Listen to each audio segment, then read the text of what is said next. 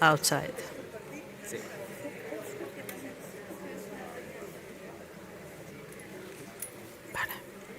Okay.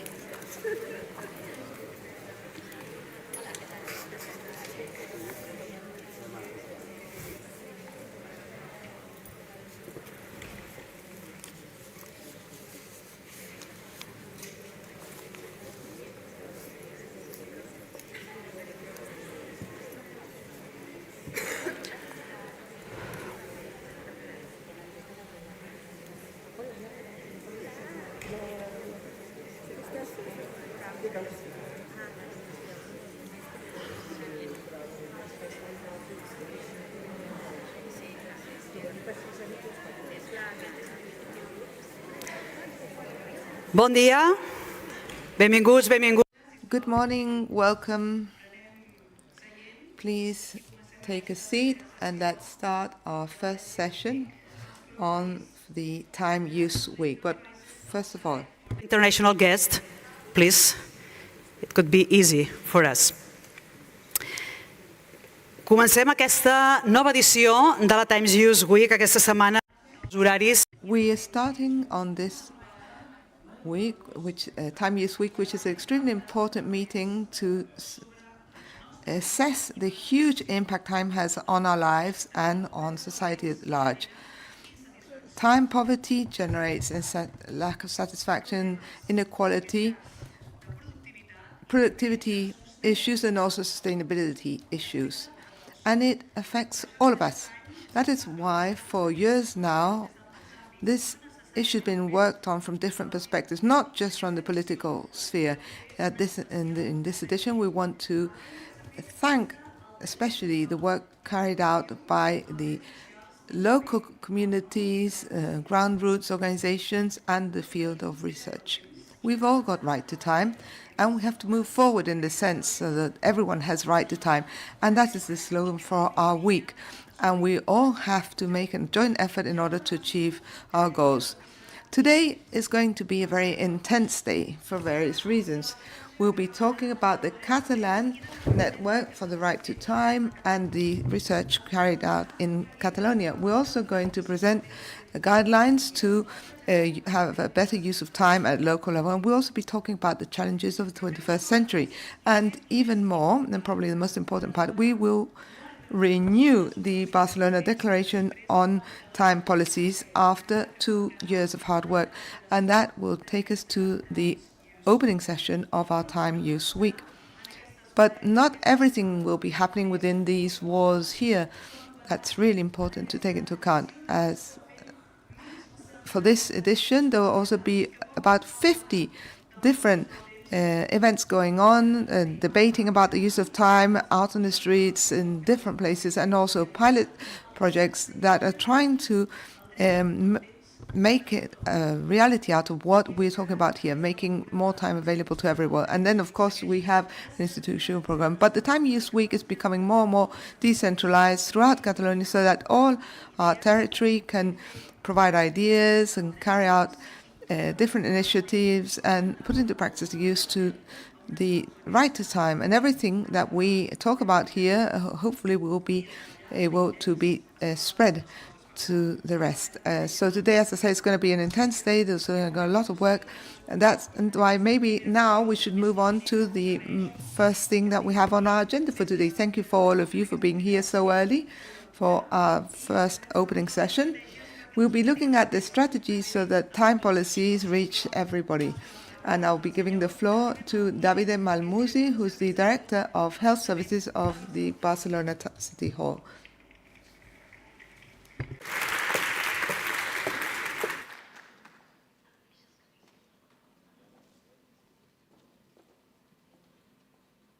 Vale, buen día. Gracias. Gracias por la... Thank you to the organization for inviting me and also for thinking that we could provide our input for the session today.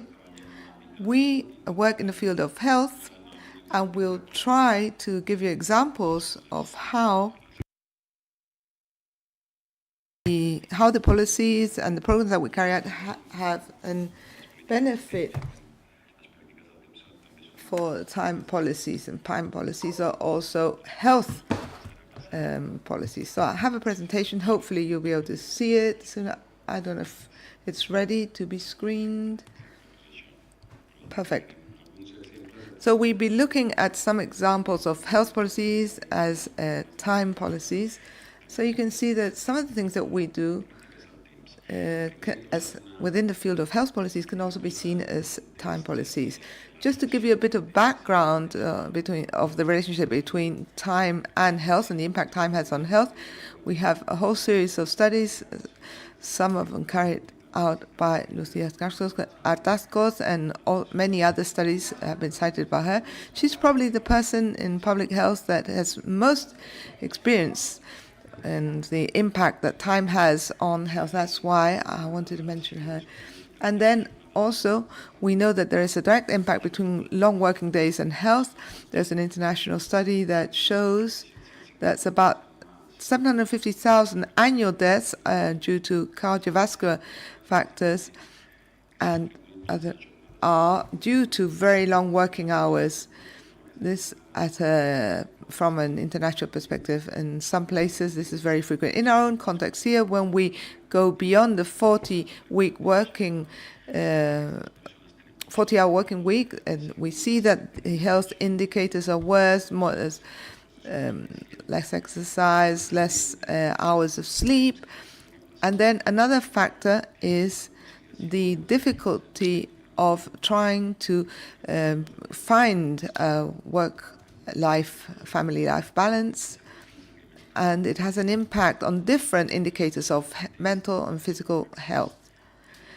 In our context, we found that there's also differences between men and women and the different social classes. So manual workers, if they're women, have worse health indicators if their family was larger. So it adds on to the care taking activities, and also the number of members in the family has a greater impact on their health.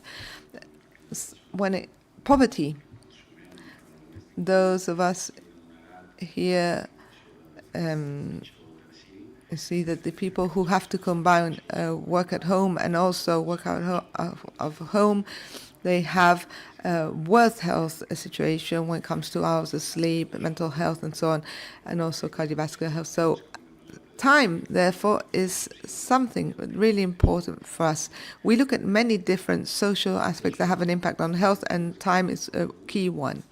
So having said that, here we can see all the actions that we carry out in order to democratize the support and the care to caregivers. And then we have digital welfare that has to do with the use or excessive use of screens. And the third one, mental health in the workplace. I'll start off with the first one.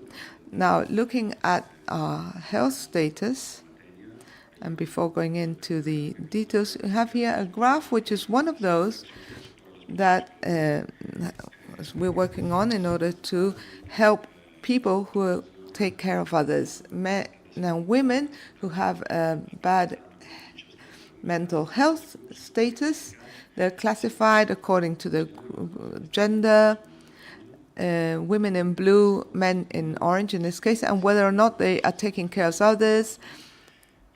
And towards the right, you have people who live with somebody who needs to be taken care of, and they are the sole caretakers, so the main person in charge of that. So, and usually women, sometimes also men, and in this case they have worse mental health status than the people in the other groups that are not looking after others.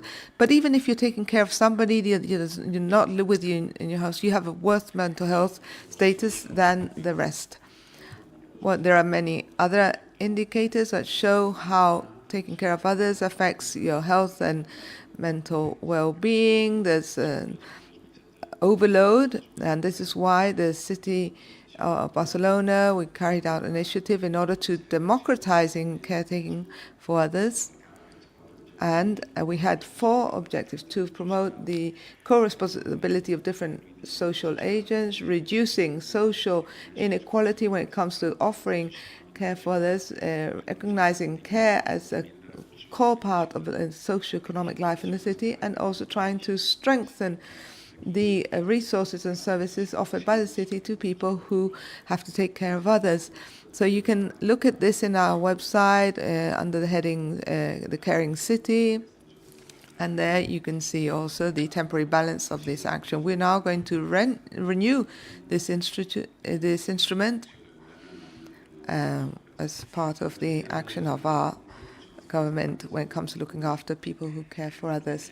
Now, you can see another thing that we work on, we coordinate, and for our international guests, so hopefully we'll see many of you tomorrow in the meeting there with Barcelona Cuida. And also we have the caring card, which is Tarjeta Cuidadora. It is a kind of single window where we make a declaration of intentions. We help people who need to look after others to know what the city has to offer for them, the city hall, but also other parts of the administration and other organizations to somehow, before, instead of having the person knocking on 15 different doors, and that in itself will lead to a greater burden of time and a mental burden also, we try to focus all these different sources of support in one specific place.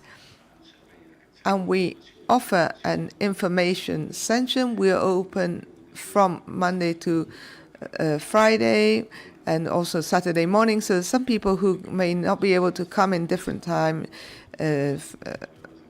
slots, well, they can come on Saturday. So very often we offer information on Saturdays to people who cannot leave the home during the week because they're taking care of people. And so we have a specific session for caregivers who have high burden, women over 70 years of age. We phone them up periodically to see if there's anything they need. We also have community action, and we do this from different organizations. We're now working with several organizations, but we're trying to extend to more to suicide survivors and the right to die with dignity, and many other Alzheimer's cares and so on. Then we also, after opening this space, we started what we call our Tarjeta Cuidadora, our caring card, which is free. It's offered to caregivers. So a person who looks after others receives this card as a recognition, and we offer them information, resources, free activities, different services. And in the slide, you don't have so many details, but you do have a 24-hour hotline. There's also a chat, specific actions for people who work in the home, and also different places we work with. There's, for example, restaurant vouchers at the San Pau Hospital, and there is also different points in which we offer services, different pharmacies, chemists, and libraries and so on. Well, we offer this to people who care for us. And you can see here the impact that we're having. Last year we had over 13,000 people who went to Barcelona Cuida, either in person or with online consultations. And we have over 7,000 people who have the caring card. They participate in different activities, they have support, and there are different resources that are offered them that may be of use. Now, let's now move on to the second pillar of my talk, the use of screens. So this year we started a cross-cutting plan for the use of screens when it's problematic. So we looked at a series of indicators. I think everybody realizes that this is an emerging public health issue, and so we have to look at how we use our time. On the left, you can see indicators for 11 to 12-year-old kids. Up to 75% have difficulties to stop using internet and to not connect after doing their homework, and over half of them have arguments with their family because of how much time they spend on internet. From 13 to 19 years, 3 out of 4 teenagers declare that they have no time limits on the use of a mobile or the time they use watching a screen, and 1 out of 4 girls said they've suffered bullying online. And of course, all this can lead to cognitive impact in the earlier stages, up to 6 years of age, and in the later ages, an excessive problematic use in teenagers is associated to obesity, an unhealthy diet, depression, and a drop in quality of life. Here you can see what we're doing. These are our actions of Agarian 24 to 2027. We're working with 36 organizations, different entities. So it's not solely a City Hall initiative. We work with many other grassroots organizations. We have 3 lines of intervention for the critical use and healthy use of public technologies, the health public perspective, and then we have the alternative actions that can be carried out for entertainment. You can see these are all time use policies. For example, these healthy programs and alternative programs, sports, other ways of using time so that children and teenagers can use, and making space for families to do things together and leave screens aside, and also play in the public sphere. This is also one of our programs. And then finally, our proposal for an agreement for mental health at work. This is where there's been a lot of studies carried out how the work environment, workload, and the working hours and all the demands have an effect on our mental health and well-being. This is something that is increasingly on the agenda in many places, because since the pandemic, there's been a change in people's perspectives. Something that before was not labeled, now it's starting to be labeled. Even so, there's many of mental health issues have a high degree of stigma attached to them. I don't know if you can see this on the slide, but we say, well, you can often take off work because I have a fever, but it's hard to say I'm going to take off work before I had an anxiety attack. So, as you see, people usually hide these things, and this survey asked people about this. They said, have you ever left work due to a mental health issue? And says 50% of people had, but they hadn't confessed that was a reason. So that's something that we really have to take into account. At the City Hall, we had a whole series of actions that we carried out in order to foster health and mental health and well-being and our municipal workers. And we had this agreement, but we decided to go further afield than the workers at City Hall and try to ensure that these policies would reach others. And in that sense, we made an agreement with different organizations, labor organizations, employee organizations, trade unions, and so on. And we reached an agreement in order to prevent and foster mental health at work. After the signing of this agreement, which has 10 principles, for example, 6 says minimizing exposure to psychosocial risk factors at work. If there's a lot of stress, a lot of pressure at work, there's a lack of support, a lack of control over how much work is actually being done. All this has an impact on health, and these are aspects that have to be worked on. I'm not going to go into the details of all these different aspects, but also obviously improving working conditions is key. And it also has to do with working hours. And we've carried out different actions focusing on mental health. For instance, we have our health and work observatory. There was a specific monographic on mental health and work to see what impact it had on mental health, and another specific one on how the need for striking a work-life balance impacts mental health. So these are all different actions, as I said. One I wanted to highlight here is that soon we're going to have an online training session that will be published by Barcelona Activa, which is addressed to managers so that they know how to handle mental health issues in their teams.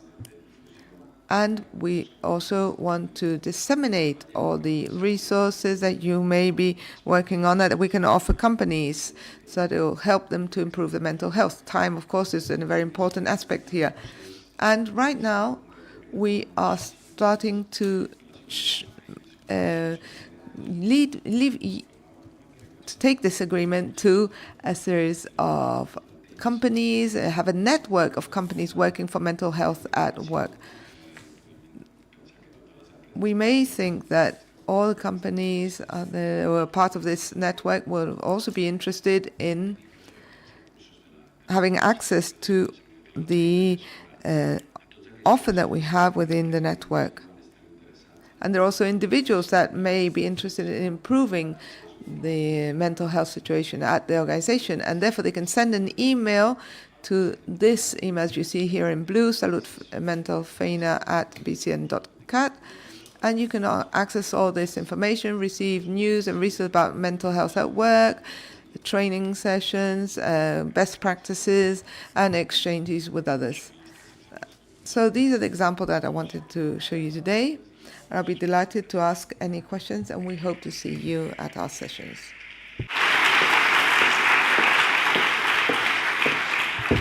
Moltes gràcies. Thank you very much. And now we will give the floor to Carme Esquirol.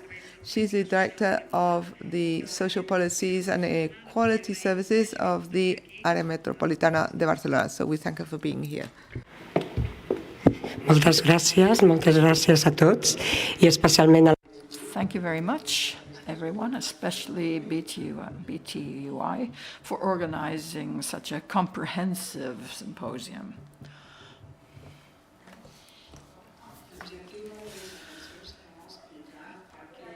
The aim of my presentation is to explain why Barcelona metropolitan area has time use policies and what they consist of, the main ones. You can't read the full title. The full title of this slide is why we are committed to time use policies. Well, there's no need to explain to you how important time use policies are for health. David has already done that. Mainly, the purpose of our commitment is to promote citizen well-being, to promote equal opportunities, because time poverty is something that particularly affects women. And we want to reduce this gap or get rid of it. Perhaps a more novel purpose from your perspective is, or a novel explanation from your perspective is why we want a metropolitan level time use policy. Nowadays, time use concerns go beyond strict municipal boundaries, and so we felt that metropolitan area level policy could be much more effective than an approach that might be strictly local or municipal. That way, we also contribute to reducing imbalances between towns and municipalities. First, I would like to highlight that our institution is clearly committed to time use policies. There is an item in the Metropolitan Action Plan that explicitly mentions the metropolitan area's commitment to develop the main, or to flesh out the main elements of the compact that we adopted. So we're committed to promote these items with some town councils. What this means is that we try to convey to all of our town councils how important it is to have a time use policy and how they can adhere to the compact and promote such policies. We also have a metropolitan social roundtable or board. And then we also have an approach of internationalization of time use policies set at a metropolitan level. So we, as I said, we have a metropolitan level action plan. All, well, 12 of the municipalities of the 36 in the Barcelona metropolitan area have adhered to the compact. The compact was issued in 2022, so this is still ongoing. There are some towns that are considering how they might adhere to the compact and that have expressed the intention to adhere to it. Others are involved as well. Without a political commitment, it's very hard for time use policies to actually be implemented and deployed. The Metropolitan Social Board is a more technical sort of organization that we've set up, a way for the municipalities in the area to share knowledge and experience, to seek out experts, and to implement collaborative projects. We want the Metropolitan Social Board to be a space for learning, but also for collaboration. There are many institutions in the metropolitan area, and there's a certain tendency not to look beyond one's territorial scope. Since the social component of what our institution does is limited, we try to pursue synergies. Everyone who's involved in time use policies needs to secure better rights to time and deploy them. So we've done a good job, I believe, in promoting agreements among institutions. This board is also an opportunity for to collect information from the different metropolitan councils to convey their concerns to the government of Catalonia. The government of Catalonia is doing its own work, but it's good for it to be able to hear the metropolitan area councils. 26 of the metropolitan area, 36 municipalities have taken part in this board. Some smaller towns are finding it harder to join, but we expect all of them to engage sooner or later. Internationalization of time use policies with a metropolitan outlook. From the very start, we wanted to learn what other metropolitan areas were doing. Could I have some water, please? I have a bad cold, I'm sorry, and my throat is drying out. We wanted to learn from the outset from other metropolitan areas. Together with BTUI,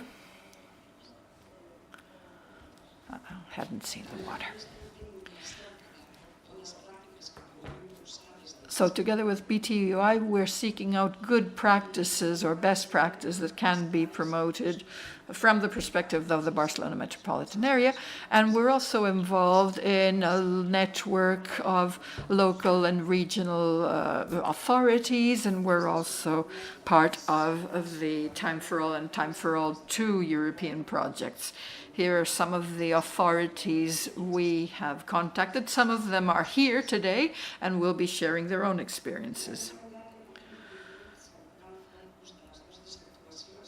In our present mandate, we have chosen to focus in reaching out to municipalities to address the productive fabric, the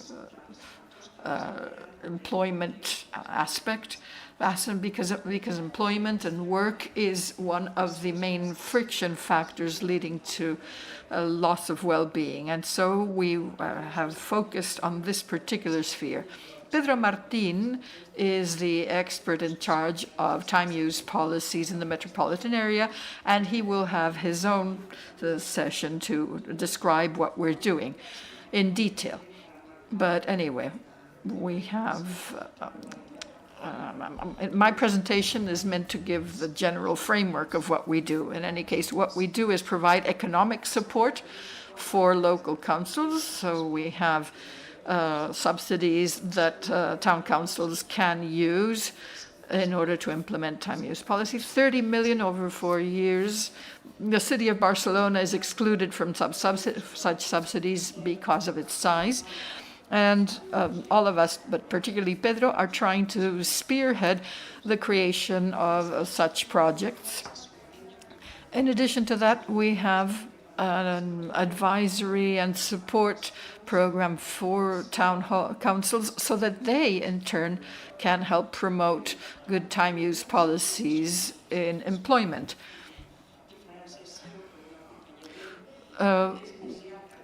Support is different from guidance because it lasts over time.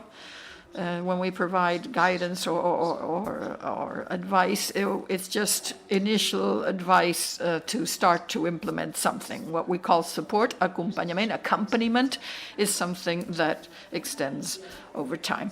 So here we have the town councils that joined. We're currently supporting the Town Council of Esplugues de Llobregat. Their program is already quite mature, but we're providing ongoing support. So accompagnement, we're going to translate as ongoing support. And so what they have in Esplugues is a network of firms, a network of companies where they want to promote good time use policies. We're also working to support Sant Boi de Llobregat, which is kicking off a project called Conciliació. And we're working together with Sant Adrià del Besòs and Barberà del Vallès, where we're only beginning to provide our advice, our consultancy, if you like. We're also helping town councils diagnose their implementation of time use policies. In 2022, we started sending out surveys to town councils to find out what kind of time use policies they were implementing. It's been 2 years. It's also been 2 years since some of them joined the municipal compact. And so we're redoing the survey to find out what has actually been done so that in 2025 we can see where we should target our support.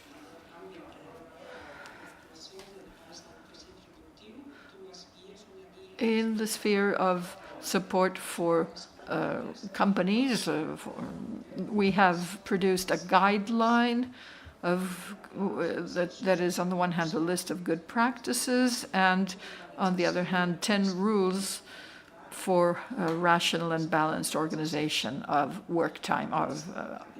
This is for the benefit of any kind of company. This is not a printed guide, but there's a leaflet. You can collect it outside. That includes the URL where you can download the full guide. Pedro will be telling you more about this guide. Yes, tomorrow afternoon. I believe it's in the afternoon. So if you have any questions, I'm happy to answer them, and so is Pedro. Thank you very much.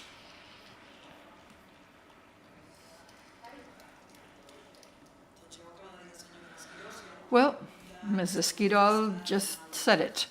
If you have any questions for Mr. Malmuzzi or Ms. Esquirol, speak now or forever hold thy peace. So, do you have any questions from the floor for either of them? No, then it was perfectly clear. Oh, there is a question. Can we have a mic? Can you tell us who the question is for? Ms. Esquirol? Okay, just a minute. We'll give you a hand mic. That way everyone can hear you and everything will be easier. Plus, the interpreters can only interpret what is spoken into a microphone.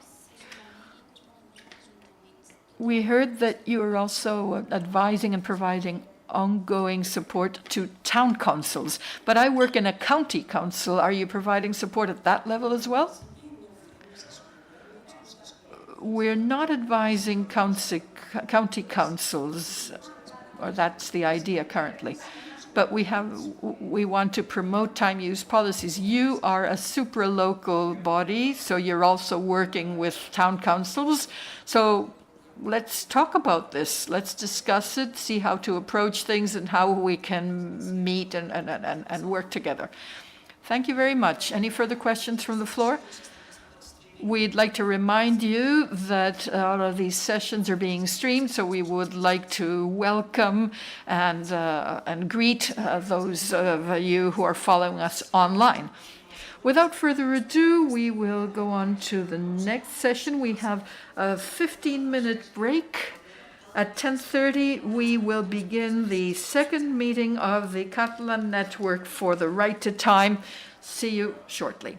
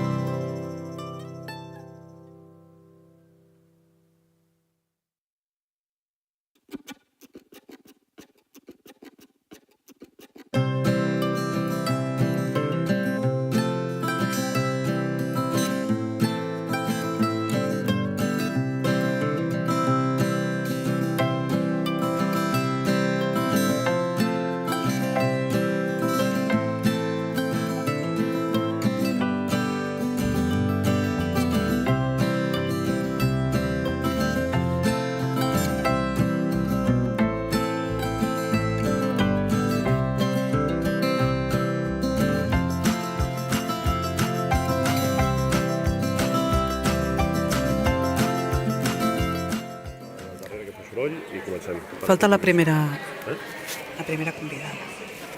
Falta. La Soraya Espejo no hi és.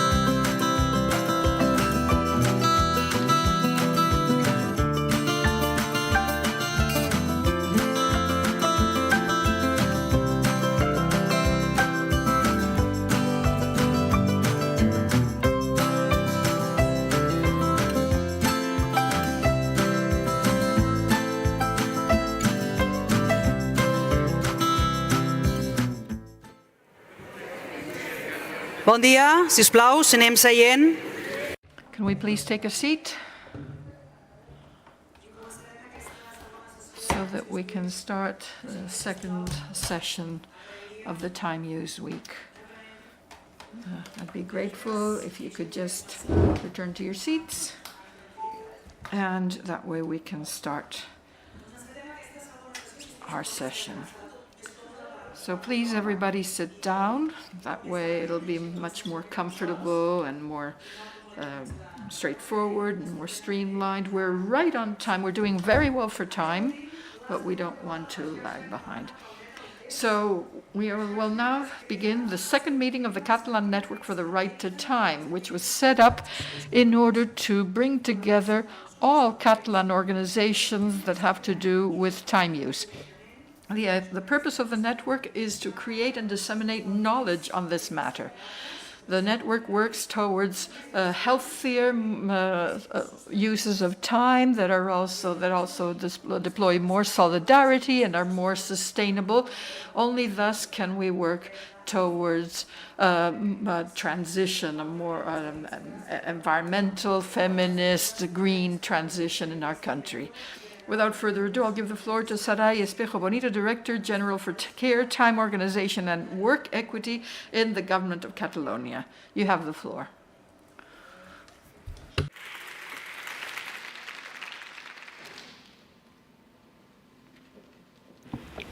Gracias. A mí no me han... Thank you. I haven't been mic'd up because I'll just speak for a couple of minutes.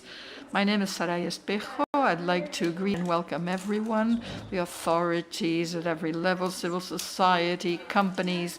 I'd like to welcome you all, and we hope this week will be a rewarding one for us all.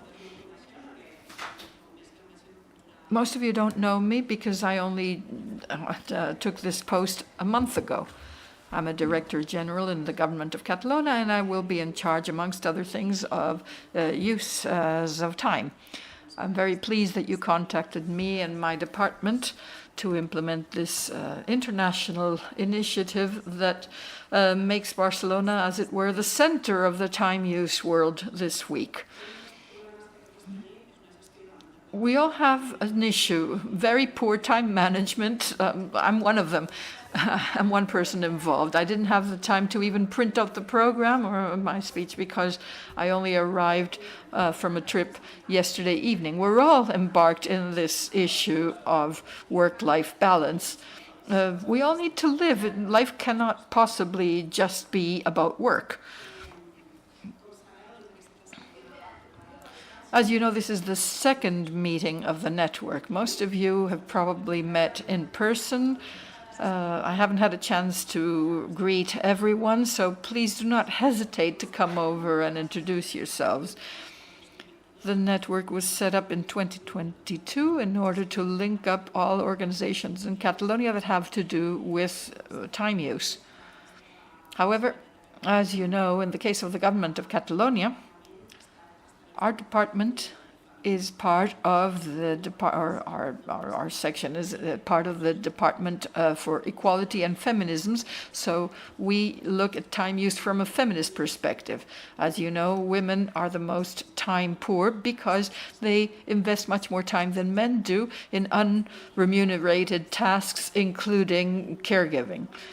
And that's why our department is really paying attention to co-education on this matter during the current legislature, because we feel it's very important to start with the children. It is in childhood that we start promoting unequal distributions of time use, and so we hope we all agree on this renewed perspective, tackling the matter from a co-educational perspective.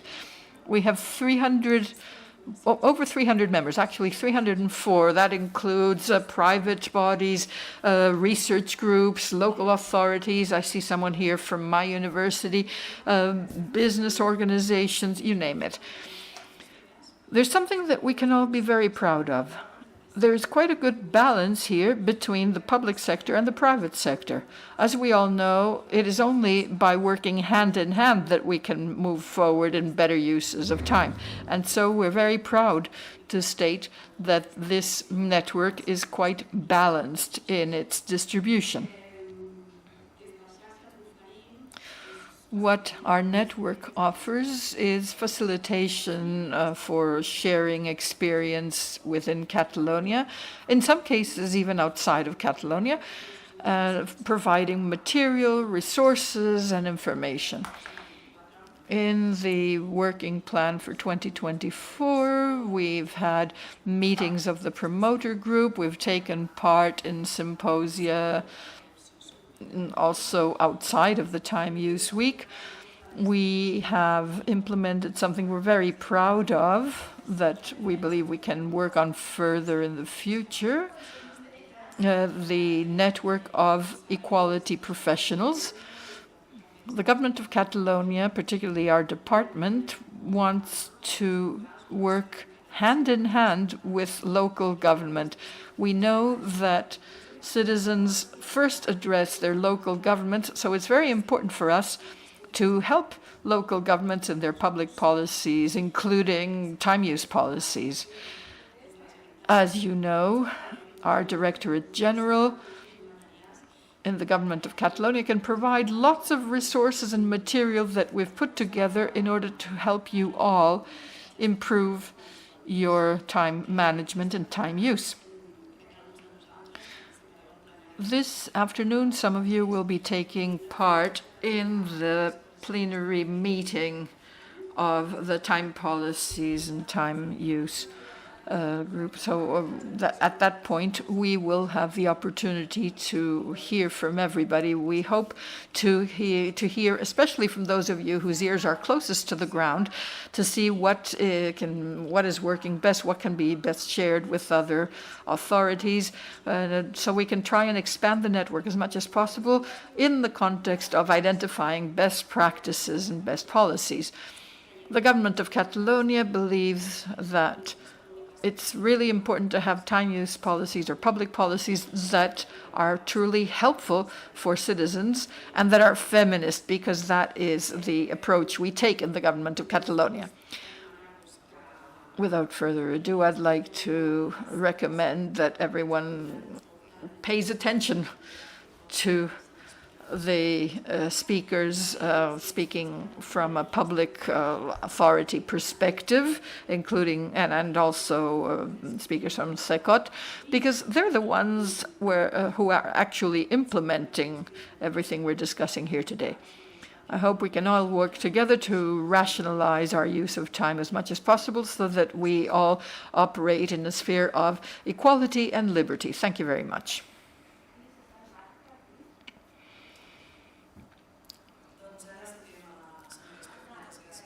Thank you very much, Ms. Espejo. As you have heard, a lot is being done already in order to improve our time use. in order to get rid of this feeling that we're not dealing with life properly.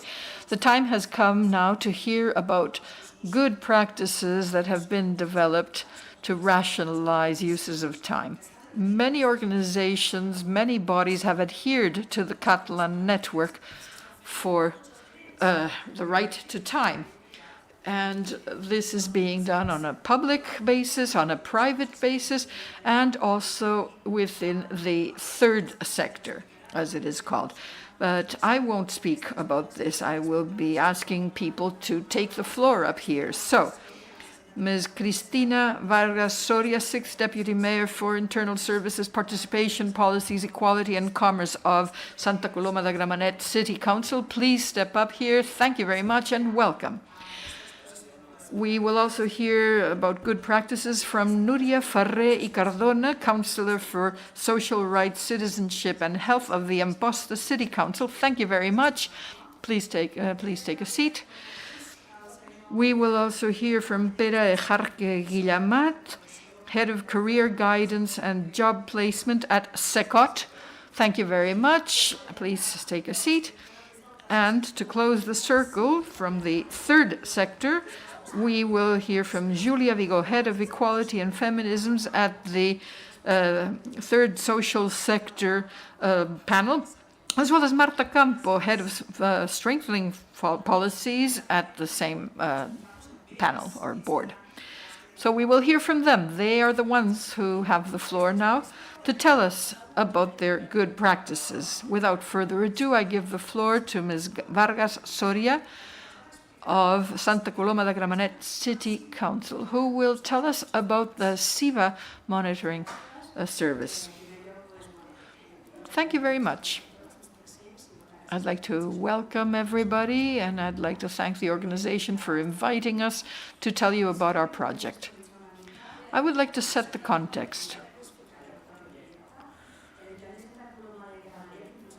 Our town council promotes public feminist policies from CIBA, CIBA, which is a pioneering center that was set up to tackle all of our challenges in terms of feminism and equality.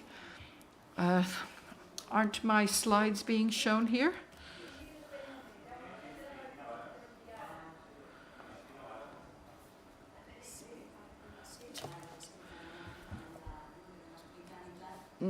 I was hoping to have my slides shown. Let's see. Here we have it. There.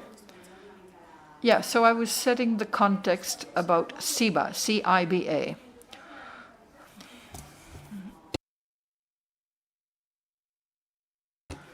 So, our city council set up this pioneering center with different strategic lines, including a space for participation, a space for families, co-education and co-responsibility, where the babysitting service is included. That's what I called the interpreter called the monitoring service earlier. It's babysitting.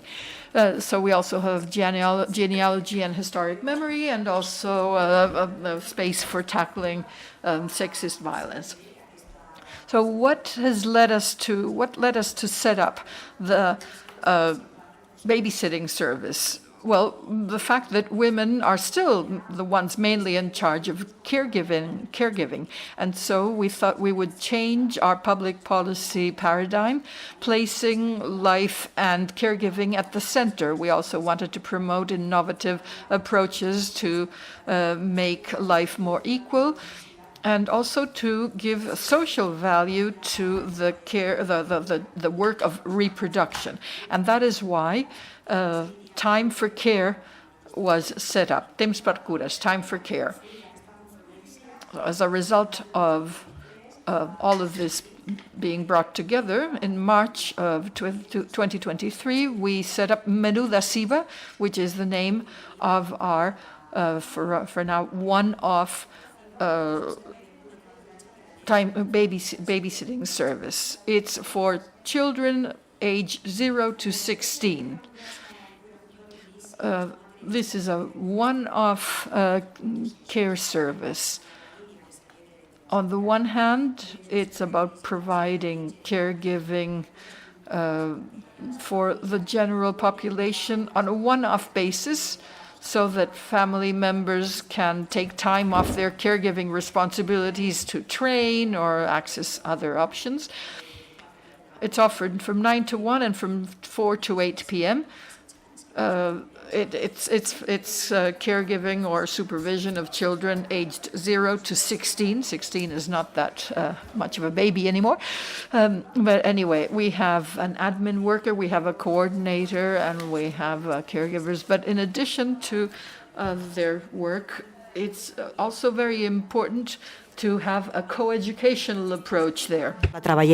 So we offer after-school activities and combine it with other activities too, because we think that co-education for us is a key pillar in order to achieve a fairer and more equitable society. So we work with families, mothers, fathers, and the children themselves in order to, via games, music, theatre, and so on, we try to work on co-responsibility of caring.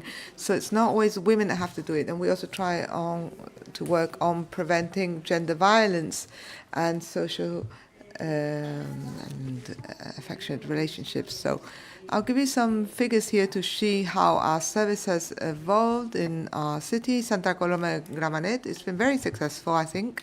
We started in March 2023, and we offered services to just over 200 families. And now we are reaching 500. So for us, it's a consolidated project. It's been very well assessed and valued by our citizens. We have freed up about 6,600 hours of families that were dedicated to care, so they can spend that time on other things. And now we see what they spend that time on. But on the age front, between 0 and 3 years, there's a lack of places in creche in the municipality, so we offer that service. And also there's a need for covering the after-school time slots. So this is a service that we offer our families.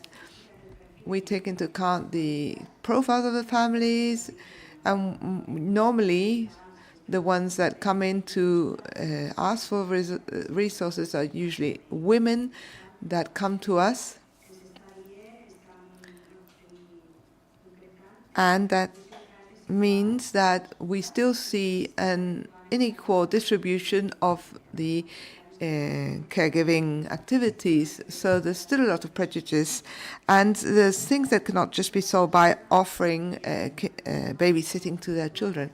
And then very often we also find cases of women that have no support networks, single parent families, usually single mothers, and with financial difficulties. So once again, both time and financial poverty affects women in an exaggerated manner. That's what we have to try to avoid. And what do the people who free up the time dedicate this new time? Well, they usually work more.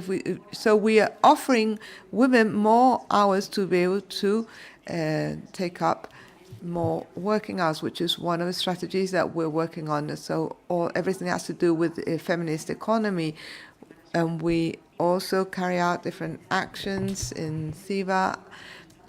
And very often women say they can't participate in these activities because they don't have time, but we free up time so they can do that, and also so they can participate in other services. So to conclude, for us, the babysitting service has been really successful, but it has to come together with this co-educational perspective, working with families, because there's still many challenges. And taking care of others should not continue with a female face, but it should be the face of both men and women. Veiem ara un altre... So now let's take a look at another example. Now we're going to hear from Nuria Ferrer Cardona from the City Council of Amposta. She is responsible for social rights, citizenship, and health. Thank you very much. When I was asked to present here an example of good practices or good best practices, I had my doubts because it's quite a matter of common sense that we should have timetables that are good for everybody. But obviously that's not the situation. That's why I accepted to participate in this roundtable. Just to give you a bit of background, I'm from Amposta. I suppose everyone knows where Amposta is. But if you don't know Amposta, it's a town rather than a city. But sometimes we do have a kind of small village mentality sometimes. 23,000 inhabitants. Before, Sarai said that we all suffer from time issues, and I'd just like to stress that today for me to get here has been extremely difficult. So whenever we plan conferences, it's really hard to get here by 9 o'clock in the morning. Although I left at 6 this morning, I was not able to get here before 10 o'clock. So we really need to be able to change working hours and hours for conferences and other events. Thank you very much. But having said that, I really had to say it because it's really been a torture trying to get here. Well,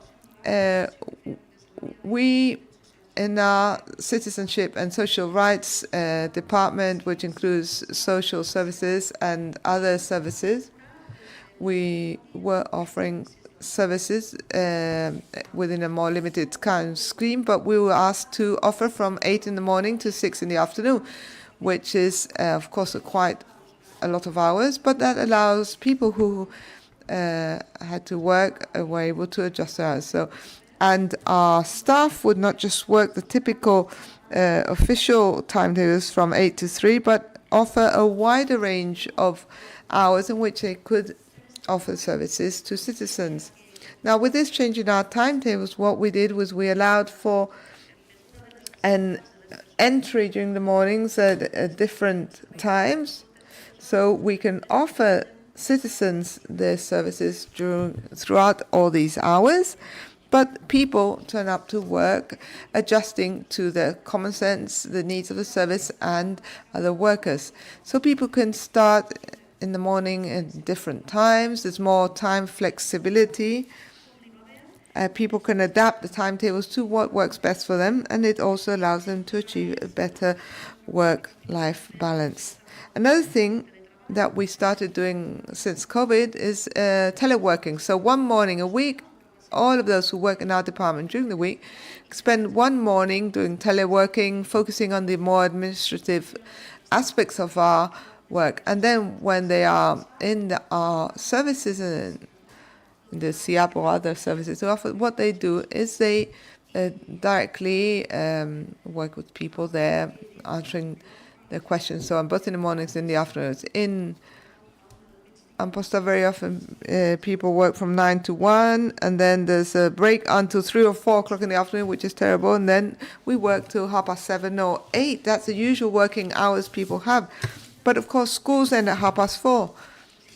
So there is a total lack of synchronicity between the timetables that children have and families have. And if people had a job, well, they found that if they finished work at 1 and they went home for lunch, then they didn't have time to go to do whatever they needed to do in social services. And of course, we were only open from 8 to 3, but from 2 to 3 we would not be able to assist citizens. So that was really very inconvenient. But with our change in working hours, that's now a thing of the past. We offer from up to 6 o'clock in the afternoon our services. And since COVID, there's been teleworking. You know that during COVID, everyone had to work from home, but now we continue doing that one morning a week. And so you can focus on more administrative tasks, and then afterwards we work in a presential manner. But I think I already told you this. But anyway, another thing we do is that we don't always work at our offices in the actual building. We often go to people's homes, and we also optimize the use of space. Of course, our services now are quite large. They've grown a lot. There's not space for everybody in the office. We have 6 offices and a large co-working space also. And the fact that people can start working in the morning at different times, and then when you work outside the office, that means that there is space for everybody. Something that works very well, because if not, it's hard to organize themselves, is that people always need a prior appointment in order to come in to talk to us, so that they can choose the time slot that fits better in the needs. And well, another thing that I was doubting about was this was best practice, as I said at the beginning, was that in the rest of the council, these changes have not been made because people are used to working from 8 to 3, which may be very convenient or not, or depends. And some people, when they've heard this proposal about working from 8 to 6, they found it as a loss of rights. But we think it's a good way of being able to spend some time with our families. At lunchtime, mothers and fathers, usually mothers, because there's only a couple of fathers who do this, but a lot of the mothers can go home, have lunch with their children, and then go back to work, and that's fine. And there's also people who prefer to have a more compact timetable, and they have a shorter break for lunch, and they can leave earlier. So it's like a time schedule that is tailored to each of the workers, and it also improves the quality of the service that we offer. Thank you very much, Ms. Ferrer, for showing this best practice here from the Council of Amposta. And thank you also for overcoming all the hurdles to get here this morning. I'm really glad that you managed to get here. So we've seen examples of best practices of use of time from different city councils, Santa Coloma, Gramenet, and also from Amposta. But what happens in the private sectors? What can be done in the companies in order to make working and the use of time easier in the private sector? And for that, we'll be listening to Mr. Jarque Guillamat. He's from SECOT, responsible for working relation. He's going to present a project called Time Capsules. Now, what is that about? Well, good morning to all of you. Thank you for inviting me. I don't know if there'll be time for questions afterwards or what. Well, that depends on time. Okay, depends on time. So that's what happens in these sessions. Okay, so I'll try to go as quickly as possible so we have some time. I'm from SECOT, which is a business organization that has headquarters in Terrassa and also in Barcelona. This evening we have a session, a meeting here in Barcelona. We have been working on different projects for many years now around the equal opportunities and obviously also on time management, and answering the question that you asked, what the companies do. Well, as you know, there are many different types of companies, but what we do, and a bit along the lines of what our colleagues have just said, very often how much people can work has to do with time management. So I'd like to highlight the project I just mentioned, which is Time Capsules, which is an awareness-raising project that we worked on together with the Catalan government in order to improve people's awareness around the hours you spend working. We find that in our type of companies, in our group of associates, usually SMEs, a lot of self-employed workers. I'll talk more about self-employed workers later on because they're a small, very specific case. We try to have measures that allow us to manage time in a more reasonable manner. And very often these small companies find it as very difficult, as a kind of tax sometimes even. So we try to raise awareness, and with a series of audiovisual capture small videos, we work on co-responsibility, flexible timetables, teleworking, training during working hours, better management of time. So anyway, this is a long-term project, and we try to get SMEs to get used to new ways of managing working time. And before I was talking about this with some colleagues here, we have what we call our Equality Office that brings together all these gender-based initiatives, but also other initiatives that has a more cross-cutting perspective. And we talk about gender, about work-life balance, working hours, and so on. And at our office, what we offer is training, accompanying the companies, and help them sometimes really foster their projects, and sometimes make them aware of other things they could be doing but they're not doing. Obviously, each case is very unique. You can't have one recipe for all, because you may have a small car workshop, you may have a shop or whatever. So it's very different for each of the cases, and you can't just incorporate all the same measures in all companies. In theory, maybe you could, but when you actually land on the ground, you realize you can't. Well, I know that we are going a bit short for time, so I would like to simply talk about self-employed people now. We carried out a study on how self-employed people manage time. And it is true there's a lot of diversity in SMEs. Now, if you look at self-employed workers, that is even more spectacular. You talk about time management and they stare at you as if you were an alien, what you're talking about. So all these measures that you are proposing are not just complicated for self-employed workers to implement, but practically impossible. And I say that because when we try to launch measures for time management, very often we forget about self-employed workers, and they say, well, how can you talk about flexible working times if I have to work on weekends? So these are things that we also have to take into account, because very often they propose these measures for all companies, but they're really hard for self-employed workers to incorporate.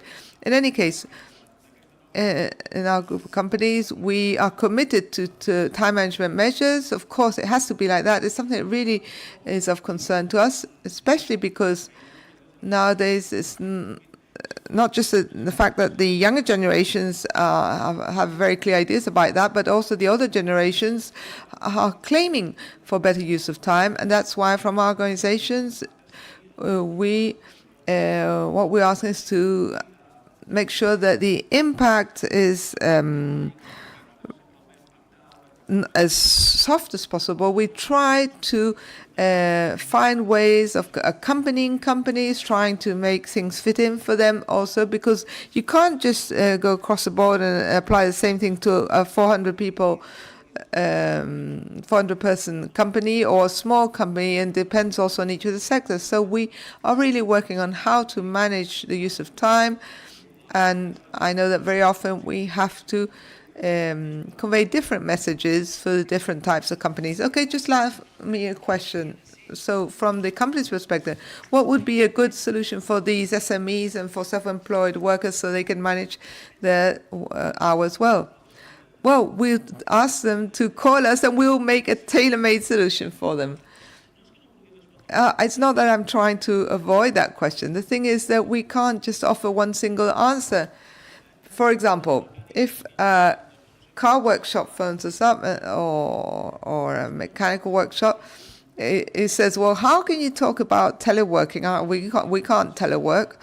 And then often we get reactions that are a bit that go a bit against what we often, because they sort of get the impression that we've no idea what we're talking about. But other companies, however, saying, oh yes, if we found ways, for instance, of incorporating teleworking, and it's worked very well.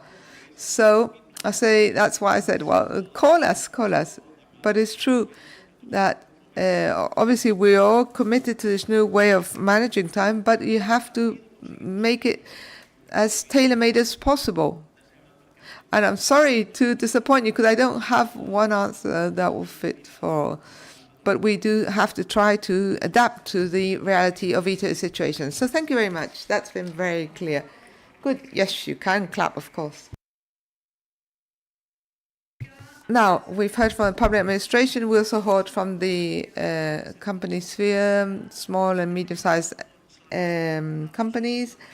And there's also another sector that's worked very much on these issues, which is the third social sector. We're going to hear from Julia Vigo, Head of Equality and Feminism at the Third Sector Board, and also Marta Campo, who works on strengthening policies at the Third Social Sector Board. Thank you very much, and thank you to the Time Use Week and for the Department for giving us the opportunity to talk a bit about the process. We're going to talk about especially the internal processes that we have in our organization, which is the Third Social Sector Board, and so it can serve as a kind of mirror for the rest of our organizations. First of all, I'll very briefly to talk about our board. I don't know if all of you know our board. It's a third level board. That means it's a platform of federations.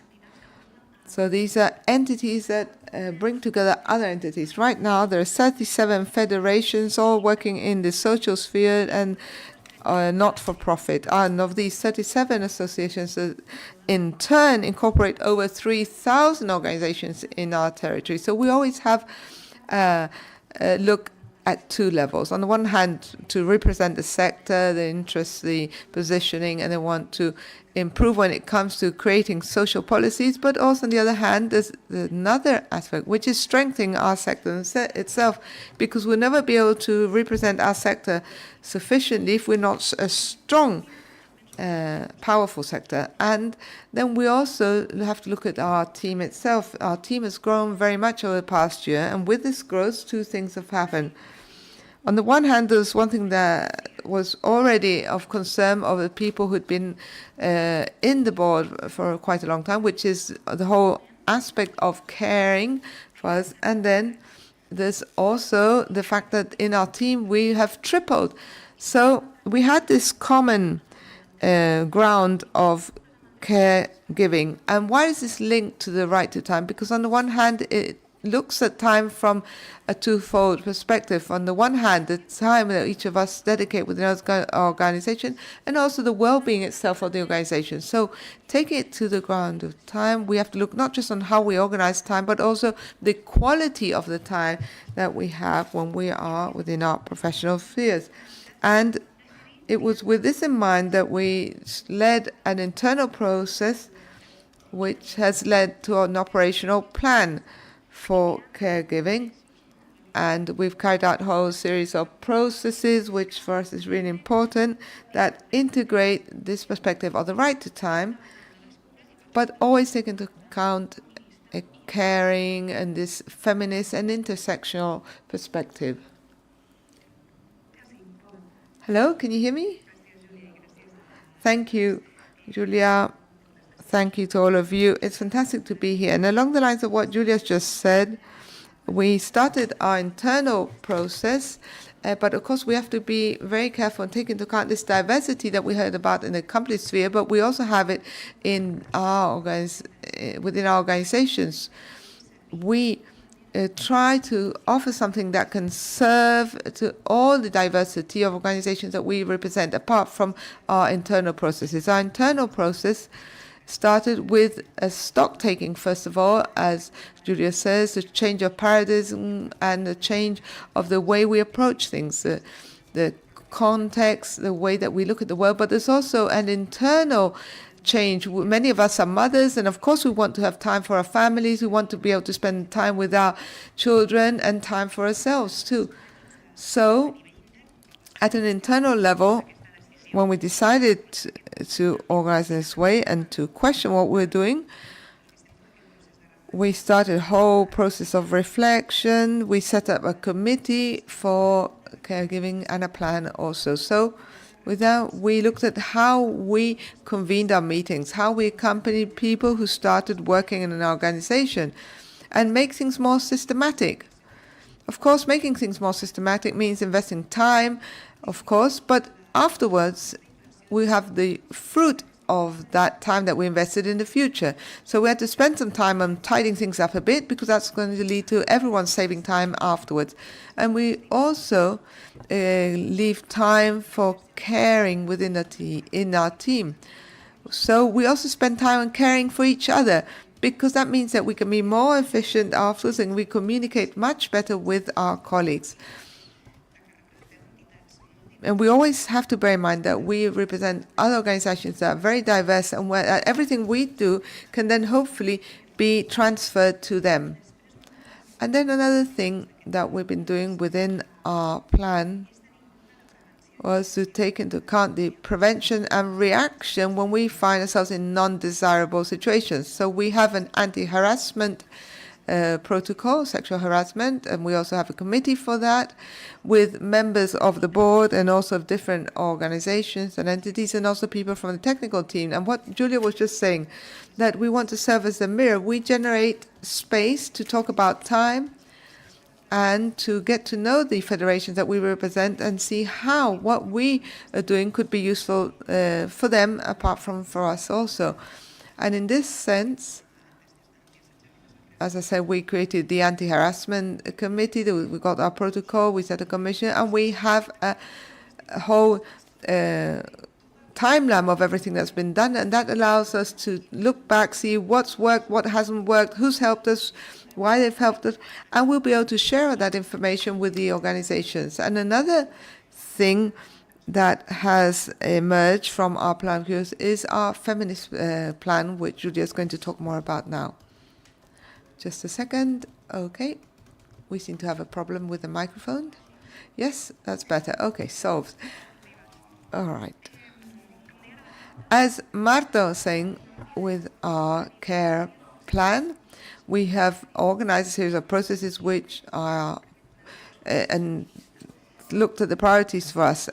We have our feminist transformation plan, which at first started out as an equality plan, but then we thought, why not apply this cross-cutting feminist perspective that I mentioned at the beginning, open up our eyes and not just stay at the more formal level, but try to include the whole diversity that we have or sometimes do not have sufficiently represented within our organizations. And with our feminist transformation plan, we have 8 pillars, which I'll very briefly talk about. And so it includes the culture of organization, working in networks, representation at a horizontal vertical perspective, the payment policy, the balance between work and life, health, well-being, and also health and safety at work. And as Marta said, we also take into account violence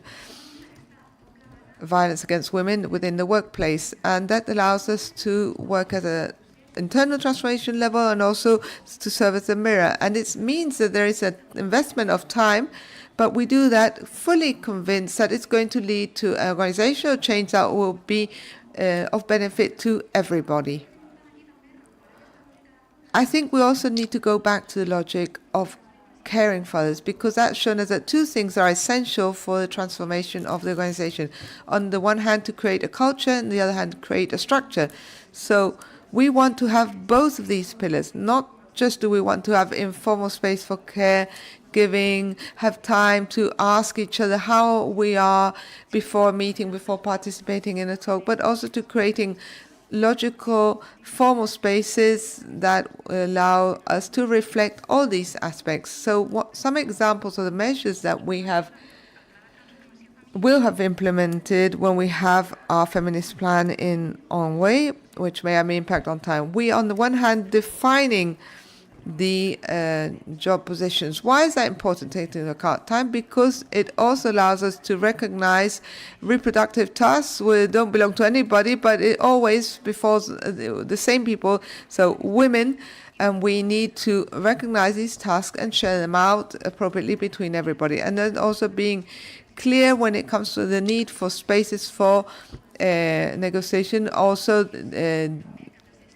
digital disconnection, and also the use of time. This needs to be revised periodically and fairly, and then time as an indicator of health and safety at work. How many of us have in a structural and repetitive manner had to been overburdened with different tasks and efforts? So we need to also focus on good health and safety at work. So I think that's just about it, and we'll just say a few final words.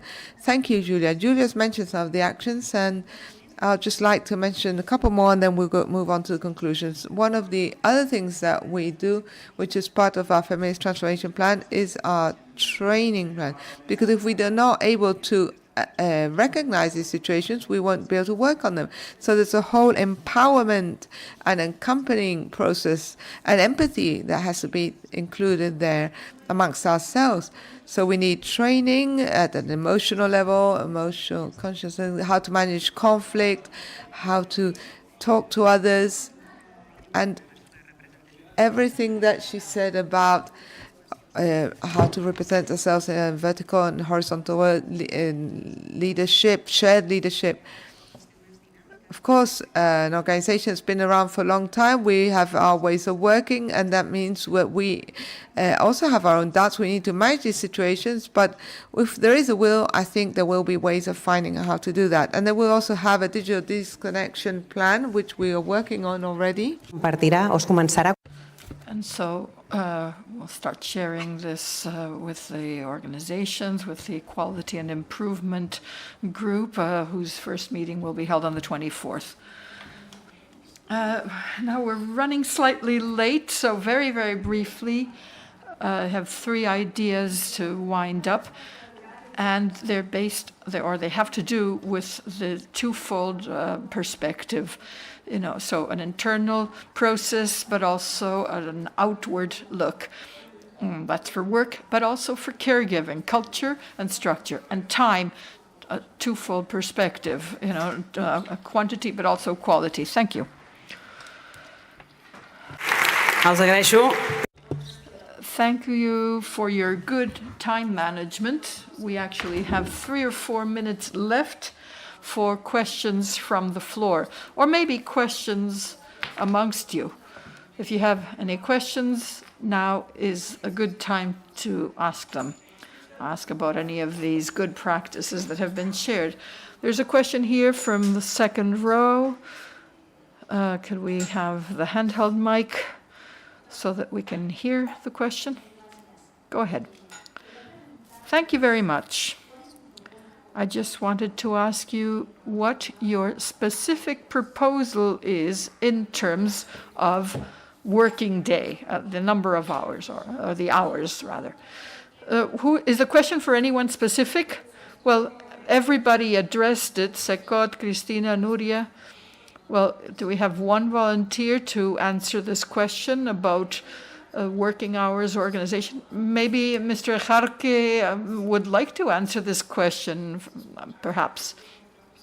Yes, please put your microphone on. Well, I'm not sure whether I feel like answering the question, but whatever.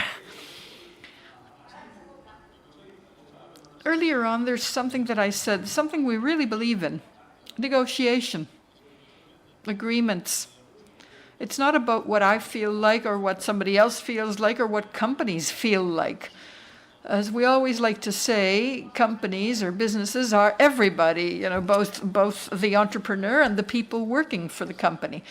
And as I said earlier, there's so much diversity that I can't really give you a figure. If I gave you a figure, some people would applaud and other people wouldn't, but that's not the point. The idea is to reach an agreement with some kind of common horizon. We shouldn't allow this hurdle to impede our addressing the matter, but we need to acknowledge diversity and try to figure something out. Clearly, the general trend is towards lower working hours. Since that is the trend, we all agree that that is the way we should be heading. So in that context, we need to reach agreements with all the necessary modulations and approaches. And of course, we will be there to negotiate these matters because we are amongst the players that are stakeholders that have something to say about it. Can I speak as well? Yes. I just wanted to say that taking diversity into account, that's better in terms of sound, yeah. Well, taking diversity into account, school hours should be adapted to working hours. I mean, if the children leave school at 4:30 p.m., we can't have a situation where parents are still working until 8:30. And so they have extracurricular or after-school activities on a compulsory basis, so that they have music until, say, 9 p.m. because otherwise there's no way to care for them. So yeah, I mean, we set things up with parent-teacher associations and other associations, but it's just not right for children to be finishing their own day at 8 p.m. or 9 p.m. I mean, 8 p.m. or 9 p.m. is very late. If you have to do shopping, for instance, you might have some time at midday to do some shopping, but it's really a significant loss in quality of life. So I really support shortening working hours. I live in a rural area. I mean, when I was little, people went out very early to work in the fields, and then they would go home after lunch, and that was a time for rest and sharing. Now, that has changed. We're no longer getting up so early to go work in the fields. There's something else I wanted to say that I forgot to mention. We changed the hours of our cultural activities in Amposta. That works very well on weekends, but on weekdays we can't have activities at 6 or 7 p.m. because people are working. And so it would be nice to shorten working hours, but that would require everybody to make the change, including shops, including small businesses. Thank you very much. We can now bring this session to a close. We'd like to thank you all for your contributions, for sharing these good practices. Let's thank them, please, with a good round of applause. Thank you, and see you next time. I hope everything will go well. And we don't have much of a break now because we will follow this gathering with a description of research. We will have more speakers telling us about how time use is tackled on the ground, with concrete examples that can be implemented in daily life in order to better manage our uses of time. We've heard from Santa Coloma de Gramenet, which with its babysitting service, something that is so difficult as having, as caring for children.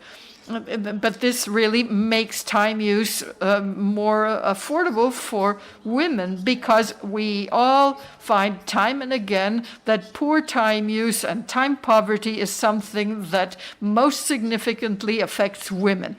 So projects such as this one in Santa Coloma de Gramenet are of great interest. It was also interesting to hear from Ms. Nuria Farrés of the Amposta Town Council that changed the social work hours in Amposta so that the employees' hours would be more flexible, but also so that by expanding the opening hours, recipients and clients would find it easier to access the services. And there's a key word that has come up here: remote working, teleworking. One of the few good things the pandemic left, the ability to consolidate remote working as a good way to manage and rationalize and streamline our uses of time.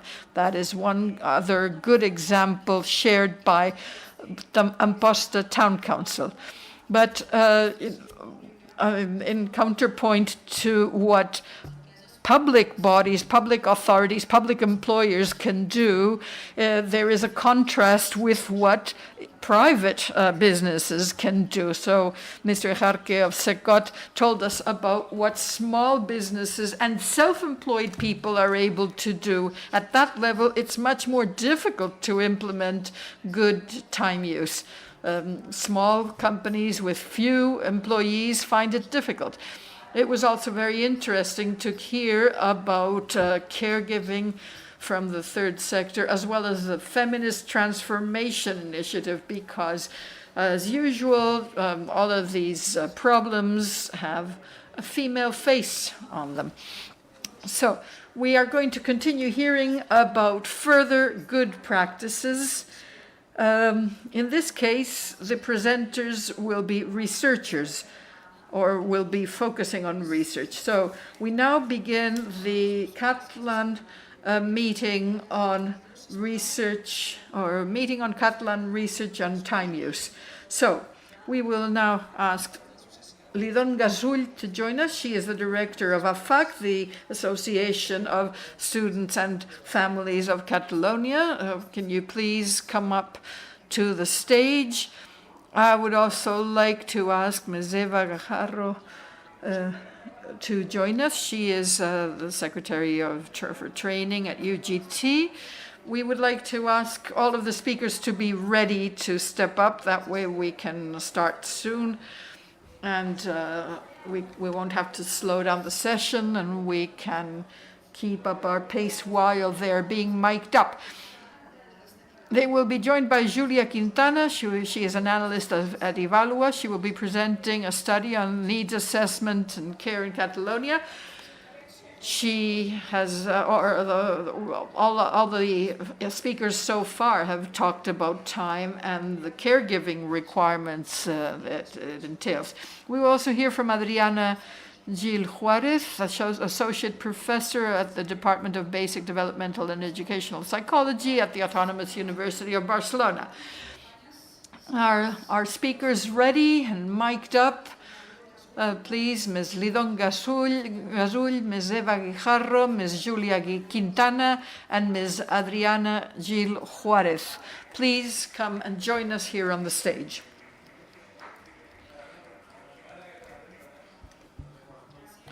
Thank you and welcome.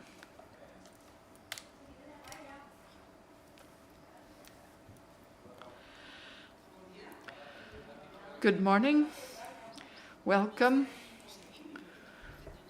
We can begin, or perhaps we can continue discussing how research is moving forward regarding this. We'll start with Ms. Lidón Gasull, who is the director of AFAC.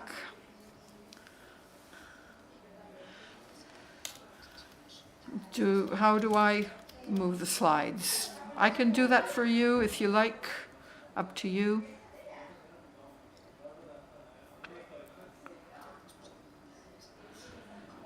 It's on the screen.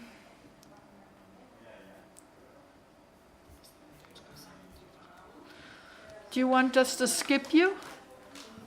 Well, I just didn't know how to get started. Okay, then we'll skip you. Go on to Ms. Eva Gajarro. Yes, I'm ready. My name is Eva Maria Gajardo Rodriguez, G-A-J-A-R-D-O.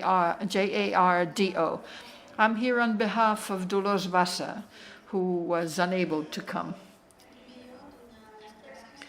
I'd like to begin by thanking the organizers for inviting us. I'm going to be sharing with you a report commissioned by UGT in Catalonia with the support of the Department for Equality and Feminism via our Service for Training and Development. So here's our report. This is an analysis of the equality plans that are collected in our RegCon. We'll be using weird acronyms such as RegCon and PNIs, but I mean, we'll explain what they mean as we introduce them.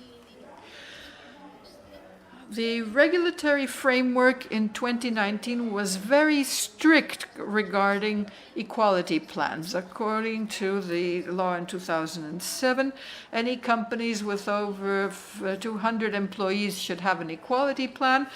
And then in 2019, also fleshed out into further royal decrees, any companies with over 50 employees need to have an equality plan. And the regulations also set out in great detail what form these equality plans should take. So we've got legislation that implements the rules. There is a Royal Decree 902 of 2020, and then 901. One is for equality of pay, and the other one is for equality plans. So we have a collection of all the equality plans that have been registered in the relevant register, RegCon. with all of their contents. This report is far more comprehensive than what I can share with you today. We carried out a quantitative and qualitative analysis of these plans. Quantitative analysis. Our quantitative analysis concerns the RegCom register. It is a register of collective bargaining agreements and equality plans. It's a public register, so anyone can look it up. We took a representative sample for the years 2021 through 2023, and we found that the classification used for equality plans is done through the Catalan classification of business activities. Now, this classification did not allow us the kind of analysis that we wanted to carry out. So we had a problem with this register. These registers were really designed for collective bargaining agreements. They were not designed for equality plans, but at least we had something. So beyond that, we found that other data were needed. And so we did our qualitative research. We took a representative sample. We sampled the types of measures and their content. What are the items and measures included in equality plans? Access to employment, working conditions, pay, organizational culture and management, professional development or career development, reorganization of time. Look at that. We're talking about equality plans, and reorganization of working hours is one of the key items.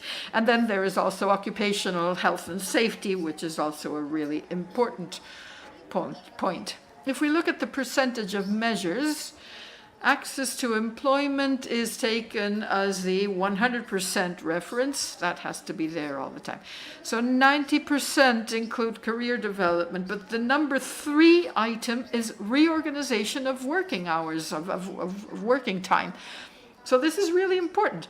After that, we have very important other aspects, such as pay.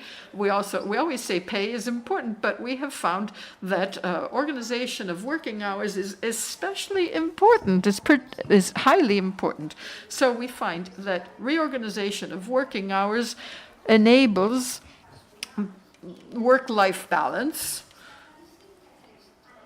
and clearly there is growing awareness of this amongst the general citizenry and amongst companies as well. And so companies realize that they need to implement measures to reorganize and bring in a greater balance. As our colleagues were saying earlier, it's very important to promote co-responsibility, shared responsibility between the genders, because otherwise gender stereotypes and other gender factors lead to women bearing the lion's share of the burden. So looking at working hours and co-responsibility in Catalonia, on the one hand, we have the gradual rollout of equality policies, and we can see that the kind of support provided is very unequal. For instance, in 2019, 72.35% of parental leave and 93% of reduced working hours for caregiving purposes were applied for by women. Management staff in companies make very little use of such measures. And of course, this limits their ability to influence matters because they are, of course, used as models to be, and examples to be followed. Demanding a lot or too much of women has an impact on the wage gap, on their opportunities for promotion and career development, and as well as their psychosocial health risks. And there are particular groups who are working on working hours that are really, really counter to work-life balance. And so it's important to have policies that value shared responsibility or co-responsibility and promote it. What are the features that they should include? Well, flexible working hours and reduced working hours without being overly conditioned by the need to care for children up to 14. Extended breastfeeding leave for single-parent families, that's also an important component. New situations within existing leave arrangements. The situation now is different from what it was in the past. So, for instance, medical tests and fertility treatments are also a need for leave, as well as adaptation of measures to new kinds of families. And then there is also the matter of leave for gestational mourning, as well as flexible working hours for menstruation or climacterium, or no, yeah. And so we need measures and we need actions. I don't know how we're doing for time. Poorly, I'm afraid. You should wind up. Well, yes, I should wind up, but I think it's also important to learn about the conclusions. In terms of general objectives, I would like to encourage you to check the report in our website, and I can also make these slides available to the organizers in case anybody's interested in downloading them.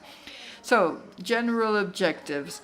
Organization of shifts and access to tasks, promotion of work-life balance, identification of needs and facilitation to achieve those needs, improved co-responsibility. This is essential in the 21st century.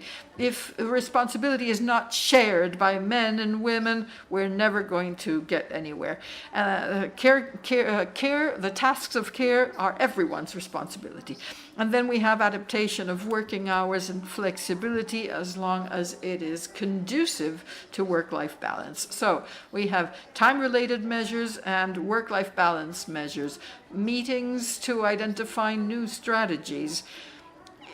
We're talking about equality, we're talking about the actuality of business life, of company life. It's important to experience firsthand what is going on in the company.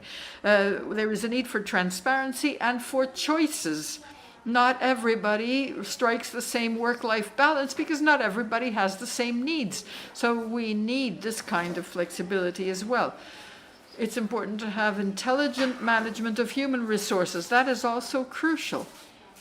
Sometimes sick leave is caused by the need to have work-life balance. We need to be aware of what is going on in our companies. There are also co-responsibility measures. Please come to your conclusion. We need to hear from everybody, and we need to respect other people's time as well. Please. Okay, thank you very much.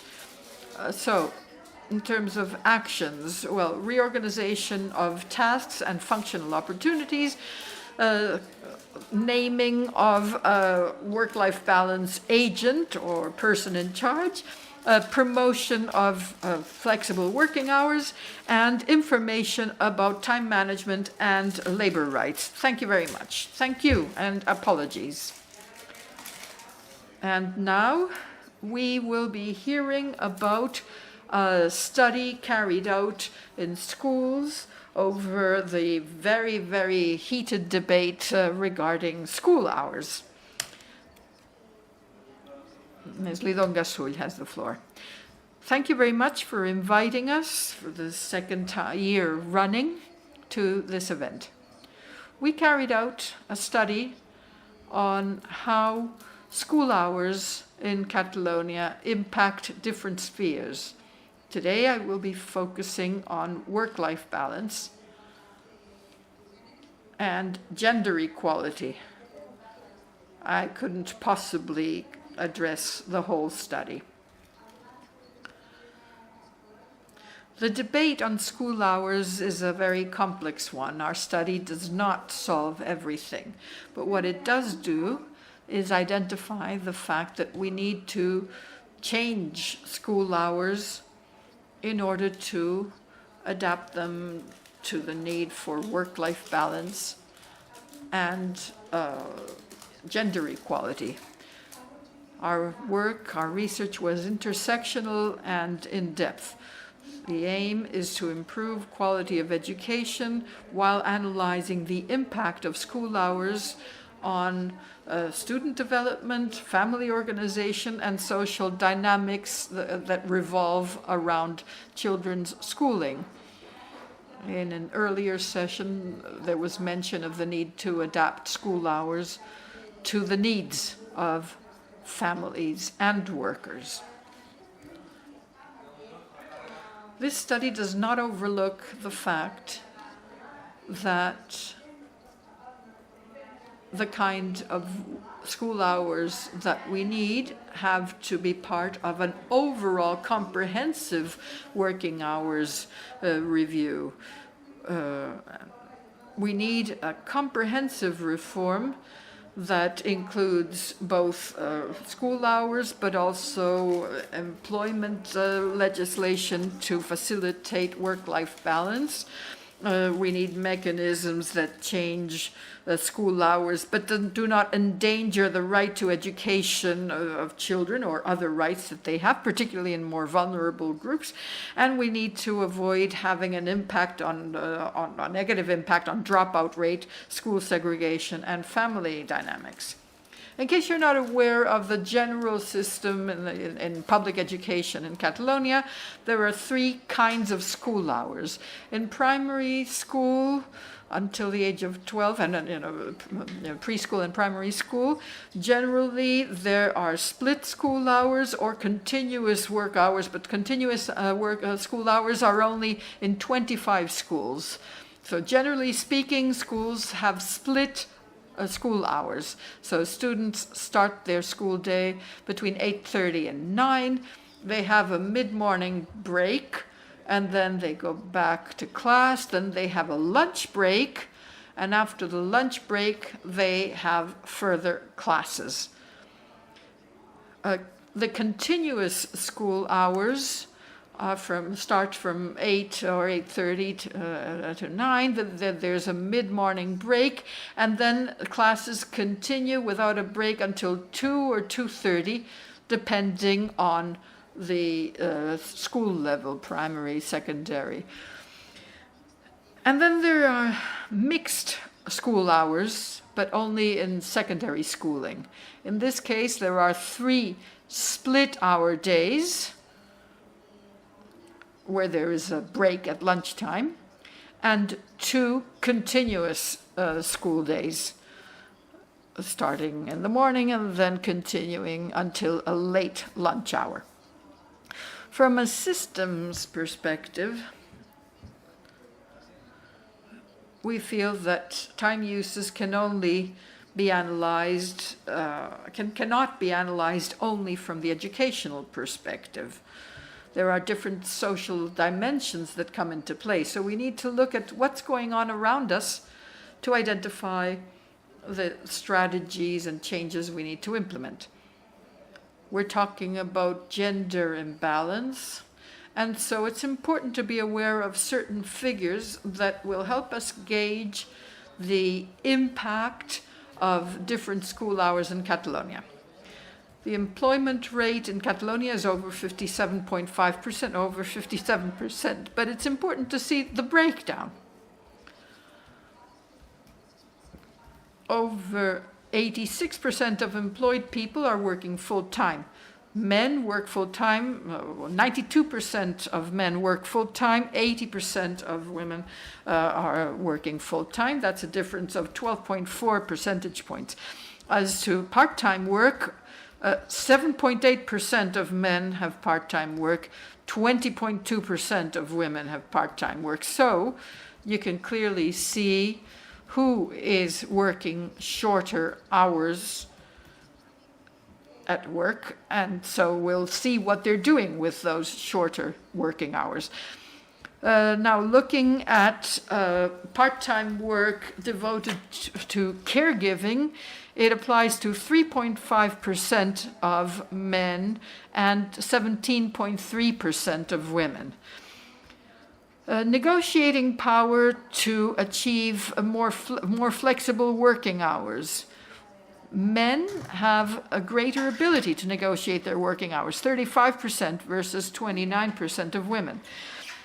As to time devoted to daily care for children or grandchildren, women are devoting more than twice as much time, or twice as much time. So if we look at the impact of policies, we have to consider this baseline situation.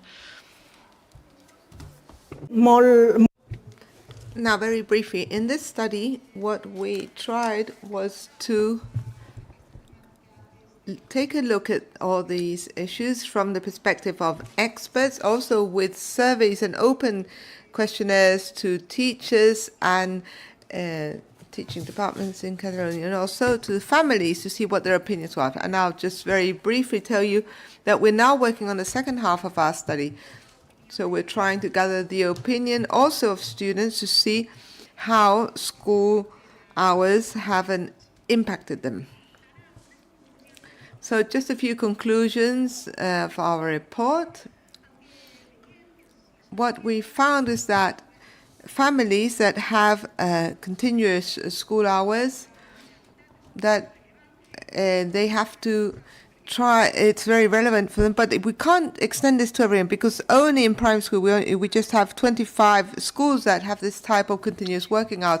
And something we've concluded from the study is that 70% of the families who have children in preschool and primary school with a split work school hours, they have voluntarily chosen this type of school because it fits their working hours better and their family times better. So it's true that the results of the study show that especially in preschool and primary school, work-life balance has a lower impact on the families that have decided to choose this type of schools with continuous school hours. But as I say, there are only 25 schools of this type, and people have chosen the schools probably because of the times, and we have to look at the reality and the situations of each of these families. But obviously, this is not continuous school hours is not a solution to families who work a split working hours. In this case, there is a huge impact when it comes to find a balance between work and life, and both in primary school and secondary school also. We also seen that over half of the families in the upper half of primary school that have a split school hours need support to pick up children from schools. And in some cases, if we do have a split school hours, it would make it easier for them to pick them up just once a day.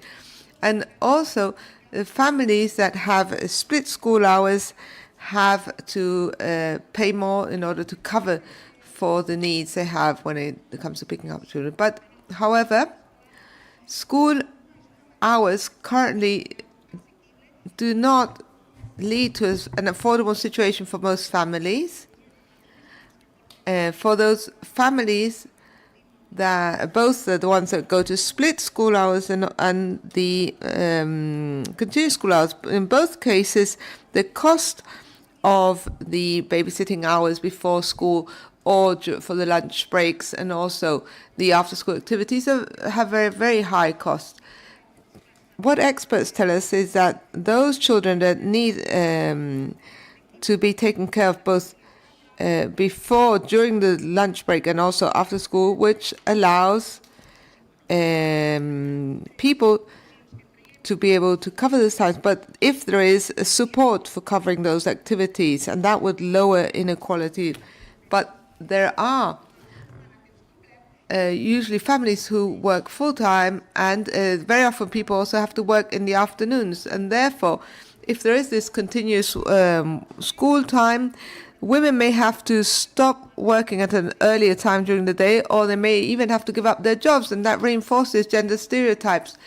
And an important conclusion is if in secondary school these mothers, if they haven't kept up with their professional lives in a stable manner, what very often happens is that once secondary school is over, mothers have a much lower possibility of going back to their jobs afterwards.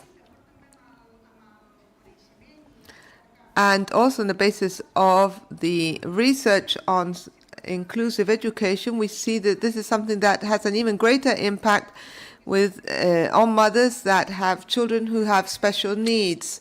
They usually have to give up their jobs to look after their kids, and if they have continuous working hours, it means that there is even less time for them to be able to do anything other than care for their children. And that's also a huge financial burden. Another conclusion in our report is that, first of all, the change of paradigm when it comes to the use of time, that cannot be solved simply changing the educational system. That's really important. And I'm sure that this week this will be mentioned once and again. Secondly, we also need to be able to organize school hours, take into account the needs of all the students and also the work-life balance of the families, and with the whole diversity of families that we have. We've seen that in both cases there are aspects which are not working well, both with continuous and split timetables. Of course, school luncheons is something that's key, and we have to take that into also in secondary school, and also think about students that have special needs. And education also is always important, and to have financial support in order to help families that need extra support. So we need to always have this inclusive perspective, think about the educational needs, have the right teachers in order to address special needs for children, and also see how the care can be shared out amongst the members of the families, and taking always the gender perspective into account. This is just a very brief overview of our study, but if you need, and if you're interested, you can see the whole study here and this QR code, and you can also, of course, send any comments to us if you wish. Thank you very much. I passem la paraula. Thank you very much, Ms. Joshua. We're now going to Ms. Julia Quintana from Ivalua, who's going to talk about the need for care in Catalonia. And I'll please ask you to be very brief and concrete. Thank you very much, first of all, to Time Use Week for the invitation. I'm Julia. I come from the Catalan Institute of Assessment of Public Policies, Ivalua. We are an evidence-based organization. We work for the public administration, especially for the Generalitat of Catalonia. And today I'm going to show the key conclusions of our assessment of needs for caregiving in Catalonia, together with my colleague Cristina Ferrer, and also Sandra Esquerra and Crystal Kera from the UNESCO chair and the University of Vic. So very briefly, this was a commission of the Director General for Care for Time, Organization and Equity and the Secretary General for Feminisms. We wanted to see what was the need of care in order to reduce time poverty, and they asked us to assess what the situation is, what are the needs, what are the resources, and what can we do in order to solve some of the problems that we have. So that's what we tried to do. First of all, we defined what the need for care is. It's very obvious, or at least at first glance, but it's very hard to move forward if you don't have a good definition. So we base ourselves on a very general definition. So often we think about the elderly when we talk about care, but we're looking more at care for others in a more general manner when there is vulnerability of human beings, and there's universal needs that have to be looked after in order to make life feasible. Sometimes these are physical needs, So physical, physiological needs, but there's also emotional needs that need to be covered. Everything has to do with the psychological and the emotional well-being of people. And as we can see here, our physical and emotional needs can change over a person's life cycle. Physical needs, for instance, in children, very high in when it comes to 0 to 3 years of age, and of course, the older the child gets, the lower they go. But emotional needs are always very high, both for young children, also teenagers. So teenagers also need a lot of care in this sense, in the emotional perspective. And when it comes to the adulthood, needs, both physical and emotional, are usually lower, except if you have a disease or sometimes issue of mental health. But of course, we do have a case of special needs, and these rise. And then when you get older, traditionally, this is what we think of when we talk about caregiving. So between the 65, 75 years of age, there's a growth in the needs, especially the emotional ones, not so much physical ones. But when you get to an age of 75 to 80, then we have a high demand for both physical and emotional needs to be covered. So this is, and of course, you have the aspects of gender, of social class, territory, and so on. These are all aspects that have to be taken into account. But this shows you a general overview of the needs of each of these stages. So on the basis of that, we used the Catalonia Health Survey and also the Census of Catalonia, and looking at the territory and how it was organized according to social class and the gender, we looked at the prevalence for the need for physical care according to different age groups. Maybe it's a bit difficult to understand what you see in the slide, but basically, almost 30% of Catalans need physical care, so they have difficulties with their everyday activities.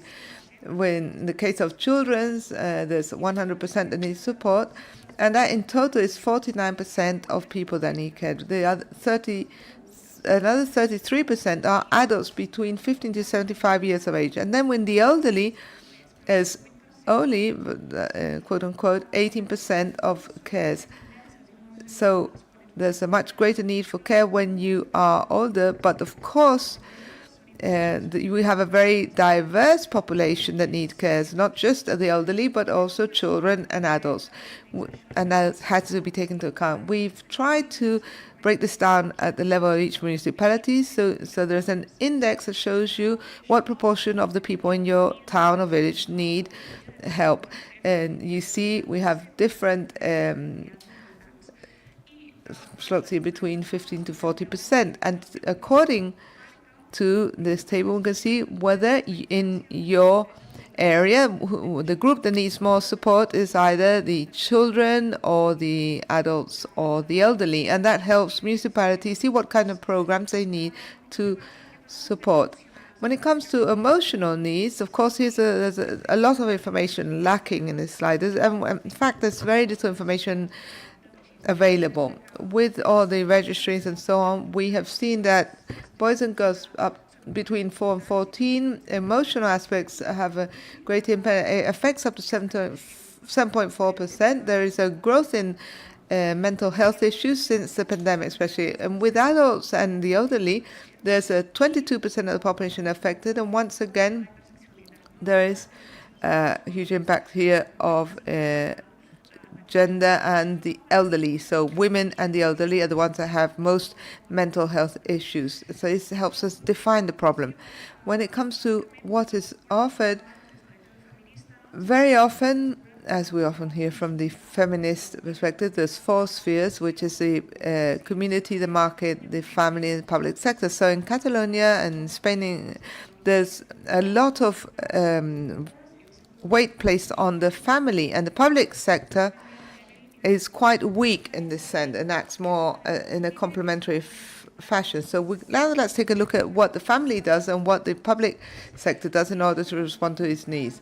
Now, we've already heard a lot of data from my colleagues and other speakers. Families, as we help, has an impact on the working and productivity, figures. Women very often have part-time jobs because they have to take care of others, and women often work double or twice as many hours a week taking care of people, 13 hours a week compared to men that just spend 7 hours. And then it also has a lot to do with the class origin and so on, because women that have a better financial situation can outsource this caregiving activity, but that's not the same for us. And also this depends on whether they are women or men.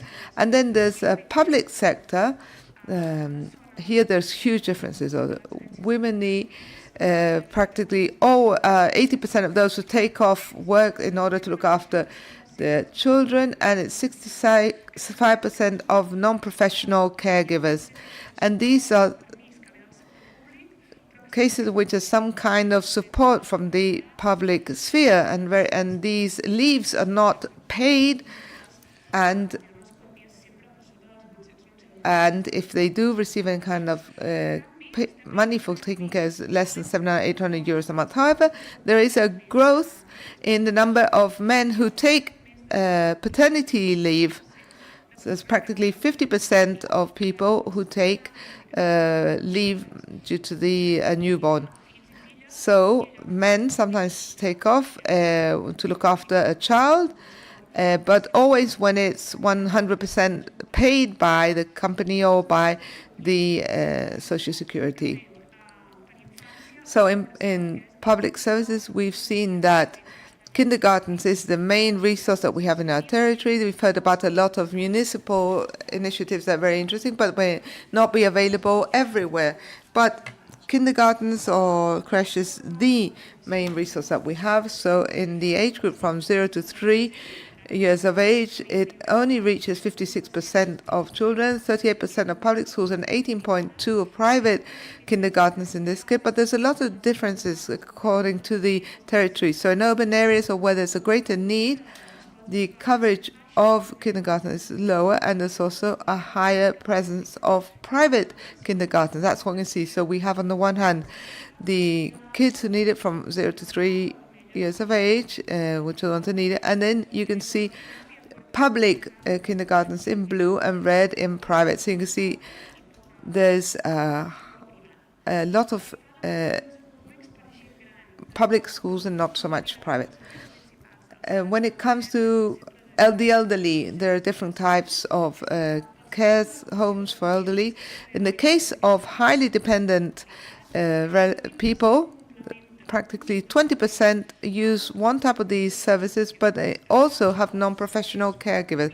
So once again, the public support is not enough in order to offload and take up the burden of the family. So what we found is that the existing public services do take care of very intense periods, or sort of the very early ages, and also the elderly, but there's a limited support, and there's really no support throughout life when there is other cases where you need support. There's no support in these cases for things that are unexpected, unless there may be some municipal support. So these resources are offered as a complement to families, and they do not manage to replace families. That has an important impact when it comes to poverty and time poverty also for women. And there's a lot of variability in the territory. So we have to think of a more articulated and across-the-board support system for everybody. Thank you very much, Ganay, for your... Let's just have a round of applause. Passem la paraula a l'Adriana. And now I'll give the floor to Adriana Gil Juarez from the Psychology Department and Evolution Department of the Autonomous University of Barcelona. So you have the last few minutes to yourself. Thank you very much. Oops, what happened here? Okay, well, thank you very much for having invited me. Okay, we're seeing what we shouldn't be seeing. Oh. Yes, now we do have a PowerPoint. Well, we always have technical issues. Anyway, our project is Gender Equitable Interactions Online. It's a European project that had as a goal to find out how video conferencing can help you maintain or to combat inequality in the workplace. So it's really interesting. 4 European countries participated in this: Germany, the UK, Spain, and Iceland, and 4 multinational companies. And we try to see what's happening at the micro, meso, and macro level. Now I'm going to talk about study 2, which is the meso level in Spain in particular. And we wanted to see what ideas there were about the different ways of working with video conferencing. So the methodology where we try to maximize demographic variability, but also representing all the different job positions within the company. So our starting point was the literature that we have on the distribution of responsibilities within the home and also in the workplace, and taking into account the gender and the impact it's had during the pandemic with women working from home, mothers working from home. And all these authors here tell us that after the pandemic, people do work more from home, but the home workload, as we've already heard, affects everybody, but it disproportionately affects women. Although men are now carrying out more home tasks with teleworking and so on, but the ones that have stereotypes associated to them, such as cooking and washing clothes and so on, are still carried out by women. We also see there's a huge impact on mothers' mental health, especially of mothers who work. There is a huge older burden of them after the pandemic. And these large and exacerbated inequalities lead to a double burden just at a domestic level, at home level, and also in the workplace, especially for working mothers.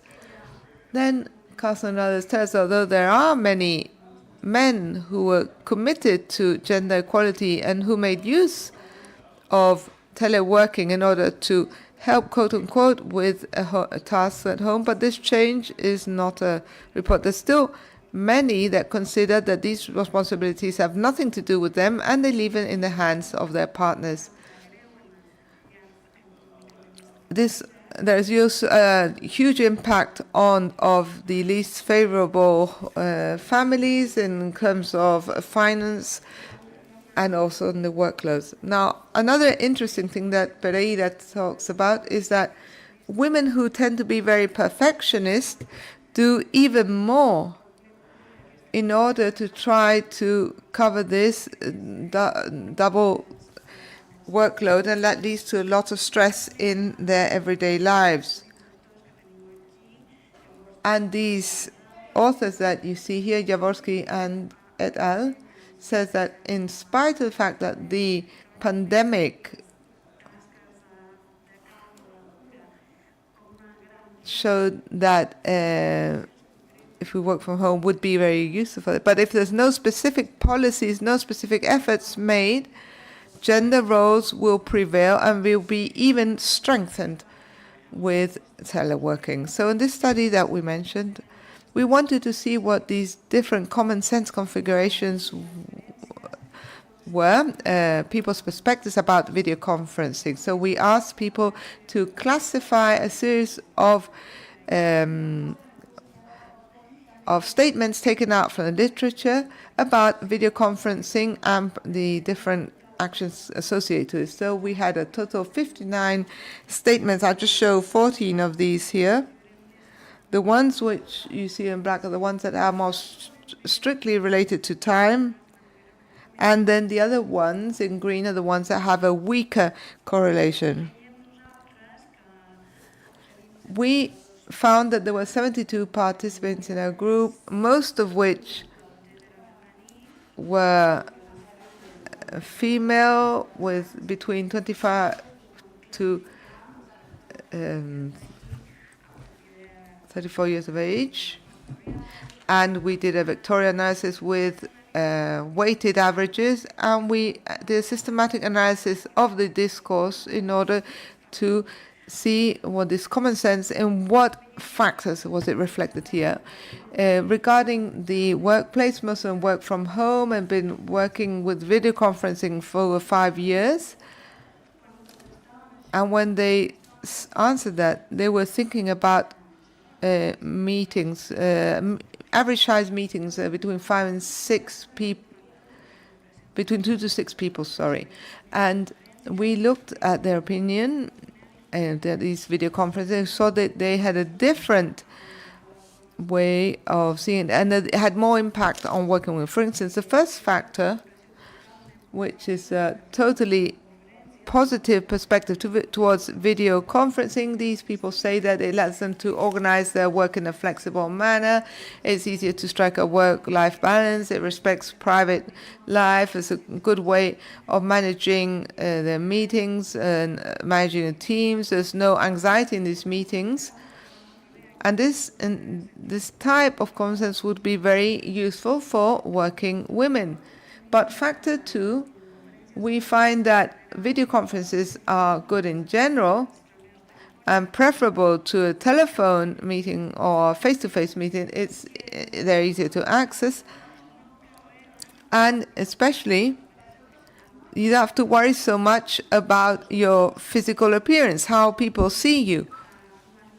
But even so, it's the rhythm of the meeting is somehow hindered, and productivity does not improve at work.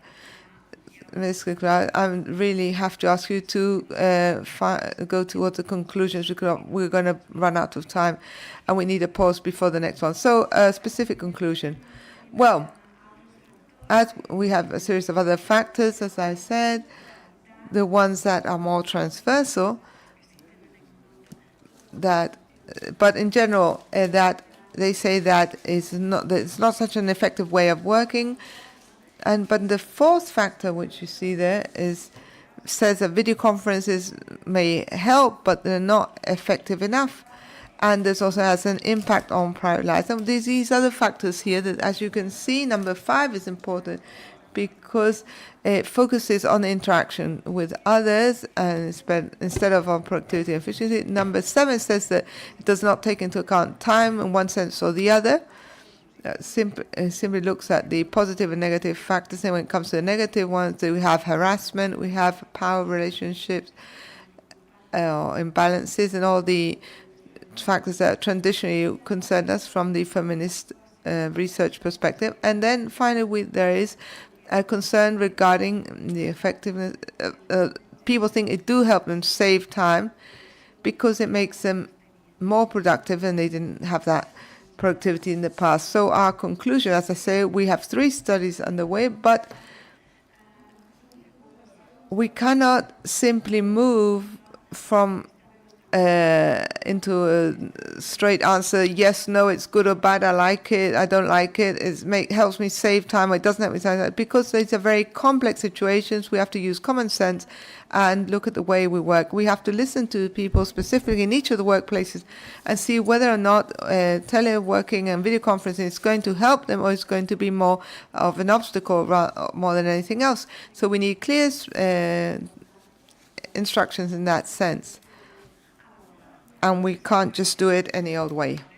Thank you very much. And we'd also like to thank our other 3 speakers very much. So we'll leave this session here. We'll take a very short 5-minute break before we have our opening session.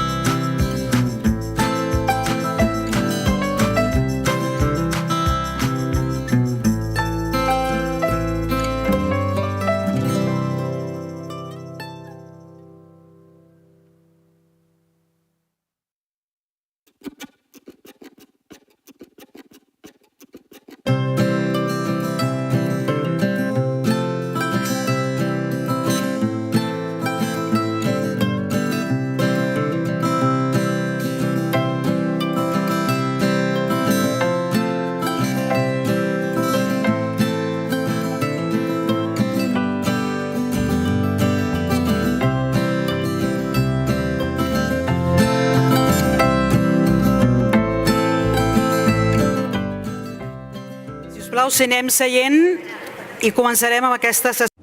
Could you please take your seats so that we can begin the opening session, the official inauguration.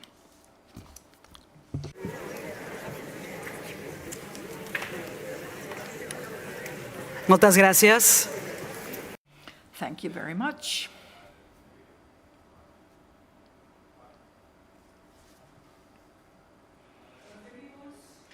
Welcome. Welcome, everyone, to the official opening of the Time Use Week, an event on time uses in order to take a novel and innovative approach to time use. Time poverty is a concept we need to become accustomed to, and it has an impact on all of us and on society at large. For quite a few years, work has been done to optimize our uses of time and adapt them to our needs. We all need time, and that is the reason for this week, co-organized by the Government of Catalonia, the City of Barcelona, Barcelona Metropolitan Area, Barcelona Provincial Council, and the Time Use Initiative. Time Use Week is the main international event devoted to disseminating knowledge and good practices regarding time use policies. It includes researchers, public institutions, social agents, and citizenry at large from all over the world. So thanks to everyone for making this possible.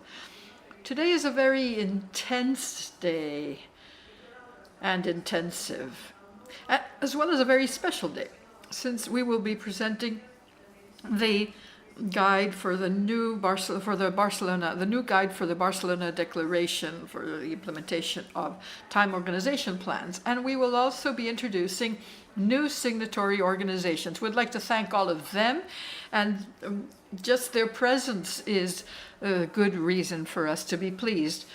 I'll be giving the floor straight away to Marta Junqué, the director of the Time Use Initiative, but immediately after hearing from her, we will watch a video with testimonies from people who were unable to join us here today, but who have been committed to the Time Use Initiative, either from the start or have joined in recent years.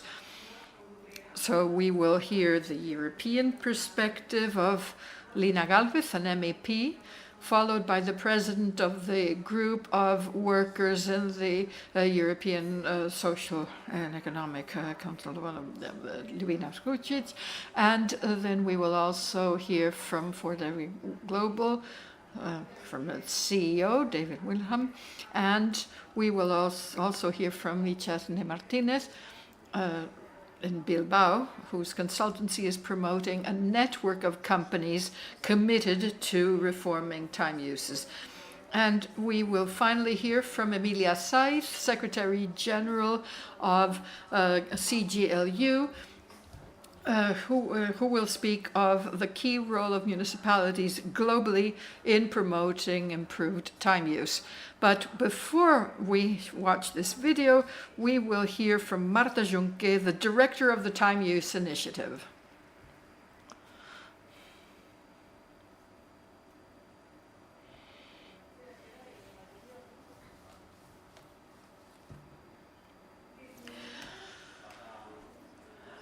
Dear participants, dear authorities, your presence here today, but not just today, shows the fact that you have a clear political commitment to making time use part of the political agenda of the 21st century since 2022 is really important. First of all, it's really important to see such a full house. I'd particularly like to welcome people who have traveled from afar to take part in this 10th edition of the Time Use Week. It is the edition of the Time Use Week with the most international participants, people from all five continents, as well as people from cities, companies, and organizations, particularly people who are following us remotely as well, but are thus virtually here with us. Thank you to all of you. Today is an important day in terms of moving forward regarding everyone's right to time, because today we are renewing a political and a social commitment with the Barcelona Declaration on Time Use Policies, which was founded in 2021. We are undertaking to work for another 2 years on a new plan to ensure that the right to time is available to all. So we are renewing our commitment, but we're also committing to a specific working plan. Today, I have 3 brief considerations to share with you. First, why is this declaration important? Second, what we have achieved so far? And thirdly, what we are hoping to achieve. The survey on subjective well-being carried out in many countries in the world, and also carried out in Catalonia, shows us that once people have managed to cover their basic material needs, the thing that makes them happiest is to have time and be able to devote it to something they enjoy. So that alone means that we should value the right to time. The right to time is key to the pursuit to a happy life, to a decent life, and to our all having a more egalitarian, healthful, and sustainable society. So time is win-win for everyone. But as you know, nowadays, the Economic Commission of the UN has stated that time is still a factor for lack of well-being and poverty. Most people in the world find that lack of time is a crucial issue in their life. We're always hearing from people that, I just don't have enough hours. It's a cross-cutting complaint from every walk of life.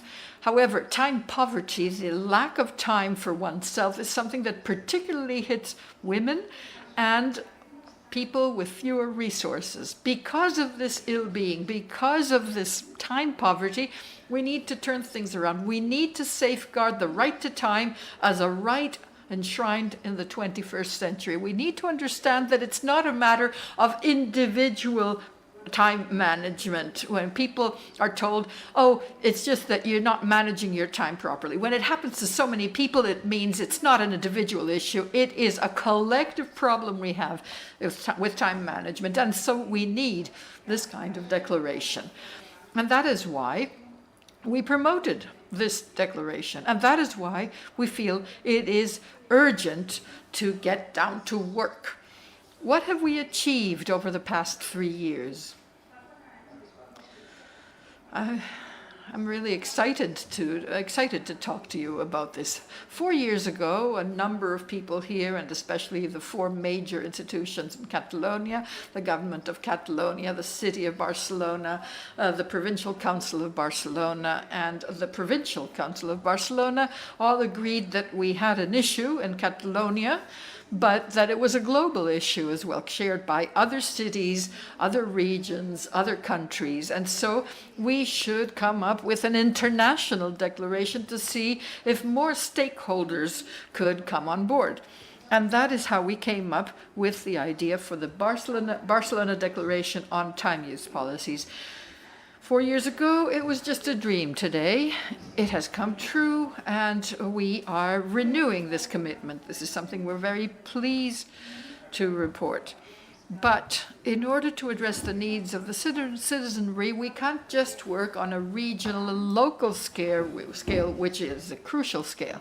We also need to operate on a supranational and statewide scale. And that is why we felt that we should come up with this declaration, and that we should do it involving social agents because they're crucial, involving researchers because without research we have no data to uphold our decision making.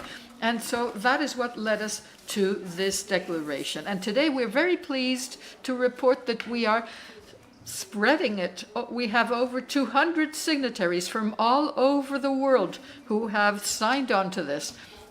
And we've also included key stakeholders who are represented here today: the UN, the World Bank, the European Economic and Social Council, the members of the European Parliament, members of the Spanish and Catalan governments, trade unions, employers' unions, and also the main cities and metropolises the world over.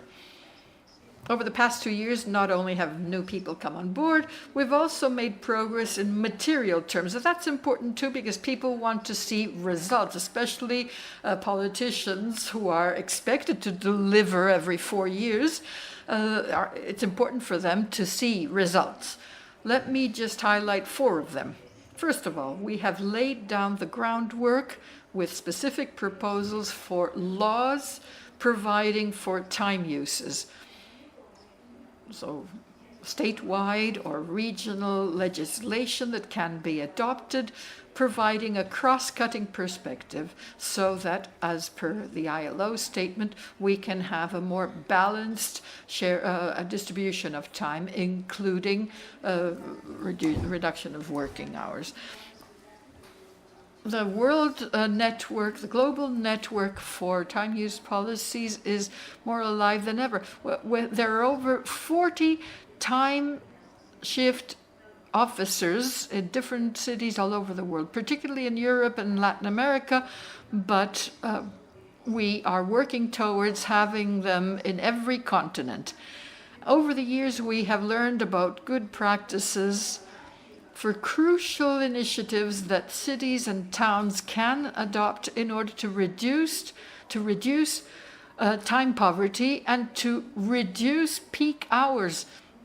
I mean, peak traffic hours. We spend a lot of time stuck in traffic or in public transport during peak hours. We need to do something about this. Also, if people don't have time for themselves, they don't have time to participate in democracy. So in order to strengthen our democracies, it's essential for us to have time. And so what can we do about governance? I mean, governance, because time is for those who want to enjoy it, but also those who want to rest. Also, we have worked together with research institutions the world over in order to have more time use surveys. We need more data. We need the data to help us implement policies in companies and governments so that those policies are evidence-based. And then there's something that hits us every 6 months, especially this week, which is the change in the change between summertime and winter time or normal time. We have a consensus for official time in the European Union. We will be putting this legislation to the European Parliament in November this year. So our declaration is not just a piece of paper, it's also about facts and events that help us move forward so that everyone can place the right to time on the agenda. To wind up, I'll tell you what we're planning to do. We're happy about what we've achieved so far, but we are not resting on our laurels. We know there's a long way to go. Placing time on the agenda has never been an easy thing. Think of all the women who had to fight to place equality on the agenda, amongst many other issues. So we know placing a new issue on the political agenda is no easy thing. But if we do it together, we can go further. And so on behalf of the Time Use Initiative, we would like to thank all the institutions here for their trust in making us the technical secretariat for the declaration, in charge of monitoring it, in charge of pushing to make it happen on a day-to-day basis. And we would like to thank those of you who are with us today and who are following us online for signing on to this declaration, for being committed to making the right to time come true. Thank you very much.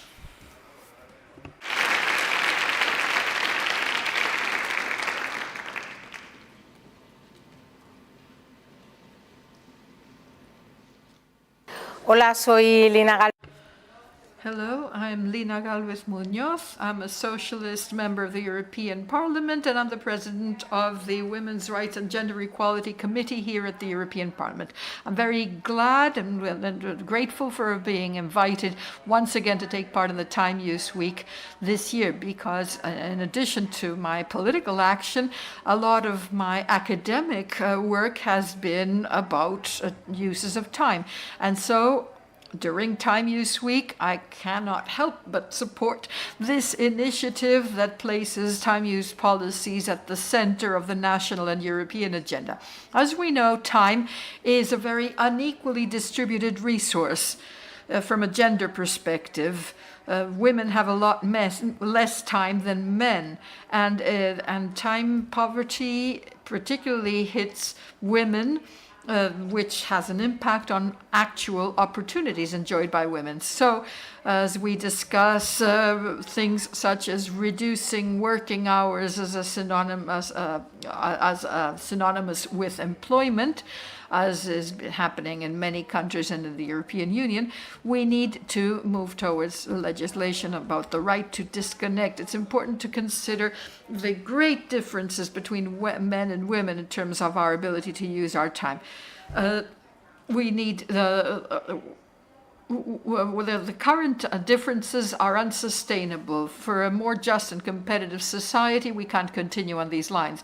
I'd like to share with you and with the European Parliament the report adopted by the European Parliament in 2022 on the different forms of female poverty. I was the rapporteur, and we managed to include the uses of time amongst it. And so initiatives such as the Time Use Week and the Barcelona Declaration are really important. We need to commit to moving towards a Europe where women and men are able to enjoy life with equal dignity, because caregiving and time are now being placed at the center of racist policies that have nothing to do with equality and dignity. So we need to make sure that we place this issue on the agenda from a progressive perspective, from a perspective that moves us towards equality, and we need to do that together and jointly. Thank you for your initiative. You can always rely on me. Big hug. Thank you very much for giving me and the workers group of the European Economic and Social Committee the opportunity to share with you our full support for this initiative on the right to time and for decent working time. From our side, we will be working on an opinion requested by upcoming Polish Council presidency on the impact of a shortened working week on the labor market while maintaining the competitiveness of the economy. We will assess possible solutions to take into account many aspects that can have positive impact on. Hello, my name is Dale Wheelhan and I am CEO of 4-Day Week Global. I'm honoured to be speaking today and to endorse the Barcelona Declaration on Time policies. At 4-Day Week Global, we believe that the way we organise time in our lives, especially work time, has a profound impact on both individual well-being and societal progress. The traditional 5-day work week is outdated. It no longer reflects the needs and values of our workforce today. We've seen firsthand through our pilot programs all across the world that how adapting a 4-day week can lead not just to increased productivity, but also employee satisfaction and enhanced work-life balance. Our commitment to the Barcelona Declaration aligns with our vision for a more fair, equitable work structure globally. We see time as a fundamental human right, and this declaration is a pioneering step towards recognising just that. By supporting time policies that prioritise flexibility, equality and well-being, we're laying the foundation for a better, more balanced future. It's a privilege to be part of this movement, and I'm excited to see how initiatives like the Barcelona Declaration will reshape our approach to work and life, creating more sustainable and humane ways of living. Thank you for the opportunity to share our perspective, and I look forward to collaborating with many of you in the future. Esa desde la perspectiva de género, porque hay una diferencia clara en los usos del tiempo de mujeres y de hombres. Hay una pobreza del tiempo y tiene rostro de mujer.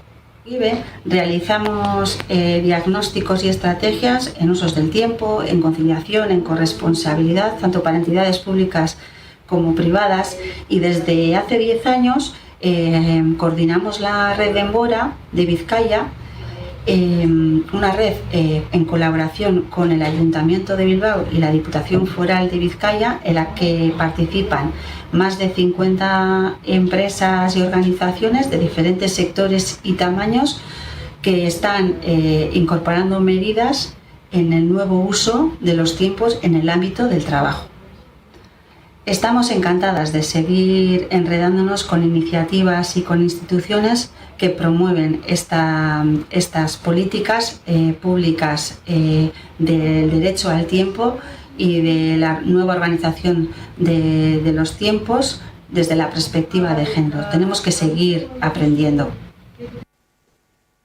Hello. For the Worldwide Organization of United Cities and Local Governments, it's a great pleasure to join the Barcelona Declaration on Time Policies.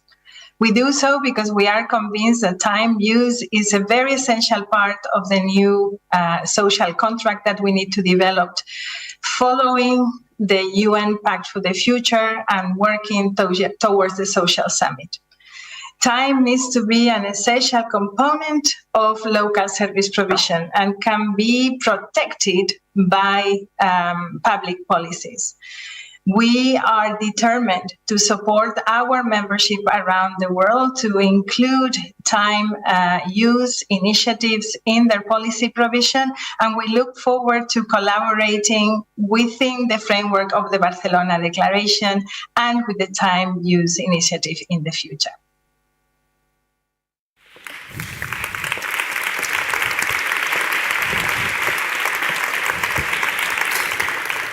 Doncs després de sentir aquests After hearing these testimonies, the time has come to give the floor to the promoters of the Barcelona Declaration and the organizers of Time Use Week. Gemma Badia, CEO on these matters in the metropolitan area of Barcelona.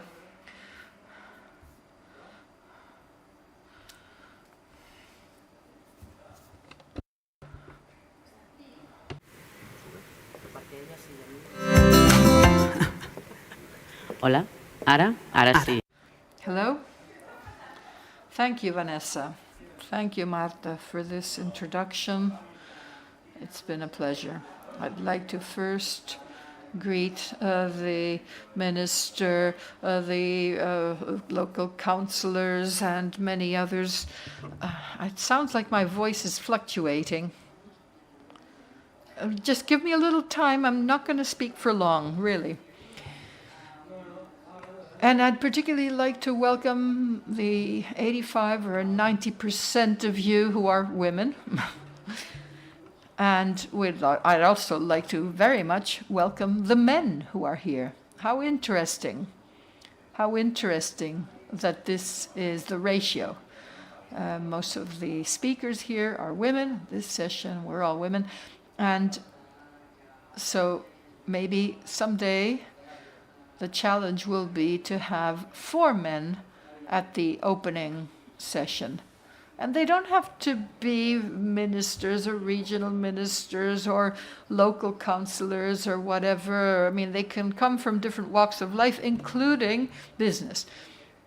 It's an honor for me to be here opening the Time Use Week.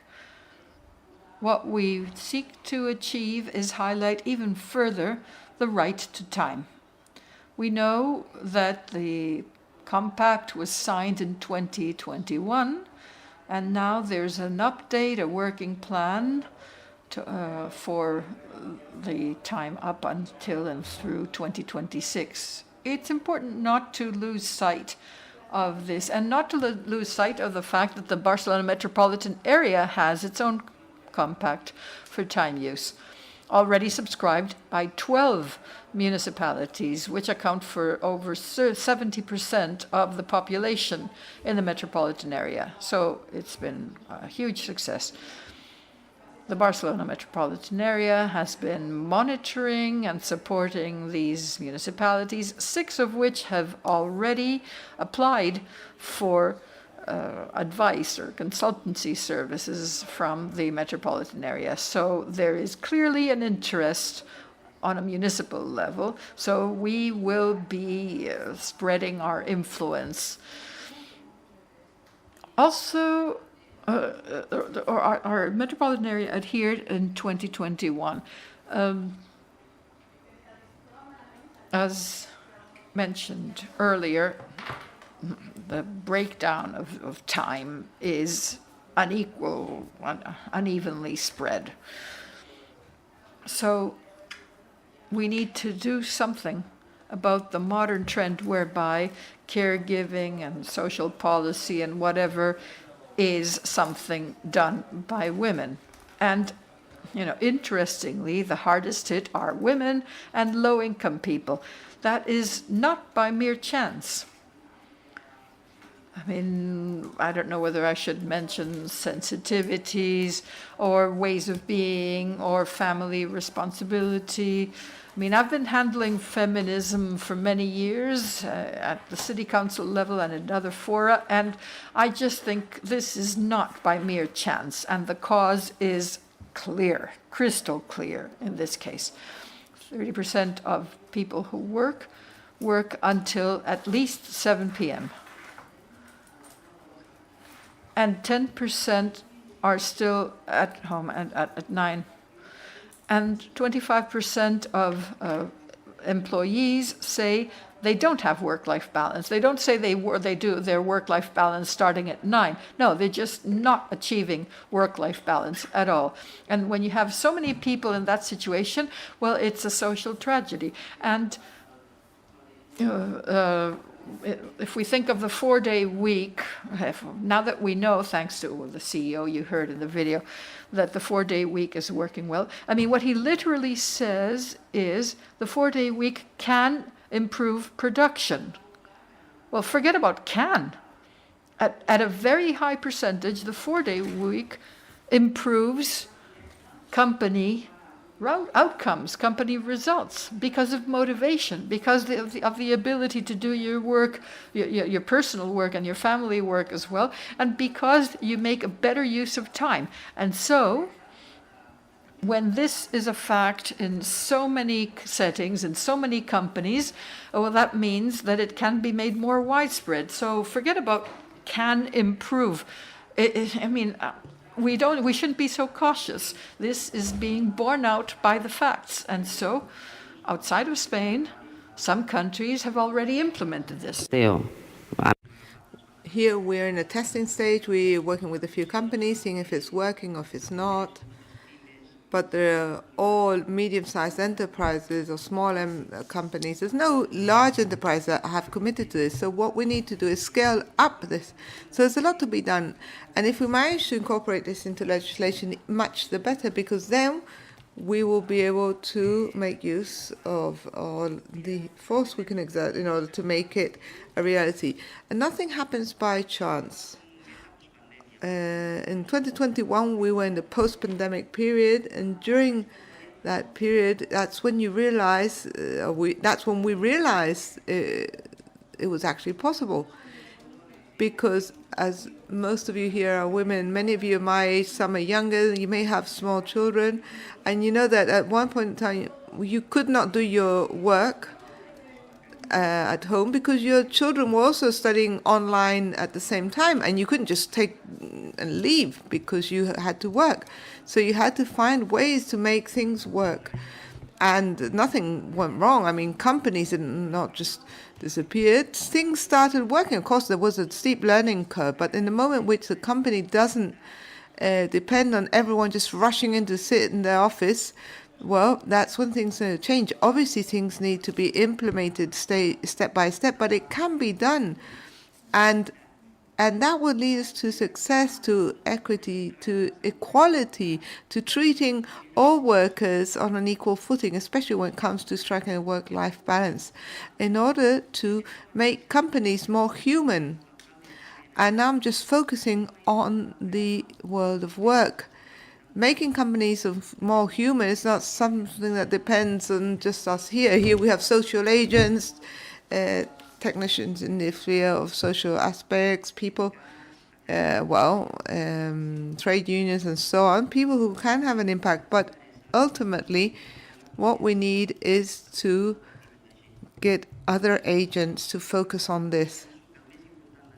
And I think, therefore, that the most important thing of all is not just to have a time use week, to raise awareness and carry out all these activities, which obviously are excellent. It was something we must not stop doing. We need to make more and better all our declarations, our compacts, all these synergies in order to reach our goals. But we also need to make it very well known, disseminate knowledge, and then, as usual, when anything is difficult, we need to go along the legislative lane, because that's the only thing to the only way to enforce things. Thank you very much. As you know, right from the beginning, when the compact was inaugurated, we already joined. We are going to continue working very hard to live up to expectations to ensure that with this change is brought around. Thank you very much.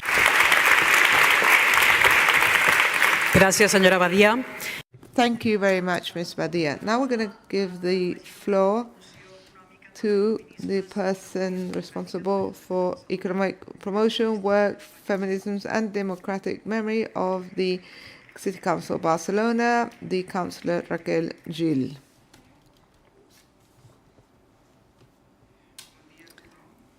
Good morning, good afternoon, authorities, ladies and gentlemen.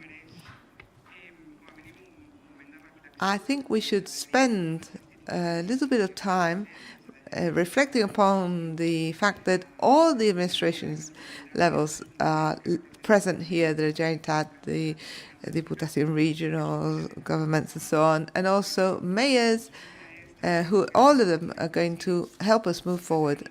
So it's a really important moment in time, the opening session of the Time Use Week. And as the Council of Barcelona, for us, this is an opportunity to explain everything we do in this sense, and also to learn and to hear from enriching experiences from other parts of the world. Time policies have had a long-standing tradition in the Council of Barcelona, and we focus on how the services and actions carried out in our council is provided. We have an agreement for time, for mobility, and so on, amongst others. And this time we wanted to shine the light on strengthening the communication, so that what we do is made known. And as Gemma said, she made a comment about how many women, how many men were present here. This is a classical.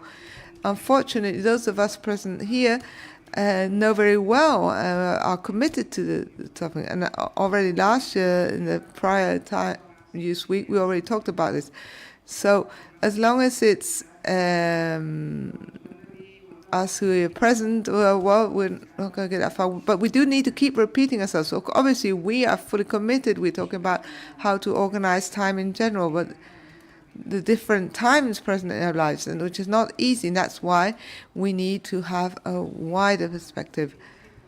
It's hard to coordinate because in the end, and I think Gemma already mentioned this, how can we organize time in our society? It's going to reflect how we organize our own lives and time. So it's not easy. It's not changing the times of the television programs, public services. It's changing everything, changing the way we approach things, where we want to focus.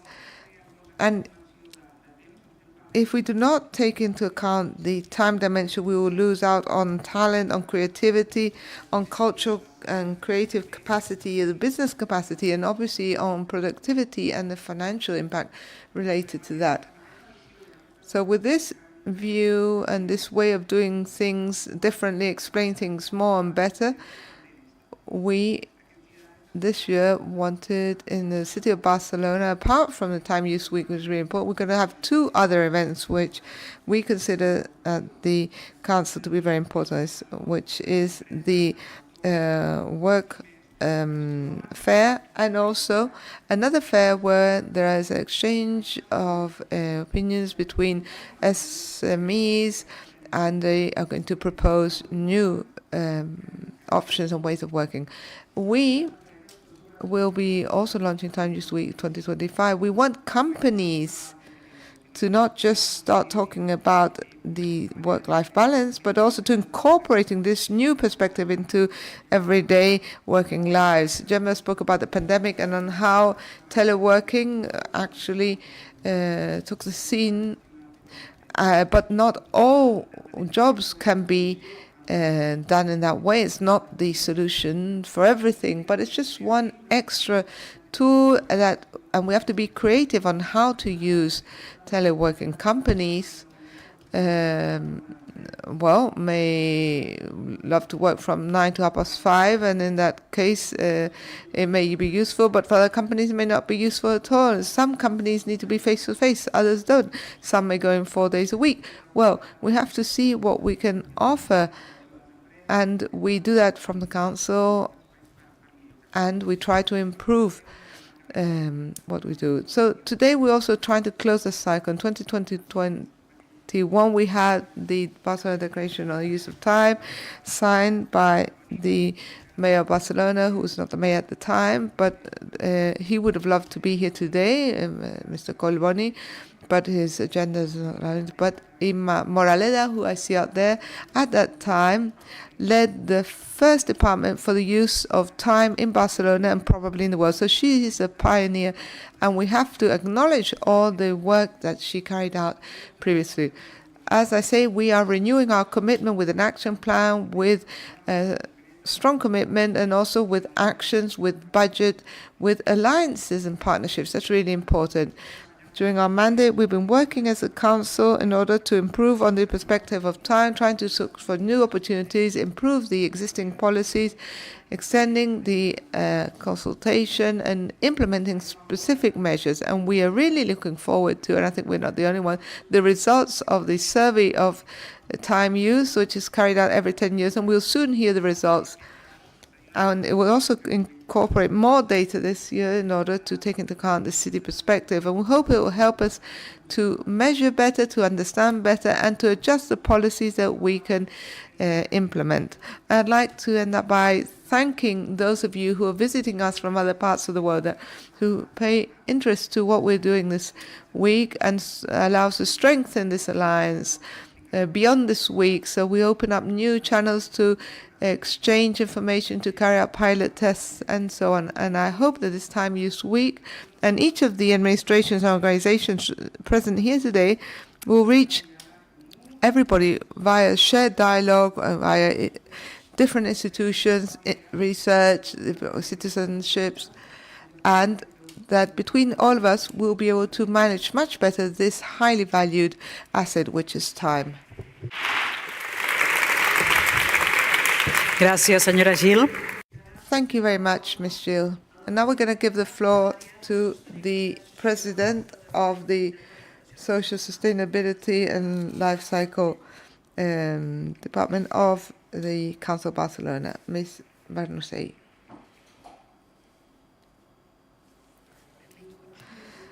Welcome to all of you to this fantastic building, this space of the County Council of Barcelona. Welcome to all of you, professionals of the councils, of companies, professionals and people work in different entities in the social sphere. All of you here today talking about the use of time and the right to time. We've heard, from prior speakers, that we need partnerships with people who are participating here directly, but also those who are following us online. We see that there is a partnership between the different levels of administration, between organizations, between citizen organization, between the social and economic field, and also alliances that reach other parts of the world. So people from 5 continents, from different countries that have come from different cities. So how important are partnerships for moving forward? And in this case, to put a theme on the agenda. And together, all of us, we will be able to go further and really make progress. So from the County Council of Barcelona, we'd like to thank you for this partnership. And we also like to start by thanking all the people in the team who have made sure that this event has been carried out, and will continue working very hard this week, and this week of the Time Use Week, where we're meeting once again in order to focus on the right citizens have to time, and putting time first and foremost in our public policies and on the citizen agenda. We're facing a really important challenge. We have heard about this over and over again, the fact that socially we need to make the right to time known and place a price on it. We know it, that our world works at a breakneck speed, time just slips away. And unfortunately, we know that the different uses that we make of time lead to social inequality. And that's why we're here. When we see that also in each of our jobs, in our cities, in our villages, where we see where there's overburden, the highest load of work that has to be dedicated to cares. There's a lack of time for entertainment, for social relationships, and for our families. And very often, sometimes there's too much time also being alone, because sometimes people do not want to be alone. And we need to recover the right to time for everybody. That's so important. That's why we're here. Something that has also already been said is that there is a growing time poverty. That is why from the County Council of Barcelona, we are fully committed to these values, and also the values of the Declaration of Barcelona, which we are today once again reinforcing, committing from all the Catalan administrations with a network of municipalities and regions in the world in order to support time as a right. And I'd just like to add something here, and we can talk more about this later on. We want to really, from towns and municipalities, from the most the closest link to the citizens, that is where we can make things change. From the local level, we can reach out towards the global level, and that is also our role as the Diputación, as a county council. We want to transform our villages and cities, generate change in each of our municipalities and cities. And that is why we will always be there, supporting you, supporting municipalities. And during this afternoon, we will also be presenting our guidelines for local plans for time organization in order to enable the implementation of public policies in each of our municipalities. And we hope they will also be of use to everybody else. And we also have the challenge of putting the use of time on the agenda. And as Emilia said before, from United Local Cities and Governments, we should have to have a new social contract that should also be there. A time for everybody. Time to look after others, time to look after ourselves, to look after our environment in towns, cities, and villages, more sustainable and more committed. So thanks to all of you once again for being here. We will be debating, organizing our Time Use Week, and I hope you have fruitful work today and the rest of the week. Thank you. Gracias, señora Barnusé.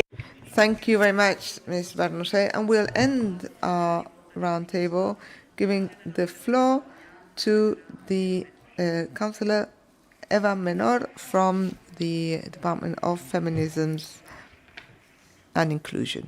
Moltes gràcies, molt bona tarda. Thank you very much. Thank you to all of you. First of all, I'd like to thank you for meeting us here in this fantastic building, Alba. It's been great to come back here once again. Thank to all of the organizers of the Time Use Week. And sorry for the time that we're dedicating just to talk about time. But everyone has spoken about the impact of time policies when it comes to citizens' well-being. That means why the public action is really important. Over the past few years, the Generalitat of Catalonia, the City Council, the Metropolitan Area, and also the Barcelona Time Use Initiative, as well as the County Council, we've come together to give visibility to time policies and organize the Time Use Week and all the events. So on behalf of the Generalitat, what we want to do during this opening session is once again confirm our commitment to the Barcelona Declaration, as we already did 3 years ago, and its update. And I'd also like to welcome the new organizations that have signed this agreement. We already have about 200 members, because social organization of time is a political issue. It affects all aspects, and social agents, all elements within society have to incorporate it, change the way time is used in our society to achieve a fairer, more sustainable, or more equitable society. I think we have got used to living without time, always rushing around, and that has an impact on all aspects of our life, obviously on our health, because if you don't have time for lunch, that means that you're not eating well. If you don't have time to go to the doctor, that means you are delaying your doctor visit. If we don't have time to train, that means that we're not progressing at a professional level. We have no time for sport, to entertainment, to culture, no time to rest even. All of that has an impact, and a huge impact on our lives and our health. And in the case of women, it has an even greater impact, as other inequalities in life. Women are usually the hardest hit, and women are far time poorer. The figures are well known, but Catalonia, when it comes to the time poorness threshold, is 115% that affects women. So this affects just 90% of men in Catalonia, and the rest is women. Women spend over twice as much time to non-remunerated work compared to men, and that means that we even have less time available to ourselves. And this survey of uses of time we're really looking forward to for next is, we see it's very important to take this perspective of segregation due to gender, not just for this survey, but in any surveys in which we measure public policies, because if we don't measure gender perspective, we won't be able to carry out transformative action. And we need data. And if we do not develop the feminist agenda, we will have a huge impact, which we cannot really afford us. We need to work in at all different types of fields, of security, of sports, of social aspects, and so on. And when we look at the use of time, we realize that women work less hours, we have more temporary works in worse conditions, and that means less wages, less pensions, less professional opportunities, fewer possibilities to access higher management levels, because we spend far more hours taking care of others and on our reproductive functions. Obviously, time poverty has a female face.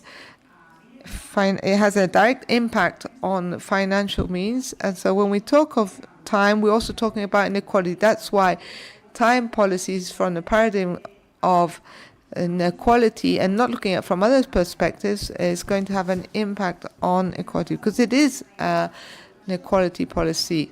So our challenge is to achieve better distribution of time for women so that they can gain time and draw back inequality. And that's why we really have to work on co-responsibility in non-paid work, taking care of the families and children at home.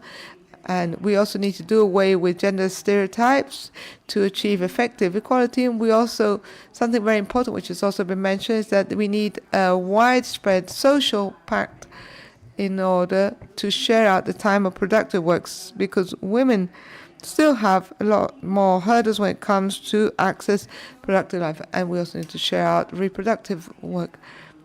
We need tools to be developed in both fields. We need to implement the equality policies in the companies. That is essential, but we also need a paradigm shift of the mentality of the society and also the public sector. And right, so we need a new social act, and we need to hear the voices of everybody, of the trade unions, of the companies, and in order to achieve a real equality between men and women in all spheres. And just to wind down, I'd like to say that social organization of time is a political aspect that needs a collective agreement for the well-being of all of us and to achieve a more fair, sustainable and just society for all. That's why we're here. Thank you very much for inviting me, and I hope you have a very successful and useful week.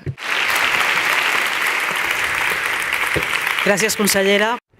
Thank you very much, Councillor, for your words. Well, now we can officially declare our Time Use Week open. And with that, we finish our morning sessions, but please don't leave because we have some homework still. We need pictures, family photo for sessions. So first of all, we want the representatives of the institutions that co-organize our Time Use Week. So let's have an institutional photo taken, please. But please don't leave the rest of you because we're going to have a huge family photo with everybody involved. So first, let's take that institutional photo.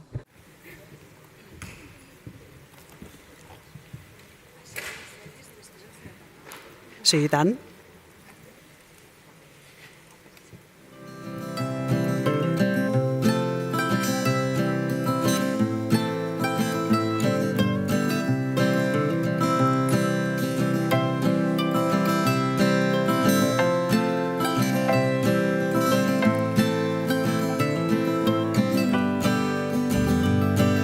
Moltes gràcies.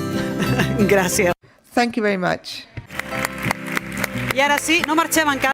And please don't leave yet because now we're going to have a picture with all of us. We have to stand up and we have to look towards the back. This is a collective selfie. Let's see if it works out.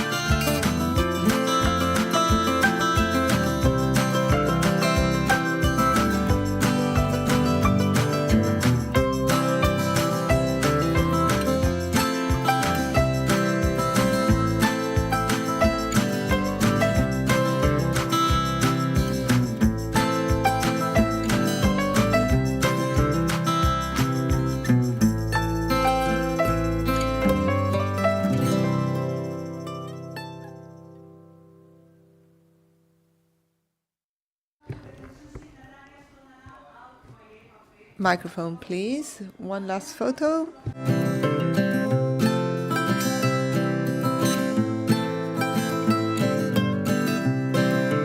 Unfortunately, we can't hear the instructions because the microphone was not on.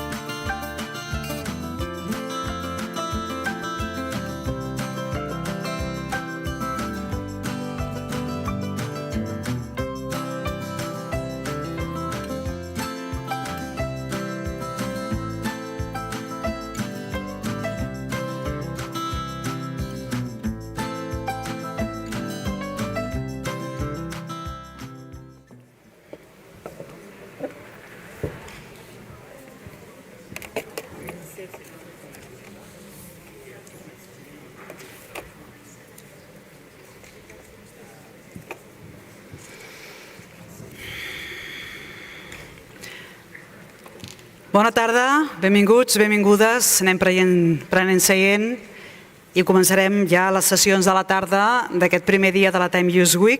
We will now begin our after lunch sessions on this first day of the Time Use Week. I hope you enjoyed your meal. I hope you had your coffee if you needed it.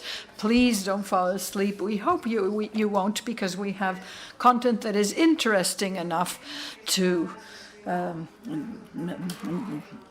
merit your interest. So now we are going to be presenting the guide for the implementation of the local compact for time organization, and we'll be talking about specific policies that can be implemented in the local sphere. So we are going to ask Ms. Alba Barnusell, the president of the Social Sustainability, Life Cycle and Community Area within the Provincial Council of Barcelona, to take the floor. Thank you. Good afternoon. Here we are again at the start of the afternoon session to tell you about this guide that will be described to you by Gemma in further detail, by Gemma as an expert from the Barcelona Provincial Council. Here at this session, we will be sharing experience. But for those of you who are here in person and those of you who are following us online, we would like to thank the organizers for organizing the Time Use Week this year and in previous years as well, and everyone who is participating in person or remotely. So, we are going to present the guide for the implementation of local time organization plans.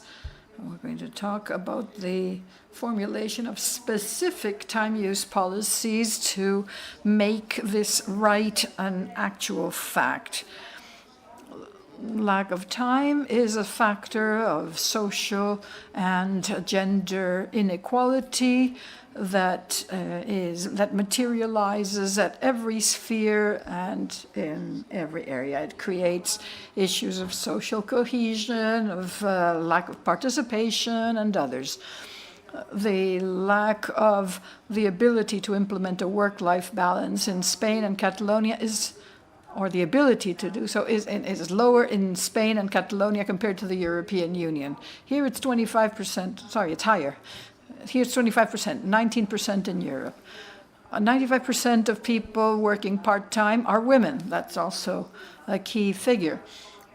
We have other data, such as the ones I just listed, which are the reason why we need to compile policies and data as well.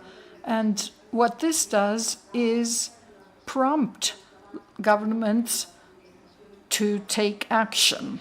The public debate and data prompt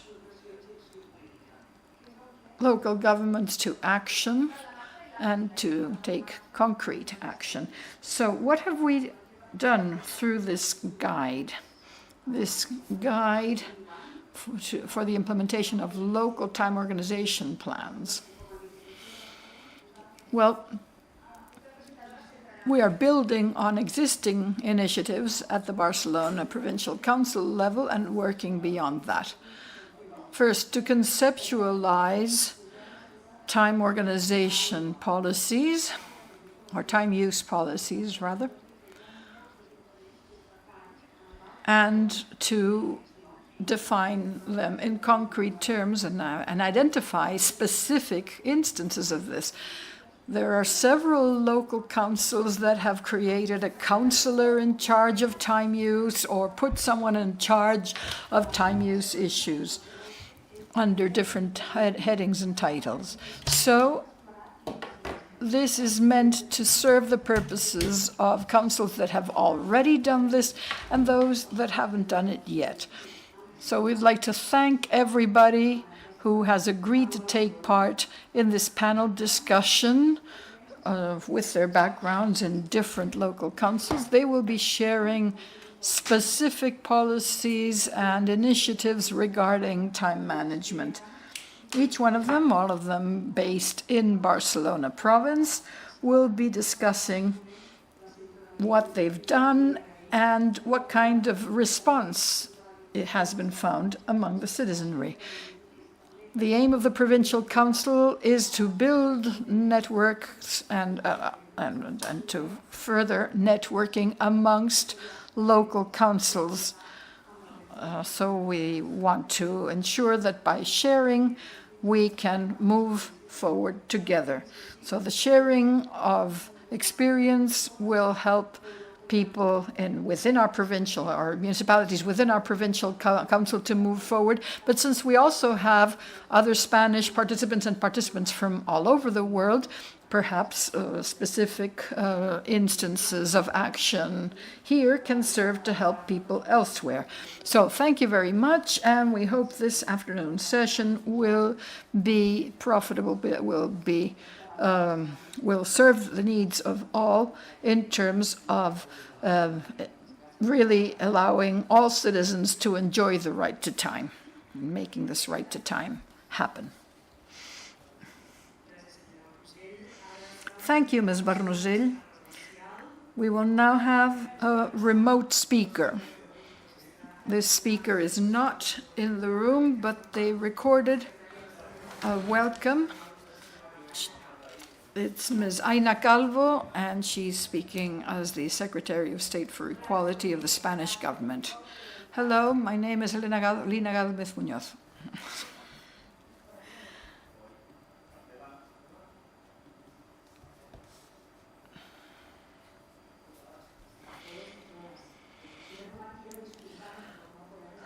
Hello, everybody. First of all, I would like to apologize for not being with you for the symposium. I'm outside of Spain, and I could not come. I would like to particularly thank Barcelona Provincial Council for inviting me to take part, and I'd like to thank the Time Use Initiative on the relevance, for the relevance of the symposium, and congratulate it for organizing this.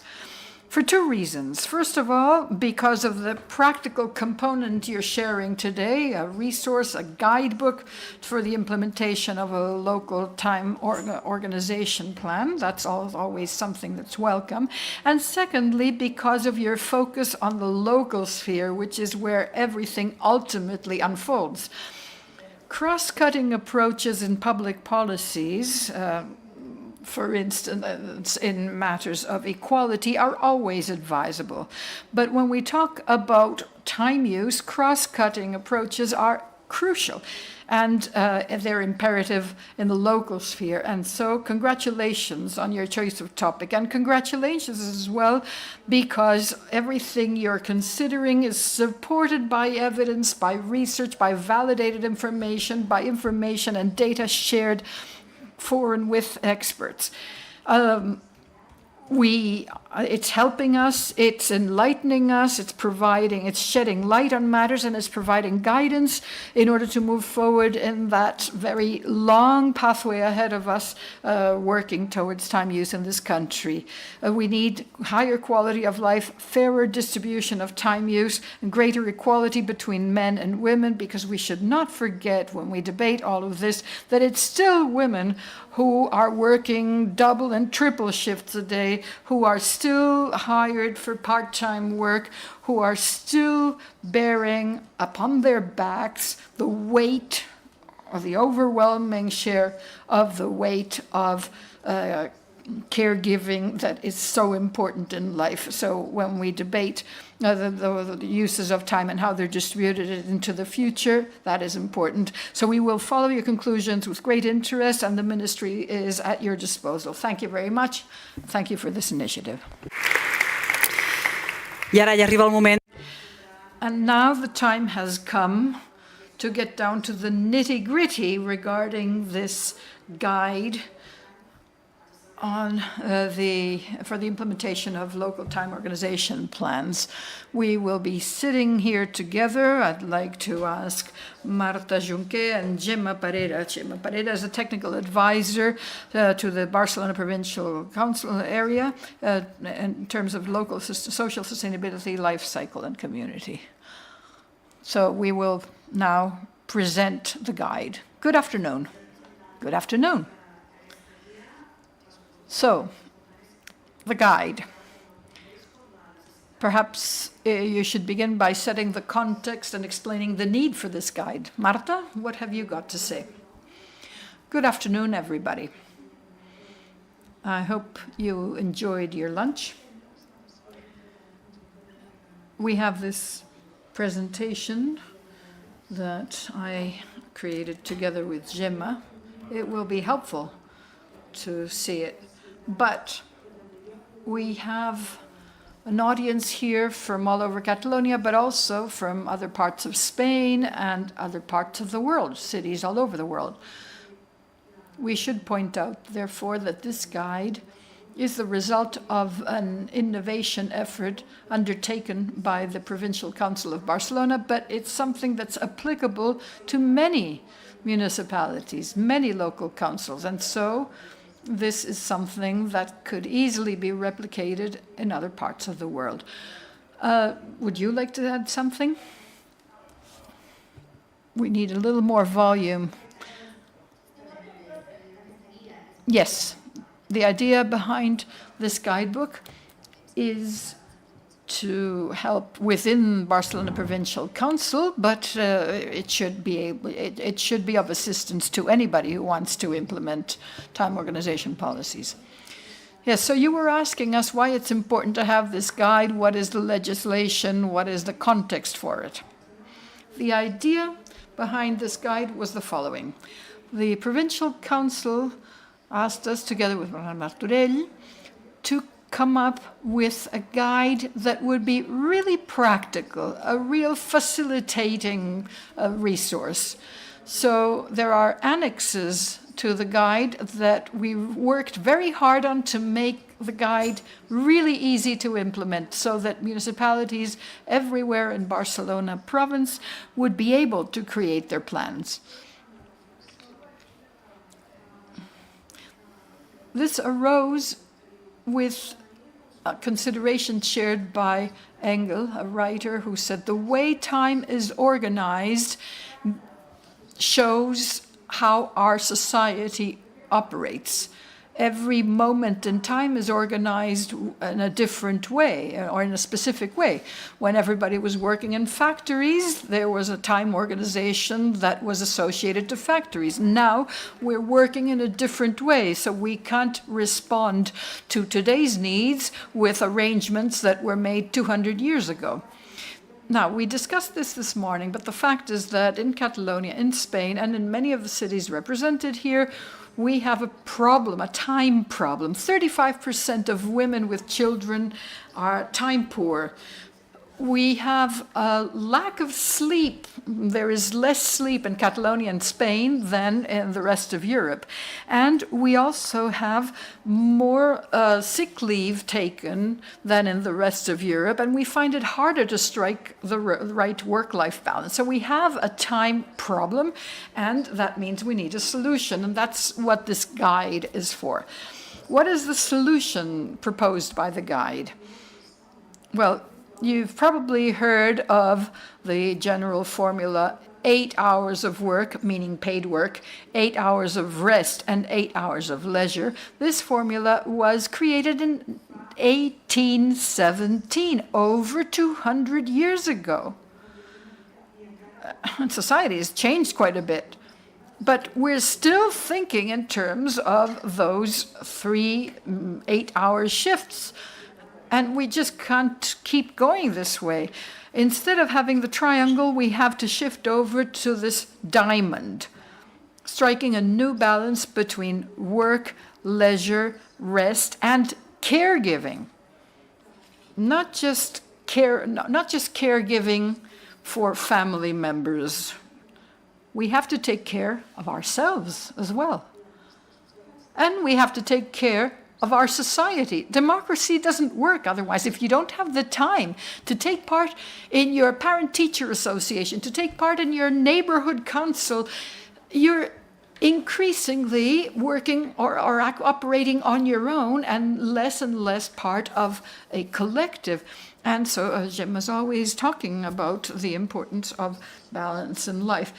So we have a problem, we have a solution, and the solution carries a number of benefits, including health and well-being, equality, productivity, and sustainability, both on a planetary level and on a social or societal level. There are very few policies that can achieve all of this. That is the magic of the right to time. Nowadays, few policies are really win-win policies, but the right to time is one of them. And so that's another reason to place it right there on the agenda. How to go about it? No, we can tackle it on different levels. We have somebody here on behalf of the government of Spain. We heard from the Secretary of State for Equality, and we've also heard people representing the government of Catalonia. But most of the people who are attending the conference are representing municipalities, people who are implementing policies on a local level. Why is that? Well, Alba Barnusell and Daina Calvo have both expressed it very well. Municipalities, local councils, are the expression of government that is closest to the citizen. When we want something to happen, it has to happen at the local level.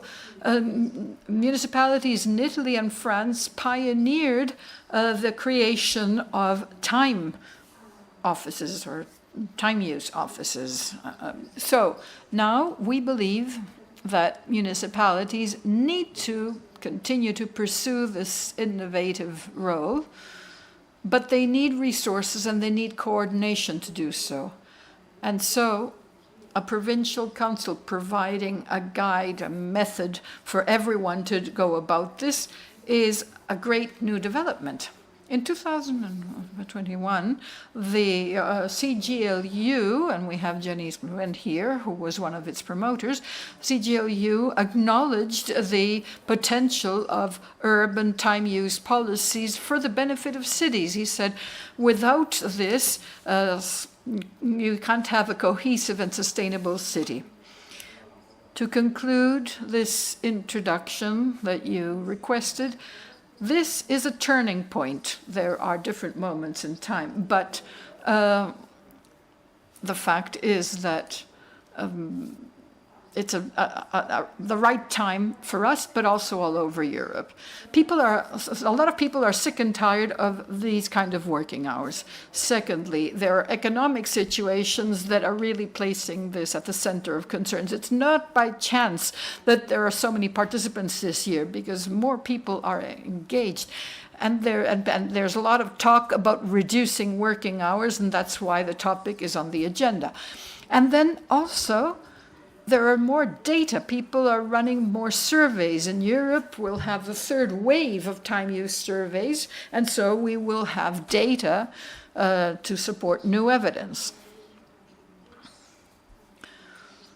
To wind up, I will say that the context, the setting in which this planning approach was created is as follows. In Europe, between 1997 and 2000, there were two acts that were voted in, the Turco Act in Italy and the Aubry II Act in France. And these were the acts creating time coordination offices for towns with over 30,000 or 50,000 inhabitants, residents.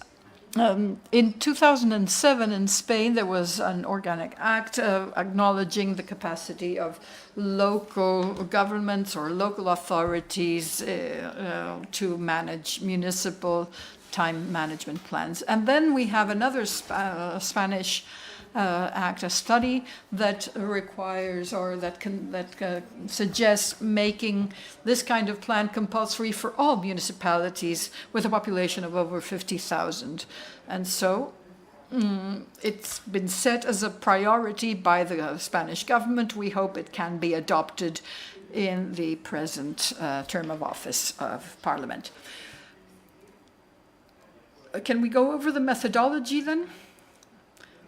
Well, first of all, Marta, I would like to thank you for the introduction. You have conveyed very well why the Barcelona Provincial Council tackled this guide at this point in time, and we've worked very hard to make it happen. Our starting point was the need for a municipal level exercise in addressing organization of time, identifying the issues, identifying inequalities, something we really care about, and identifying what policies are being implemented. Many policies are being implemented and not necessarily recognized as time use policies. So we had to look at all of this because of, well, all of the issues about lack of time, time poverty, the need for everyone to have time for caregiving and care and self-care and as well as other aspects in life. So we see this kind of guide as an instrument to facilitate all of this. Because, well, municipalities need to offer sports, leisure, cultural activities, and other things, but they also need to make sure that local residents are able to take part in all of this. It's also important to promote this. We work with local councils, so that is why we have invited local councils to the panel discussion, because they're the ones that make the transformations in the use of time possible. So we would like to thank the local councils that will be joining us for this panel discussion right now. And now, since I assume we're all interested in this, I'd like to describe how we structured this guide to make it practical, very applicable sort of document. Local governments, municipal governments are key to doing this work. So this is our proposal. Obviously, the proposal has to be unfolded, has to be rolled out specifically in towns. So what we suggest is that there needs to be a policy leadership group trying to spearhead this kind of policy. It can be a small group, 6 to 8 people.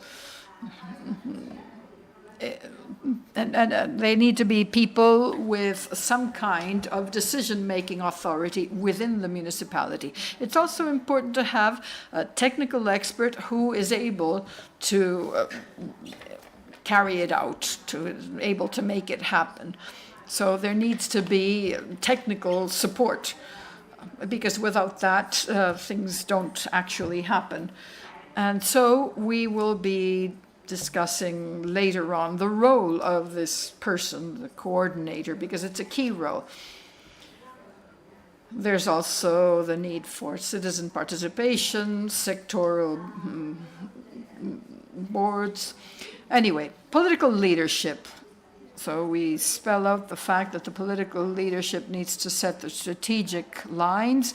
It needs to align the lines with the general municipal plan. It needs to sort out any difficulties, because they do arise, of course, and also facilitate the required political support, and then, follow up on the objectives and challenges and implementation. Then we have the time chief officer. Time chief officer, it's not something that we've come up with. There are already towns that have this kind of person and this kind of role, and that's why we have suggested it here. So this is somebody that can facilitate the necessary planning and make it happen from that perspective in coordination with the political leadership team. Quins àmbits proposem que tinc? So what different parts will there be to the plan? We have a proposal, which obviously is not the only one possible, and it's not a comprehensive one either. Each plan, each municipality should see what the focus should be in each of their areas, but these are important pillars that should be taken into account. So obviously everything that has to do with remunerated, productive work.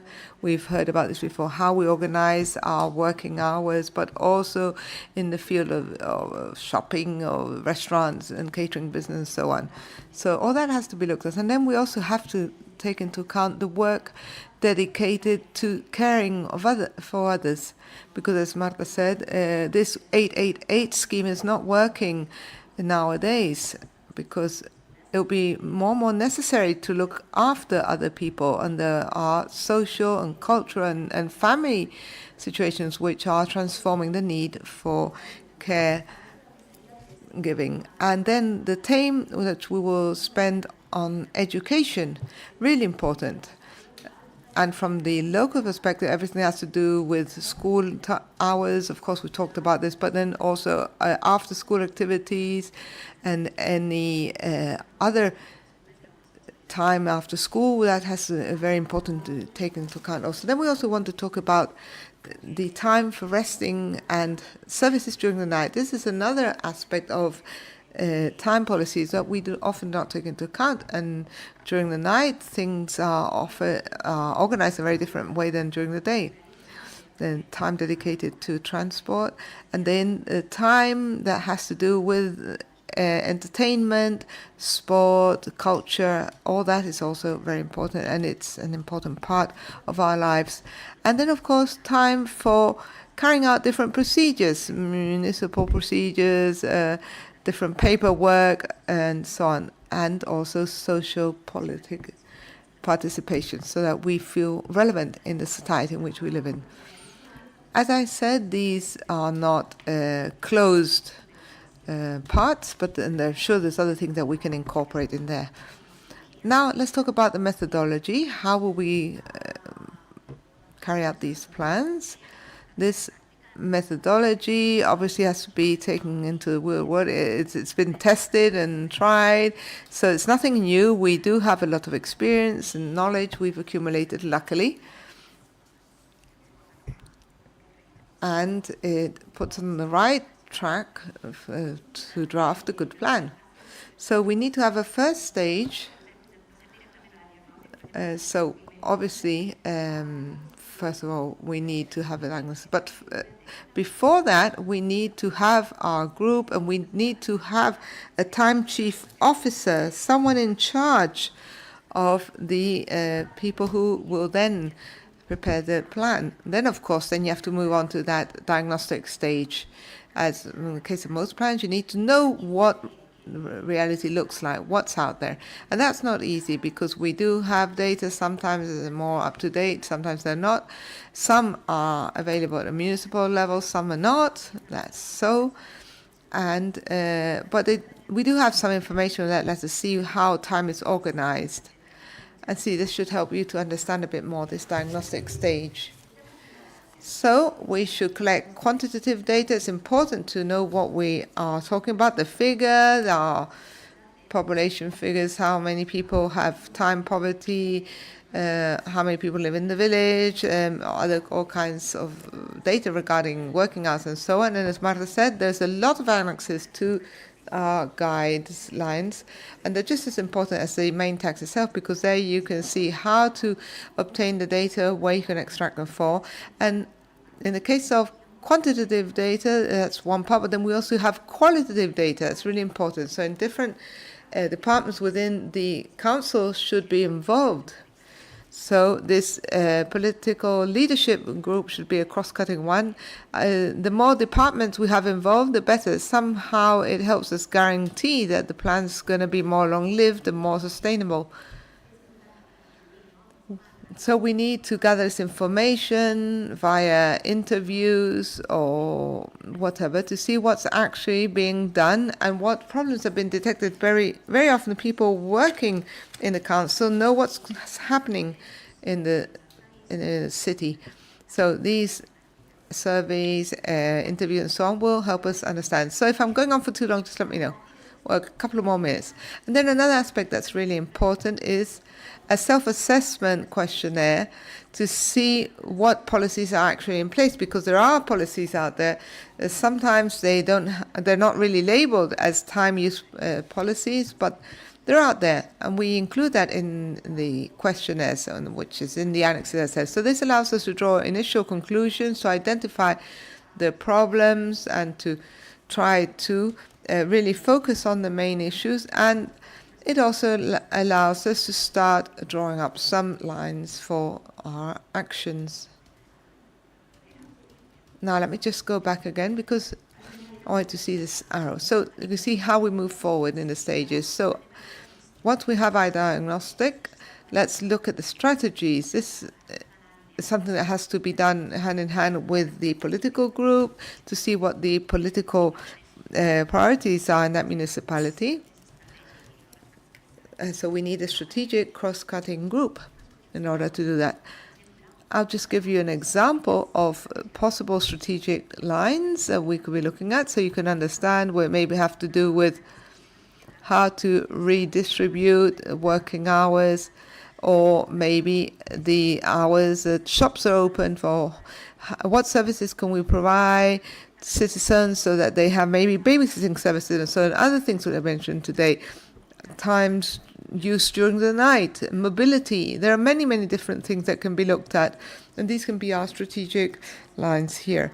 Once we have that, then we move on to defining specific actions. Here it's really important and to open the debate to citizens, something that can be done at all points in time, of course, but this is an especially good point in time because you already know on what spheres you want to work, and then you can open to consultations with others, with experts, with people who may be interested in providing new ideas, see what's being done elsewhere. Very important, for example, the different networks for time policies, good practices out there, something which may be serve for inspiration.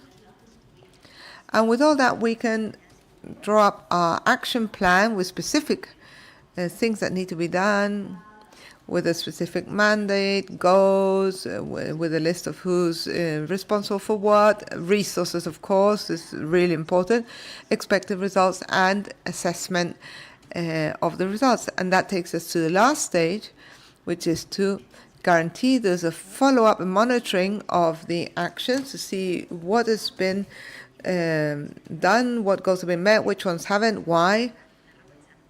And then that will allow us to rethink our plan and improve it.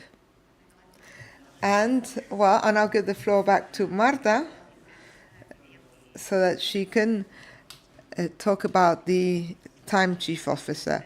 It's really important. Well, just a couple of minutes and then we'll open up the floor for Q&A because there's a lot of people here who may be interested in asking some questions. Thank you very much. Well, between Gemma and Alba, we've commented on many aspects that have to do with this methodology and of its interests. So I'd like to show you a map now. I think you haven't seen this map before because this is something we've just prepared actually. So it's an innovative map. And what I want to show you here is where do we have our time chief officers in the world and in Europe. Right now we have about 63 time chief officers worldwide. If we think of how many cities there are, it's a very small percentage, but it does show us that after the pandemic, this figure's been on the rise, so there's a lot more interest than before. And I did want to show you also what characteristics this role should fulfill, because all those municipalities or institutions that wish to carry out time policies, it would be good if they all had a person there who had a global overview of time policies within the municipality. So after talking to different experts, what is recommended is that it should be an internal role within the council. It may be a councillor, it may be someone dependent on the mayor, and the role has to be to have a cross-cutting vision, because as Gemma said before, the main task will be to implement time policies, carry out a local plan,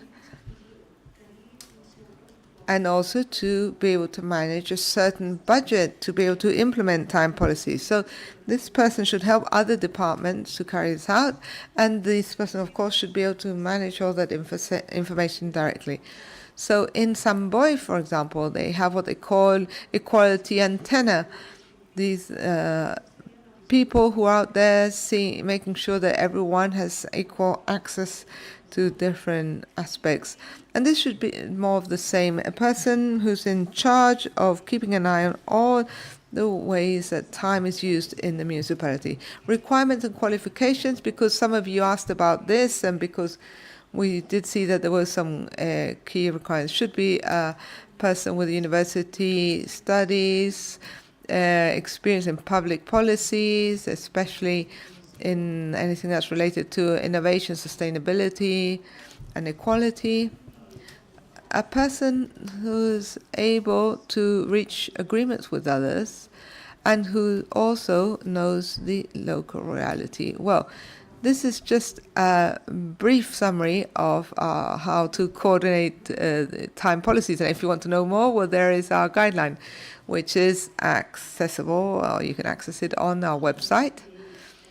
And there's still a lot to be done, because right now what we do want to do is be able to take it to different municipalities, carry out pilot projects, and make sure that it becomes a really useful tool, that's why we actually carried out this work.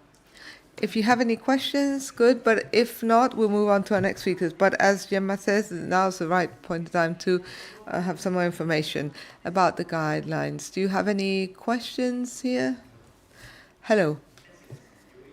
Yes, I wanted to ask, will this just be one tool more within the information that's offered by the Diputación to the municipalities? Will the councils directly be able to create that team chief officer figure within the council, the county council website? Well, yes, that is the question. From all the resources we have, we always carry out a pilot stage, which is what we're going to start now. And once we've carried out our pilot program, then we'll see if it is a resource that we'll include in our catalog. Will be in there, but of course, depending on the type of resource, it may be there or not. But we hope it will be. That would be the best.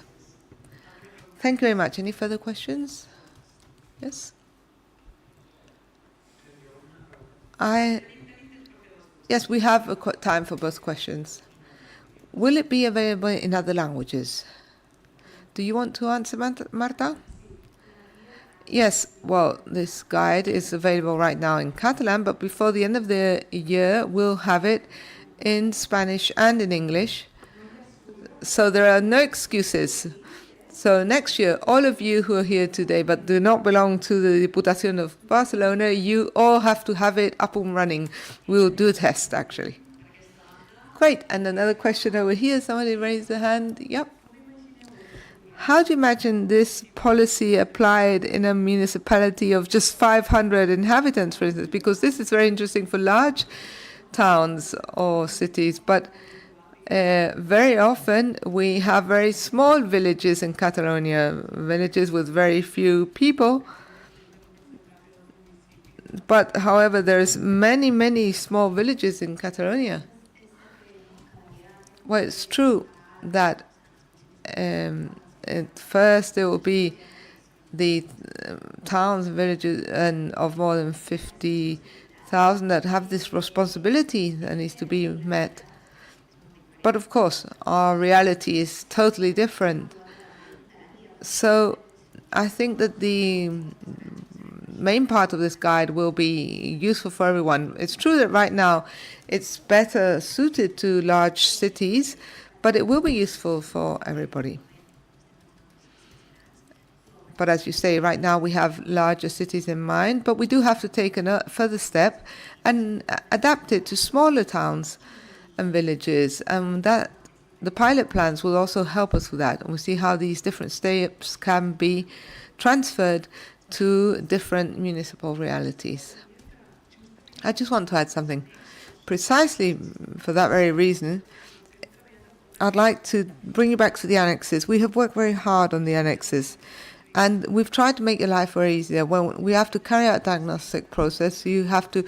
We tell you where you can access all the data you need from the EDESCAT database or whatever, because as a small village you may not have access to that information, but you have it in the EDESCAT. What questions you have to ask people that you're going to interview, because precisely if you don't have that many resources, we try to make it easier for you when it comes to implement it together with our pilot scheme, which will help you. Any further questions amongst the audience? No?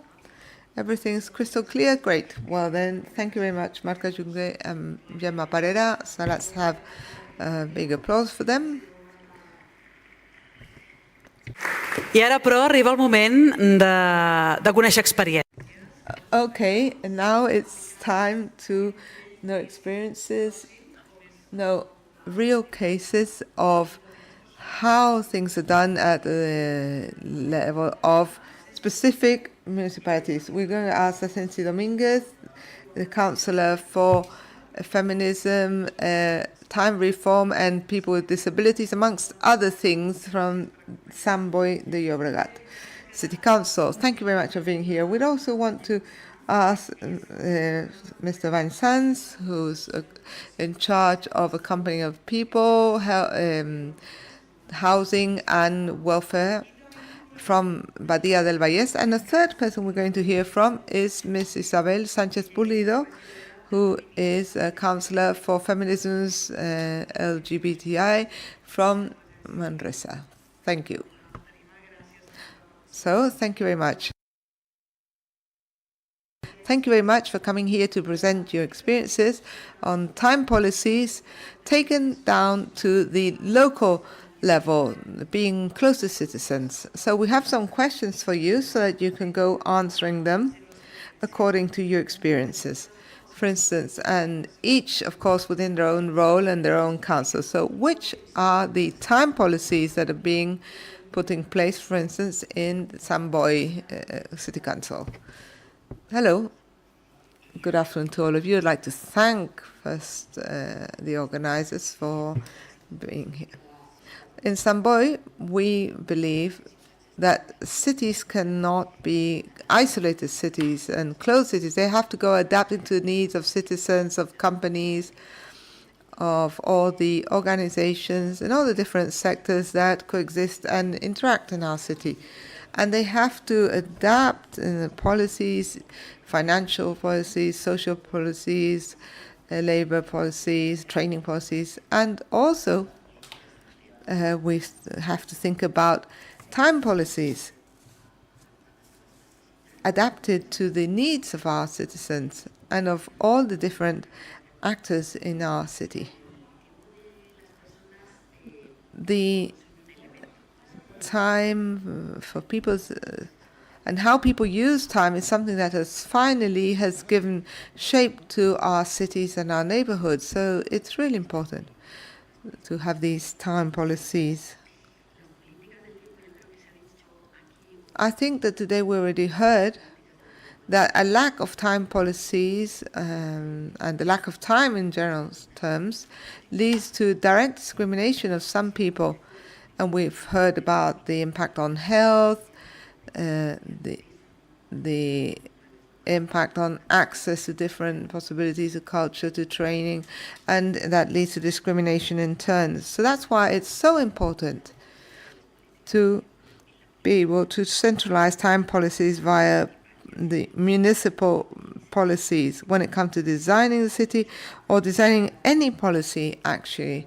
We like to focus our policy on the cross-cutting perspective.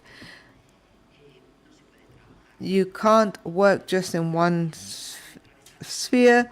It has to really permeate each of the policies that we carry out in city councils, if it's for occupation, for entertainment, for culture, education, whatever.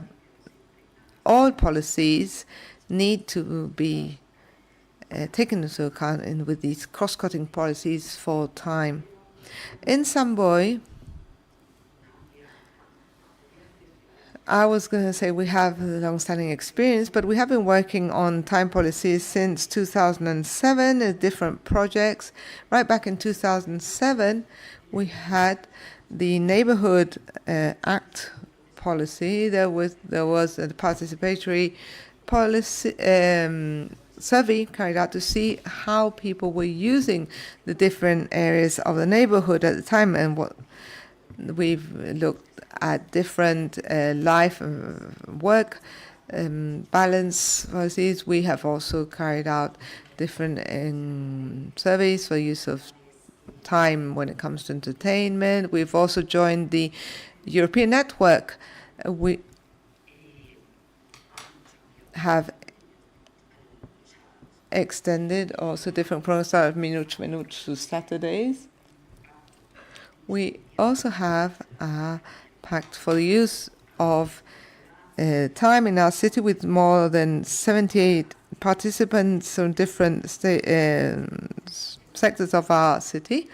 And we also have included in our quality plan of the city of Samboy. And as Marta has said, in 2019,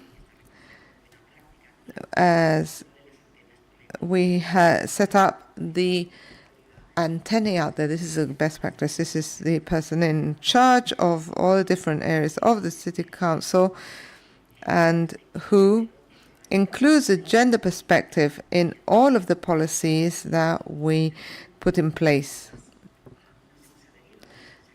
We are also a member of the Catalan Network for Time. We are part of the main group there. And we also have another project which soon, hopefully, will come to that, which is, we'll talk about it later. But we've heard a lot about time and about the time dedicated to work, because in the end, we end up organizing our lives around the hours we spend at work. And how that time is distributed is going to lead to many different situations. So I think we really need to look at how we organize our time at work. Now, we, in some many cases, have looked for alliances, for partnerships, public-private alliances, and with other actors. I think that right now there's a lot of opportunities out there, and we should highlight that.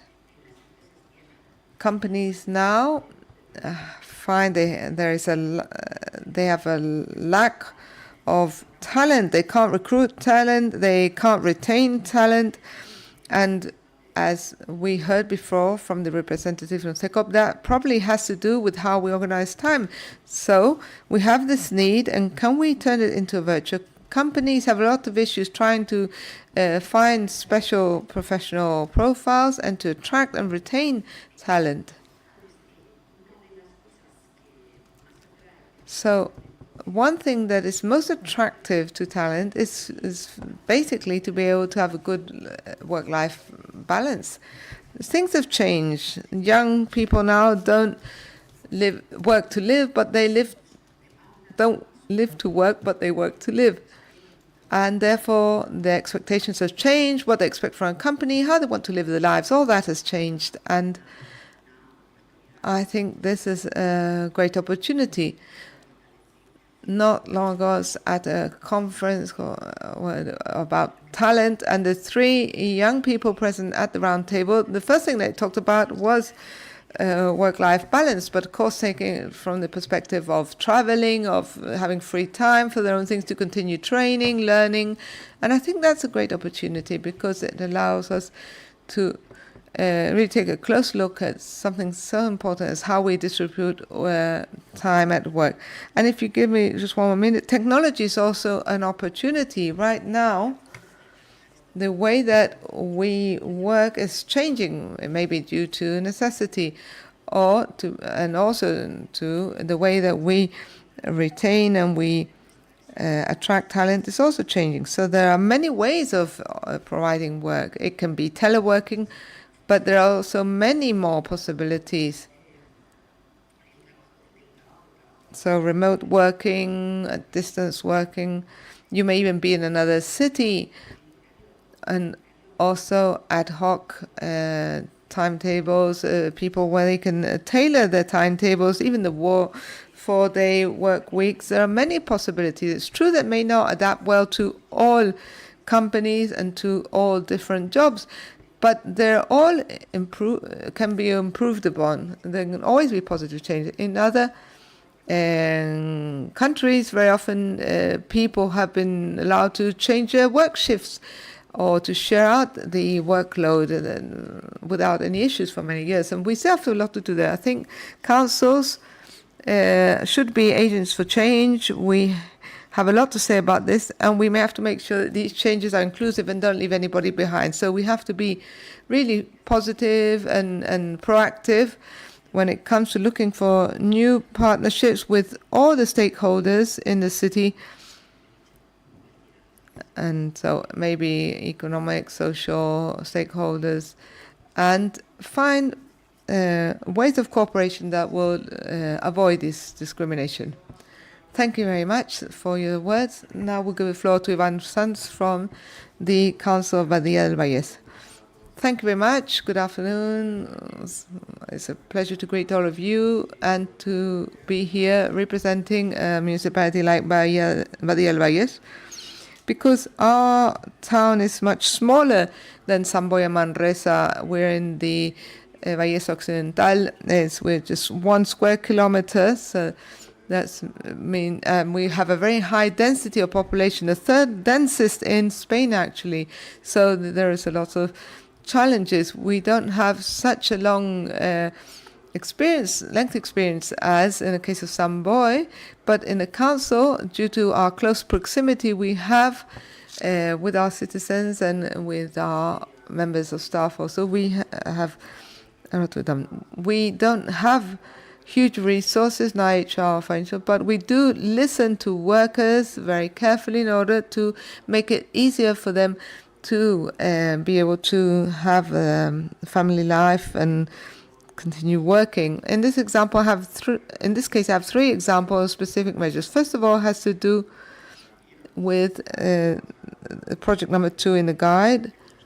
So an efficient, sustainable way of working with flexible working hours. You can have flexible starting times and times to leave work.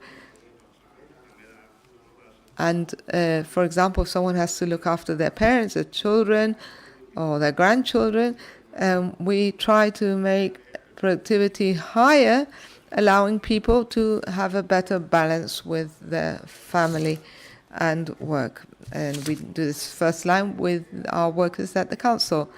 Then the social objective number 3, to improve social sustainability and foster democratic participation. This has to do with the citizens in general. What do we do in this sense? We have technical experts who, with this flexible timetables, maybe can visit citizens in the afternoons, and there are different things that can be done in the afternoon, visit shops, whatever, outside the normal working hours, and that allows the council to work with territory. And for example, this summer in Badia del Vallès, we had a special summer camp for children with disabilities, or the Respir action, which helps families that need help with caring. So it's fantastic to be able to work on these plans for equality. We are co-responsible as a municipality and a council, so the ones closest to citizens, and we're the ones who should implement it. It's true that we don't always do this, and the politicians are probably not the best examples of a good work-life balance. But I would like to end up by giving you a second example, which in our case, we often hold our council meetings in the afternoons because there are often colleagues, who could not assist in the mornings. and therefore we're doing in the afternoons.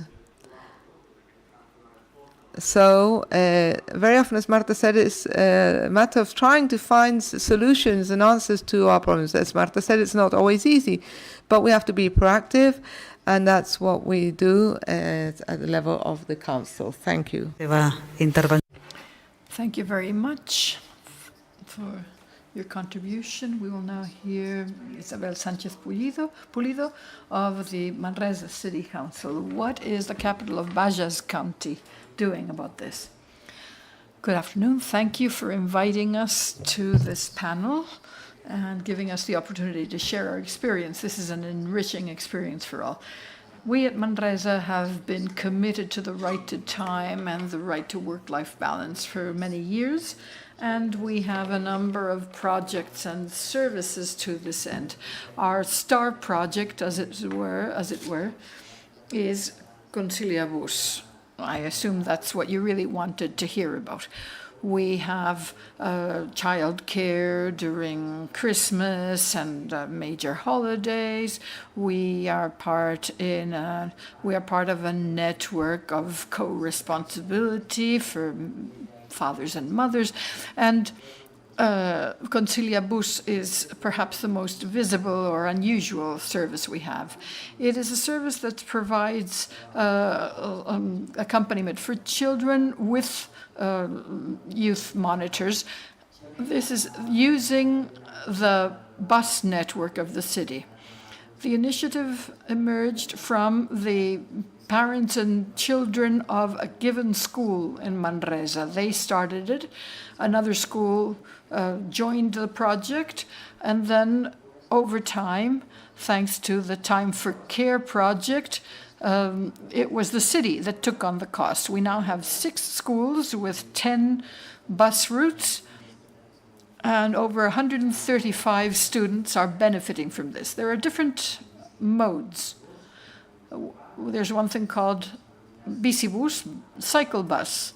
So students go to a bus stop, and then there is the children all meet at the bus stop with a monitor, and the monitor or counselor will support them. So they learn to share public space with other citizens. They learn to be patient if the bus is late. They learn how to coexist with others. Then there is the bus on foot, as it's called. They meet together at the starting stop in the route, and then they walk to school. This is healthy walking to school. You're promoting walking. And then the first one was a regular bus. Then there's the cycle bus, bicibus, bike bus. There's just one school that has set this up. In this case, you have 2 monitors on bikes. They only do this on Fridays, but the idea is that everybody cycles to school together.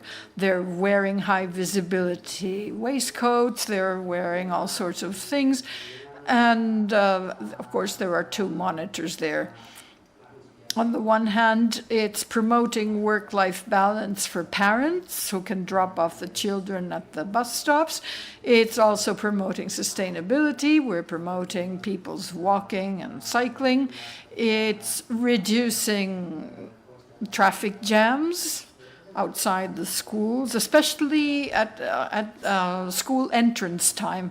At departure time, there are people who have extracurriculars and children who go to the park, so the high demand is in the morning. It's working out very well. This year, a new school signed on, and now at the request of some families, we are offering this to secondary schools as well, because in the transition from 6th grade to 7th grade, it's a good idea. And of course, we're open to offering this sort of thing. This is perhaps the most visible or striking initiative that we have. It's striking because it started out at the behest of a single school and has become quite cross-cutting, quite community-led. And fortunately, Manresa Council was committed from the outset. It took the the risk of assigning a specific professional to time for care. So there was plenty of support for the project throughout. So that's where we identified how important it is to have somebody who's in charge of this kind of issue on a cross-cutting basis. Yes, and it's working out very well, and the families and children really like this. The children like how much autonomy it gives them. Yes, it's a bit reminiscent of the American model for school transport. Yes, you have the monitor and then they make their way on their own. Thank you very much for this example. Today we're hearing about this Provincial Council guide.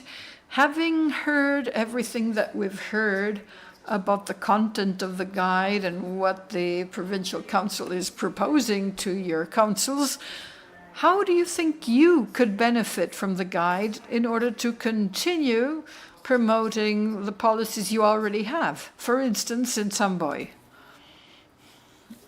Oh, I think it's a really useful tool and a necessary tool.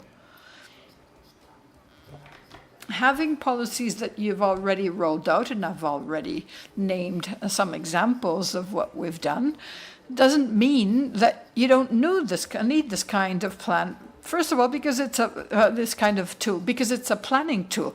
I mean, I'm in charge of training for employment and so forth, and our teaching hours are agreed upon with the students. And then we also have internal policies, as suggested by our colleague from Respir.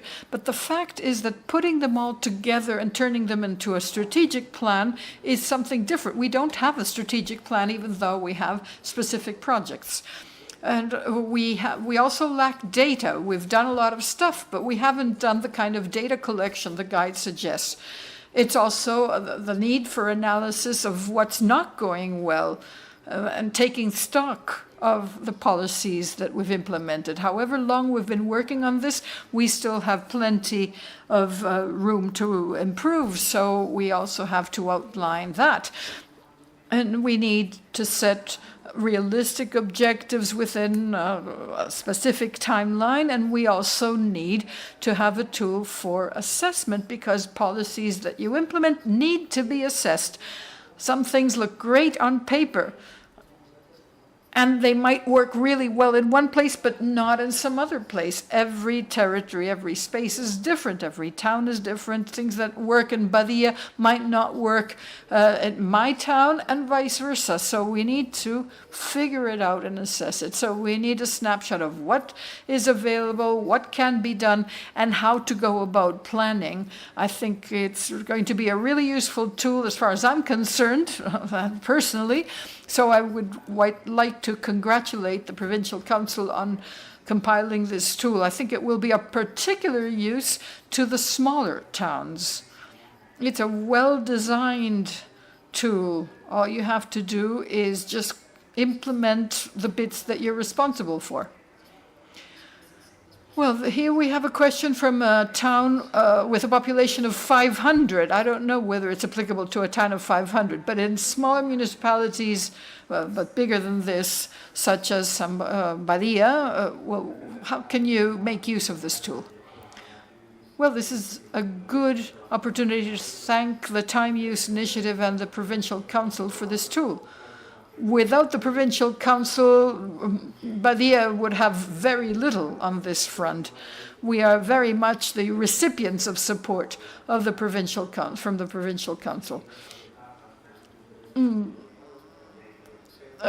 Badia doesn't have over 50,000 inhabitants, so we're not the targeted recipients. But I mean, there are things that we cannot handle right now. A lot of our services don't have specific staff allocated. Our staff already operate on a cross-cutting basis, which means that there is an overview of everything that's going on. But on the other hand, it also means that we're resource poor. We know that a good diagnosis would identify issues such as, for instance, the digital divide. The fact that we're such a small town means that, for instance, A school head teacher might get in touch with the staff, the technical staff member in charge of education at the local council on a Friday evening at 6 p.m. And then by the time I get the message, it's much later in the evening. Our way of operation is very village-like. So being able to clarify time use and hours is tricky for us. So this is something that the guide should help us. And then, of course, the guide considers the SDGs, where you can see the Sustainable Development Goals here right behind us as the backdrop. We need to really tackle the SDGs as municipalities. We have regulations for teleworking within the local council, and we agree that, as the guide says, people who have fewest resources are most impacted by geographical dispersion. They're the hardest hit. So the teleworking regulation obviously needs to be updated. And our municipalities need to take advantage of new developments. So I think the main use for the guide would be in the midterm to have a staff person specifically in charge of this. We've already put on our time use goggles. We have a time use perspective when we look at our policies and when we look at gender as well. And so that's what we'll be working on. Thank you. We hope you can actually make it happen. Let's see, what about Isabel Sanchez Pulido? What can you do in Manresa? Well, we've already started working on this. I think this can be very helpful. Having a guide makes things easier. The annexes are highly detailed. It's a well-drawn-up guide, so it should make things easier. The actual fact of implementation, well, we'll see how it rolls out. It's a cultural issue. Sometimes it's very hard to change working hours. For many employers, the important point is to have warm bodies on the spot. But it's important to be aware of the issue. So symposia such as this are important. It's also important to spread the word about the benefits of time use policies. If we all really believe that, then we can work towards the benefits provided for everyone, including employers, and it should be a good thing for all. So we hope this will make things easier for us, and hopefully within 1 year, at least some municipalities will have implemented the guide. We can start taking stock in 1 year's time.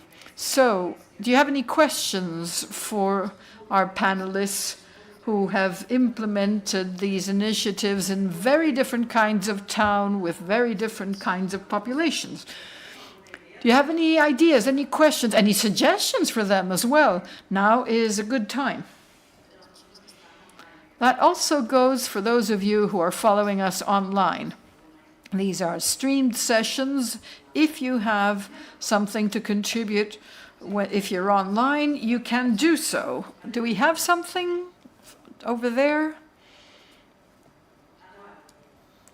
Go ahead.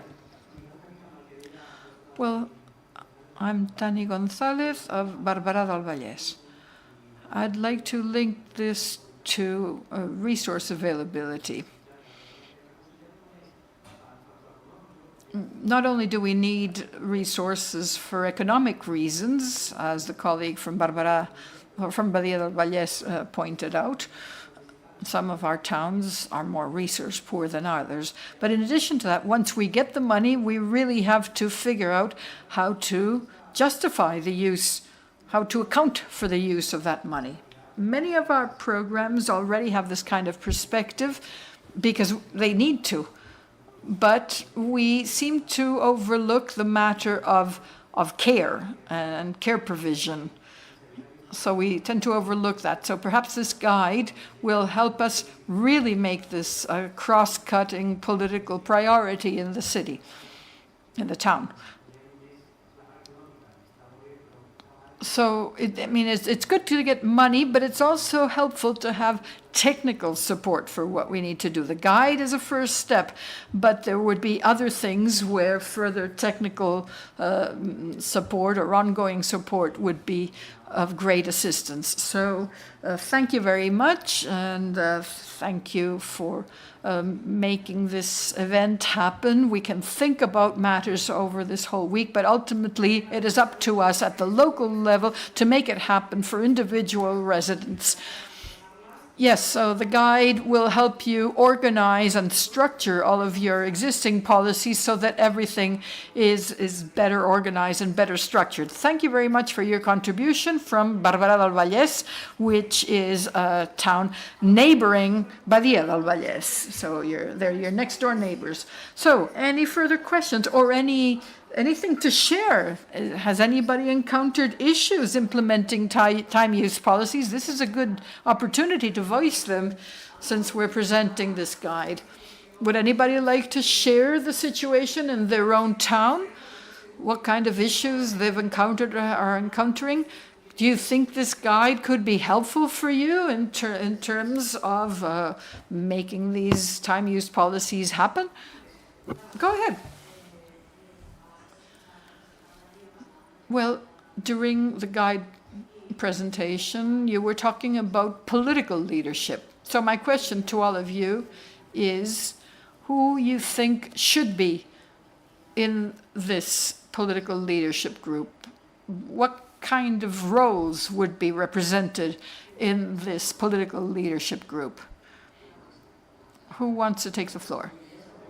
Well, certainly my council portfolio, for sure, urban planning, and also housing, and also the mayor. Because we discussed this with our colleagues. If you don't have somebody with the voice of authority, sometimes it's hard to push forward. Certainly these three portfolios. Right, so you want to go to the top. Yes, because otherwise, if you set up a group full of good intentions, you don't really move forward. You really need somebody to push the matter forward, not to make it compulsory, but to really make things happen.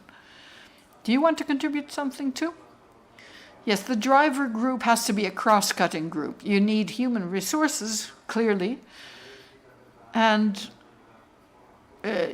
you need support, from portfolios such as feminism or social rights.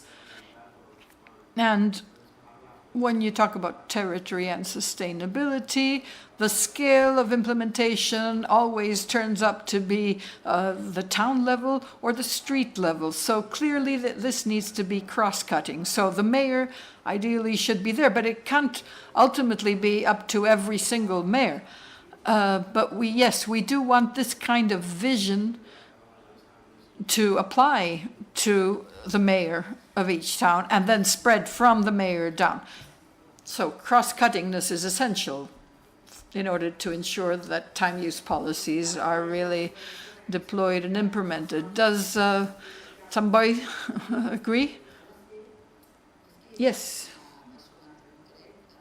What I feel is that it more important than having somebody in a specific role there is to make sure it is something that is promoted and driven by the mayor and then absorbed and taken on board by everyone. I mean, it has to be acted upon by every portfolio. If that means we need to train everyone from the councillors down to the technical specialists in every sphere, well, that's what it takes. It needs to be a cross-cutting tool that concerns every area of action. Otherwise, it's pointless. As I said before, unless these policies are cross-cutting and with a real political conviction, they just won't work. It's like gender equality. You can't implement gender equality only from a gender portfolio.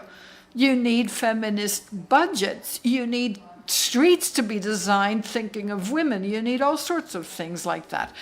So the same as we've done with other policies, we need to do it with this, particularly because this policy has a strong gender component. So you need political support, but you need this perspective to permeate throughout every policy area, every portfolio. Otherwise, you'll just be doing piecemeal stuff. And you won't really have an operational cross-cutting approach. Now that we're talking about time use policies from a public policy perspective, I have to say this. Often citizens find that their hands are tied because employers or companies are not willing to do anything to overcome time poverty. So how are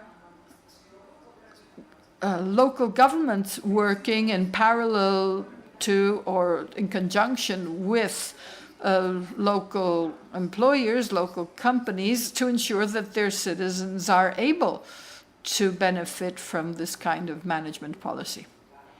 Well, I was telling you about the project we want to implement starting in January.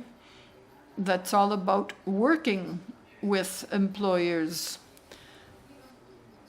When you talk to employers, you need to speak their own language, the language of business. Businesses are finding that it's very difficult to hire certain kinds of worker. I can't remember what the figure is. Over 120,000 employment posts are not being covered, are not filled because of lack of people. So companies need to be able to attract talent.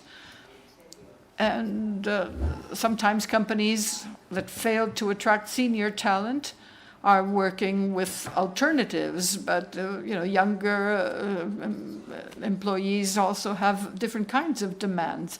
It's also important to understand that time use policies are more productive and they build loyalty to the company, and they're good for the bottom line. More and more companies are talking about this. They're addressing it because they need to. But as a result, we are able to build alliances with companies in our area. You can provide diagnostic services, you can provide examples of good practices implemented by other firms, you can explain the added value that is earned by a company that implements work-life balance policies. The fact is that working with employers is something that works out. The fact that employers currently need to cover certain posts is something that can be turned around in a positive way. From a gender perspective, I mean, we're not talking about university level, but we found that employers needed a certain profile, and particularly women. So more than 50% of the posts that we have co-created with companies have involved, well, training and then placement for over 75% of participants, and most of them were women. Sometimes co-creating projects with businesses that are trying to solve their issues helps you address other issues. In this case, highly masculinized industries, and so creating a greater gender balance there. So this is important at a time when working hours are a topic of debate. Are there particular management policy areas where time use policies are harder to implement? Would this guide particularly help in particular areas or portfolios? Well, I mentioned spatial planning by way of example. That is a more so quote unquote masculine type of portfolio. I mean, ultimately, it's a policy area with quite a few women, but cultural change is hard to undertake.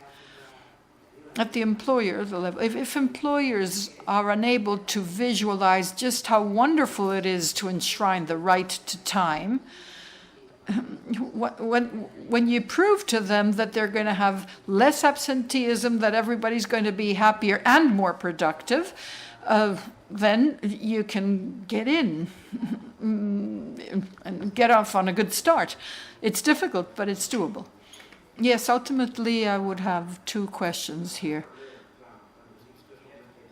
Smaller towns tend to think of proposing certain types of measure on the county level so that we won't be operating on our own. In Badia del Vallès, the largest employer is the local council. We have one large supermarket. Everything else is local retail, small shops. We have municipal retail council, and we work with them on that front. But there are also some tools. We will soon be adopting new bylaws on civic attitudes, because sometimes people's ability to get enough rest is impeded by certain people who don't have a very civic attitude, and they usually have this uncivic attitude because they're close to certain types of establishment, and those establishments will be required to close at 9 p.m. instead of midnight. This kind of thing is important so that people can enjoy their right to rest. Now, when we talk about spatial planning, yes, spatial planning is really the most technical portfolio or policy area within the town. Yeah, I see you all seem to agree that spatial planning is an area. Yes, spatial planning deals more with companies and things. The rest of the portfolios tend to deal more with people. So that's the difference. But you have to turn that around, and you have to see this as an opportunity. If a particular policy area is particularly recalcitrant or difficult to tackle, we have to turn it around and offer everything you have to offer. Yes, and issues need to be detected before objectives can be set. Do you have anything to add? Perhaps some boy can say something about spatial planning? Oh, it's important to work with spatial planning, of course, because it conditions a lot of things. I don't know what your population is. Our population is nearly 84,000. It's a huge difference.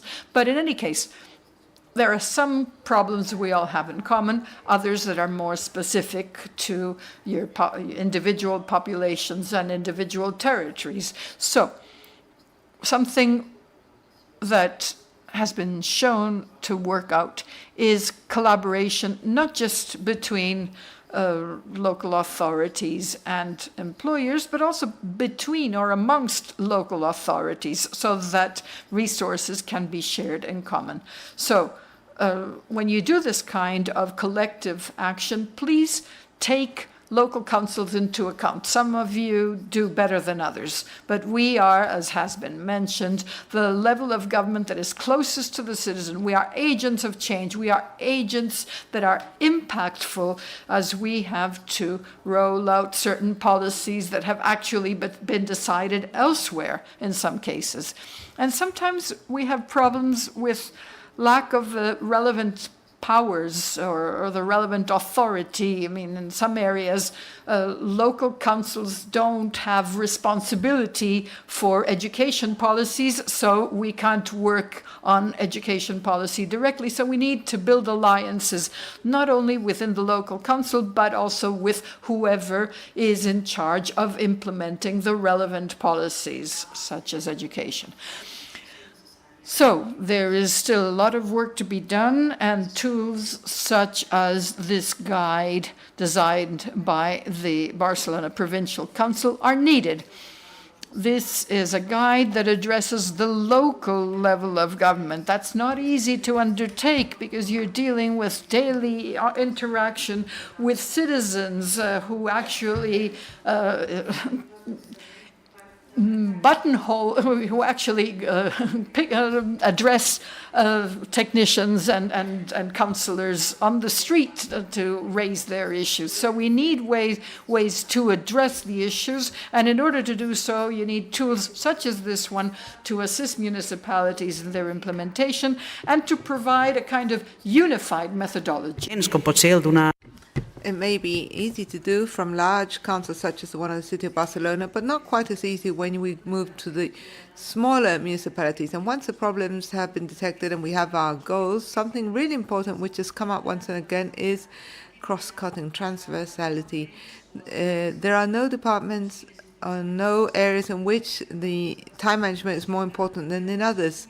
So it has to be a concept that really permeates the whole way the council and the municipalities are managed, because the use of time policies should impact at all levels, all departments, of course, including the one of land use and spatial planning, and see if we manage to do that within a year. Well, I'm sorry. I hope we haven't offended anyone in the field. But it's also important, as we said at first, to create this figure that also has to be someone cross-cutting and have a universal, comprehensive view, and that can work at all levels with time policies. Because if you just work in a small little silo and very specific aspects, the people will not be aware of what's going on in the next room. So the time chief officer needs to have a global overview of what's happening. And so let's hope that this plan that's being designed by the Diputación of Barcelona is going to be very useful to municipalities. It'll be a good instrument to use, and hopefully in 1 year's time, when we have a time use week, we'll have representatives from the territory, from the different councils, and all here happy to be able to say that they've been able to implement the plan. So thank you very much for being here today, showing the examples of Sant Boi and Badia del Vallès and Manresa. Now we're going to bring this session to an end for a few minutes, but the next session will start very soon, in just 8 minutes. We'll be talking about policies, time policies, and the use of the right to time, key solutions for 21st century challenges. There will be some presentations in English, so you can use interpretation to listen to the English version in Catalan or Spanish. And I'd also like to remind you, in a few minutes' time, we have 2 closed meetings that will be starting. On one hand, the plenary of the Catalan Network for Rights to Time in Torremontaña, and then the second meeting of Equity professionals. The people who have to participate in those 2 closed meetings will please go out to the foyer, and they'll tell you exactly how to get to your meeting room. Thank you very much, and we're back in a few minutes. Thank you.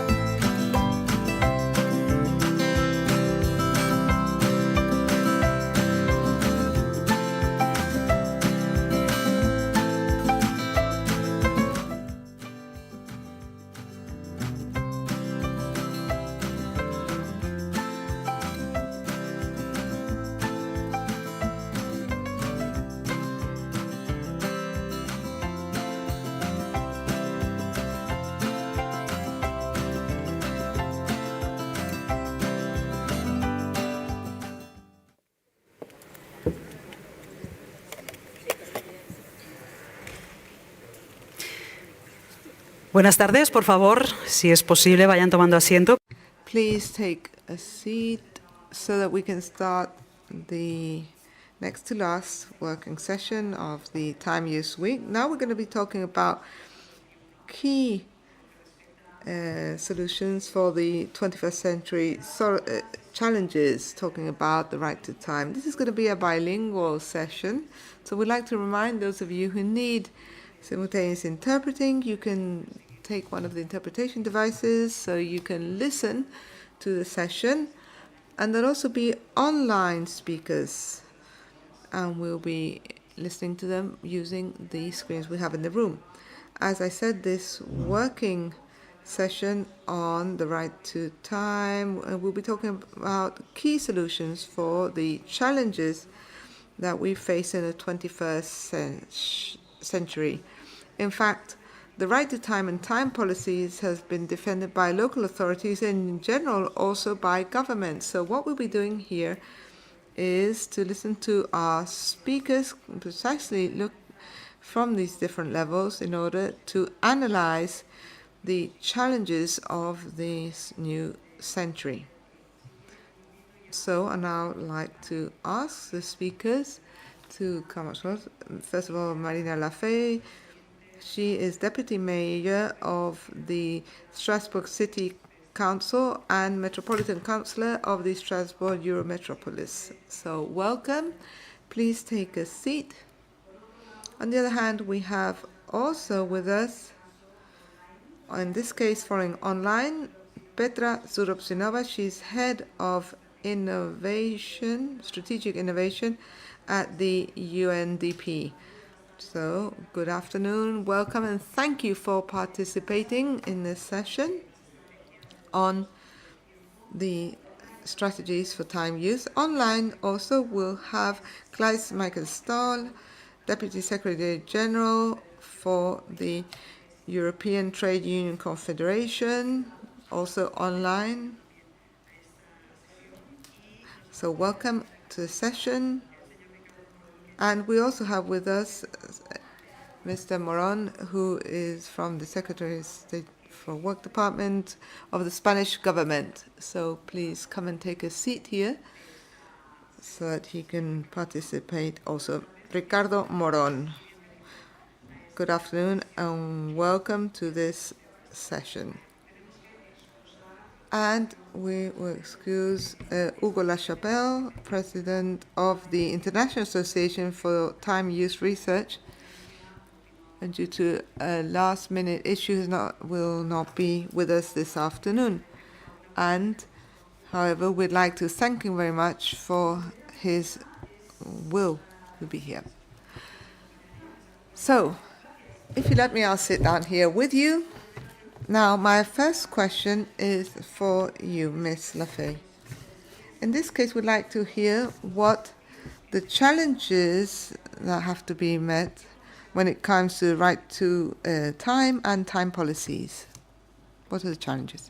There is perhaps three aspects for me. The first one was mentioned before, is the question of the data. We have to collect more data, qualitative and quantitative data, to inform with indicators the administration of our city and also, especially, the politician to put the subject on the table during the campaign, for instance. And we have explained also that the World Bank recognizes the time poverty, but I was before an anthropologist, but in a sociodemographic laboratory, and it was not well known, this topic of this word of time poverty. In few studies also, we can see that they are focused on south parts of the world, but not on the north. And it is a problem and nonsense for me that if we heard, for instance, the German philosopher Hermann Rosa, he explained that there is a big link between our types of modernity, industry and society and capitalism, and lack of time. So it's more important to collect data, especially in north of the world and in Europe. The second aspect of show also, which is very crucial, that it's also explained, well known by Armand Rosa, that in our society we suffer of lack of time, and also we suffer from a phenomena of acceleration, and to fight against that and to save life balance, we have also to think in public policy, some concrete proposal to slow down. And it's not very simple, but it is a need to make some proposals. For instance, in Strasbourg, we improve some new types of bench. There is also in Barcelona the super block. It's a possibility also to slow down.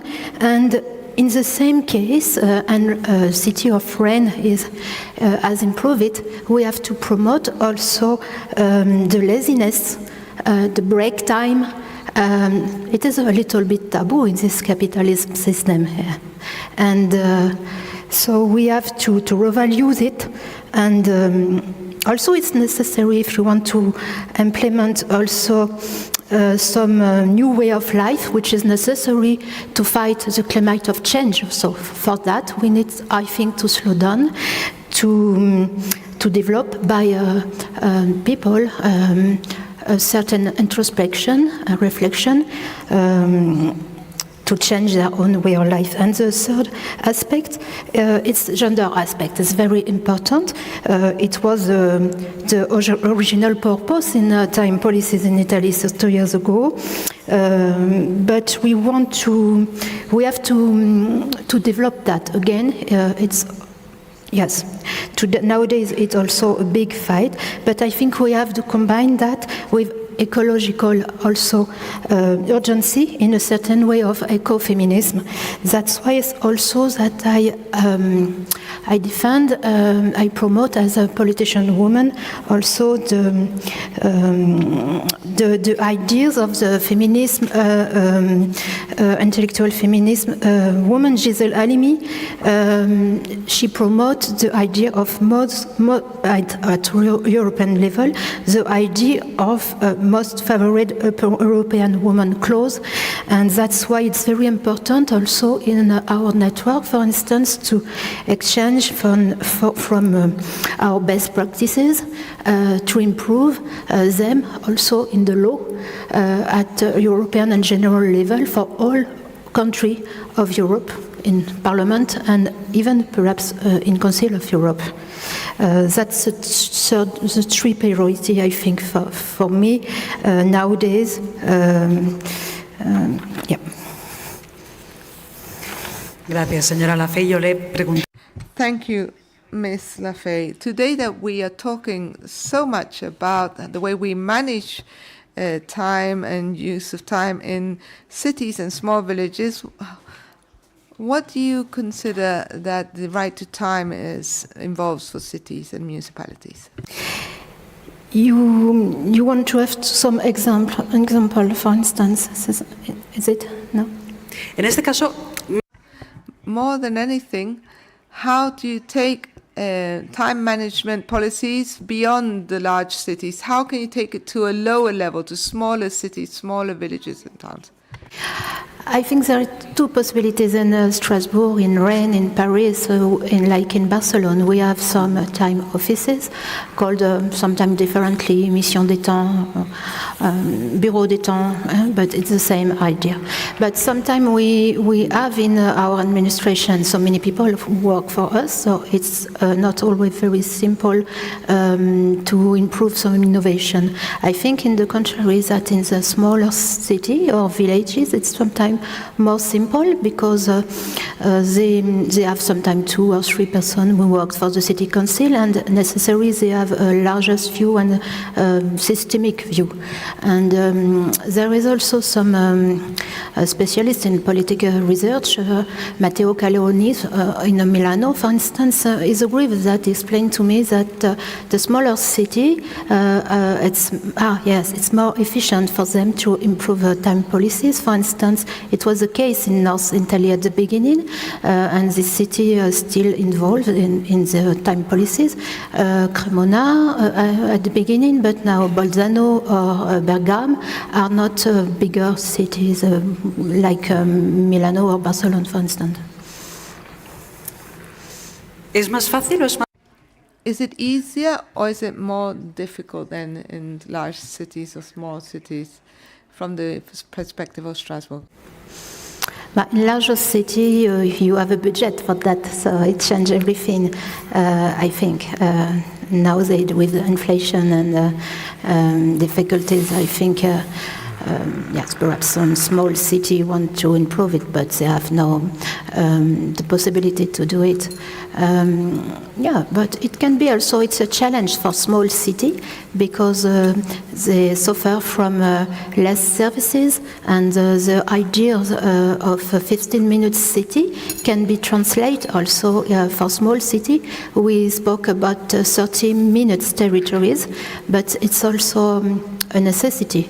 In France, for instance, there is many territories who suffer from less services. They have no hospital, for instance. So today it's a real problem and a democratic problem, I think. Gracias, señora. Thank you very much, Ms. Lassay, for your words.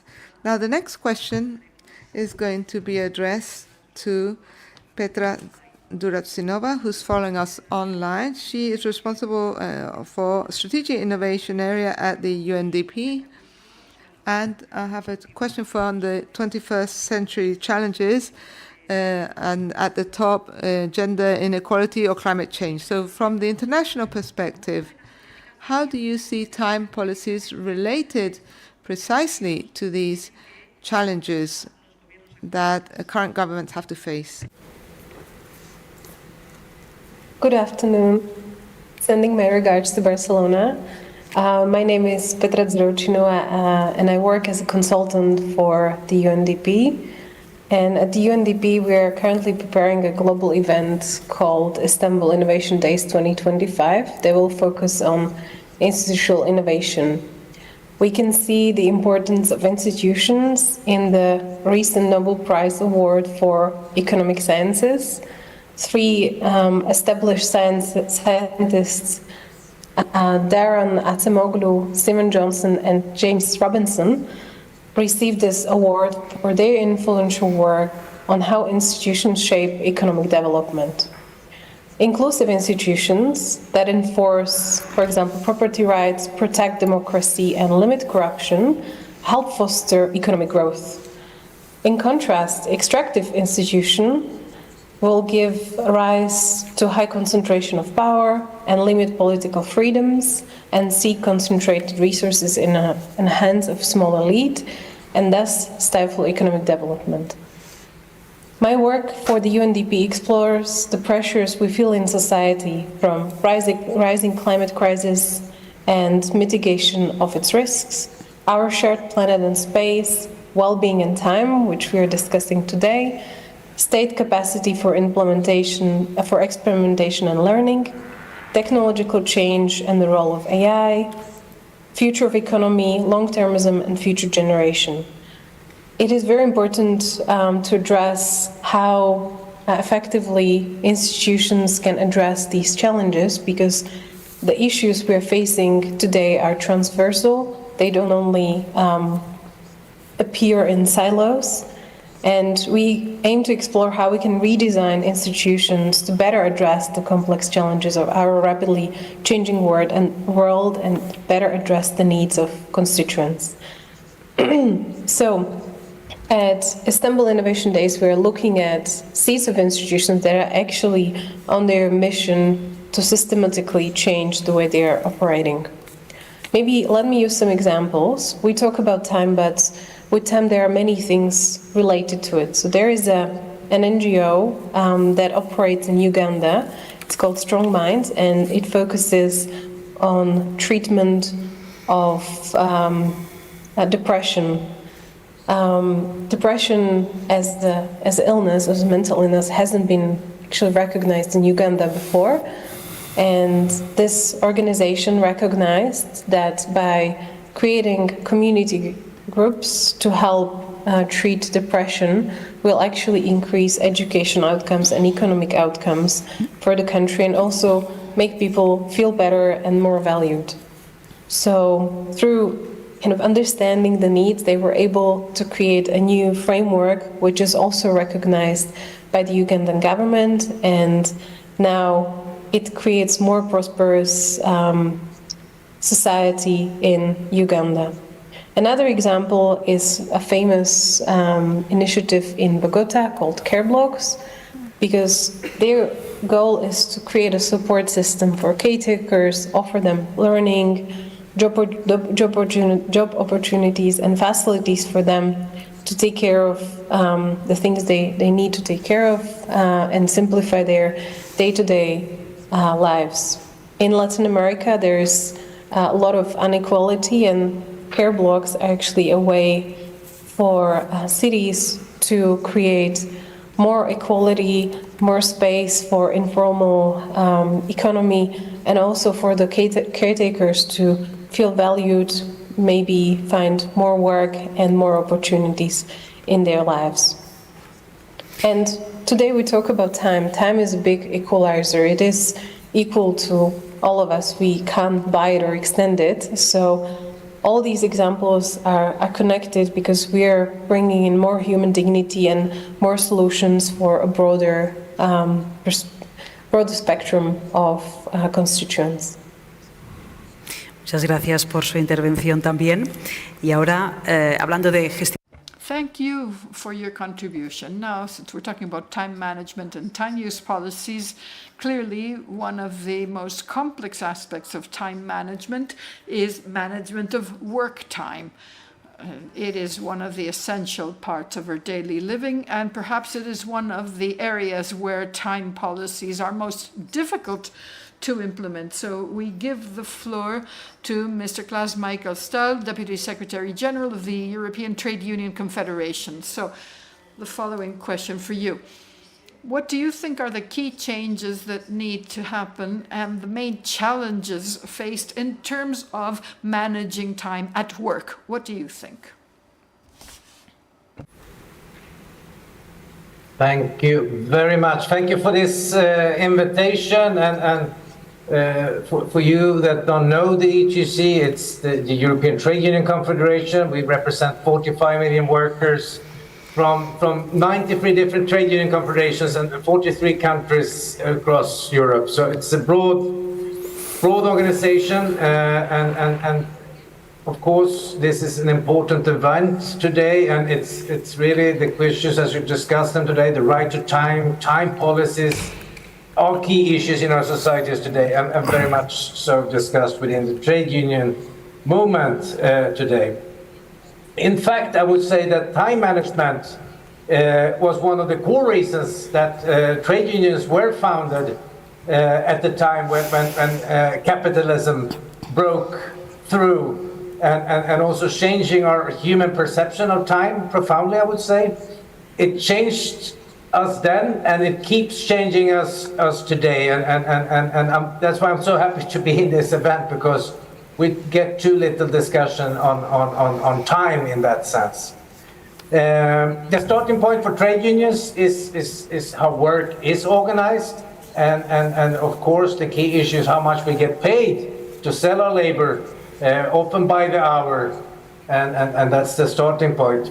Our manifestations and demonstrations in the 19th century and the early 20th century was 8 hours of work, 8 hours of leisure, 8 hours of sleep. And these two demands, together with democracy at large, were our great demands then, and I would say remains the core of trade unionism. Because the problem then, and now remains pretty much the same. Poor organization of working time creates health issues, health problems, problems with equality, as mentioned of the previous speakers here, productivity, but also sustainability issues, which affects the whole of society. And again, also very well pointed out by the previous speakers that work time and management of time affect us differently depending on social class, gender, ethnicity, and other factors. And very simply, I would put it, if you're on the top of the social hierarchy, you will have significantly more resources to deal with your time management than if you're at the bottom, struggling and hustling, if you so want, to make ends meet. Now, as I said, working time and management of time continues to engage CTC and its affiliates. And at our latest Congress, it was decided we would support each other's campaigns across national borders for reducing our working time. We also decided to support each other in collective bargaining for this.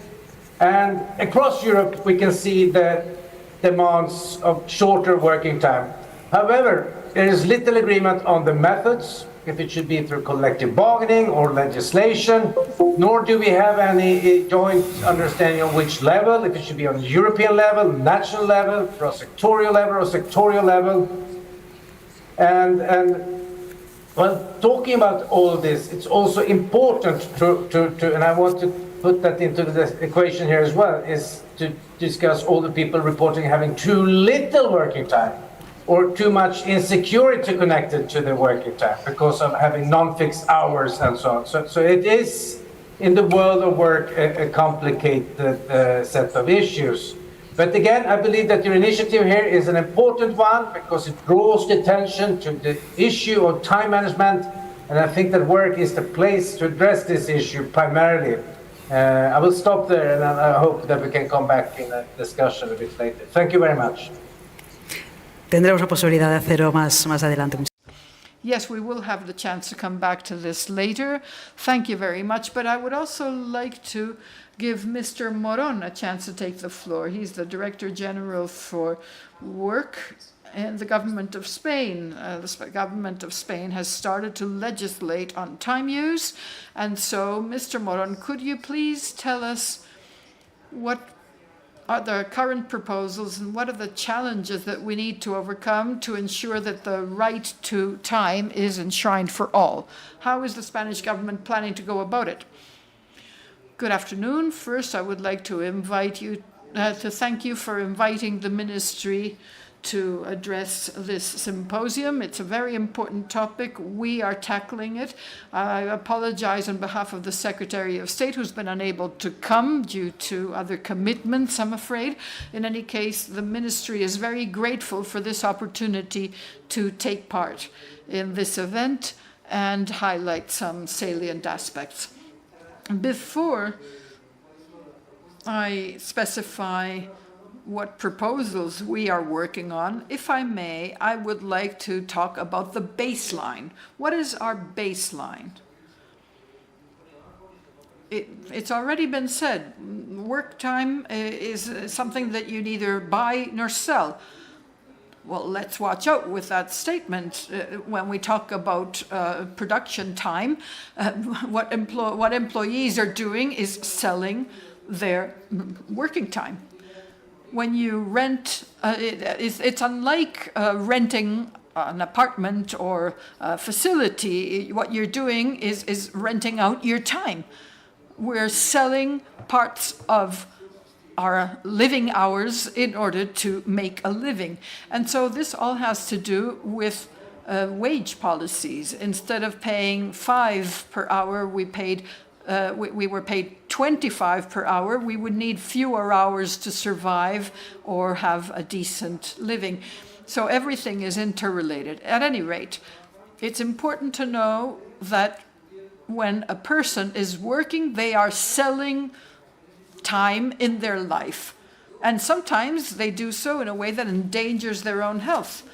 As the European Trade Union Confederation representative just pointed out, the original trade union demands were not about increased time for leisure, amongst other things, because people couldn't afford to do anything with their leisure.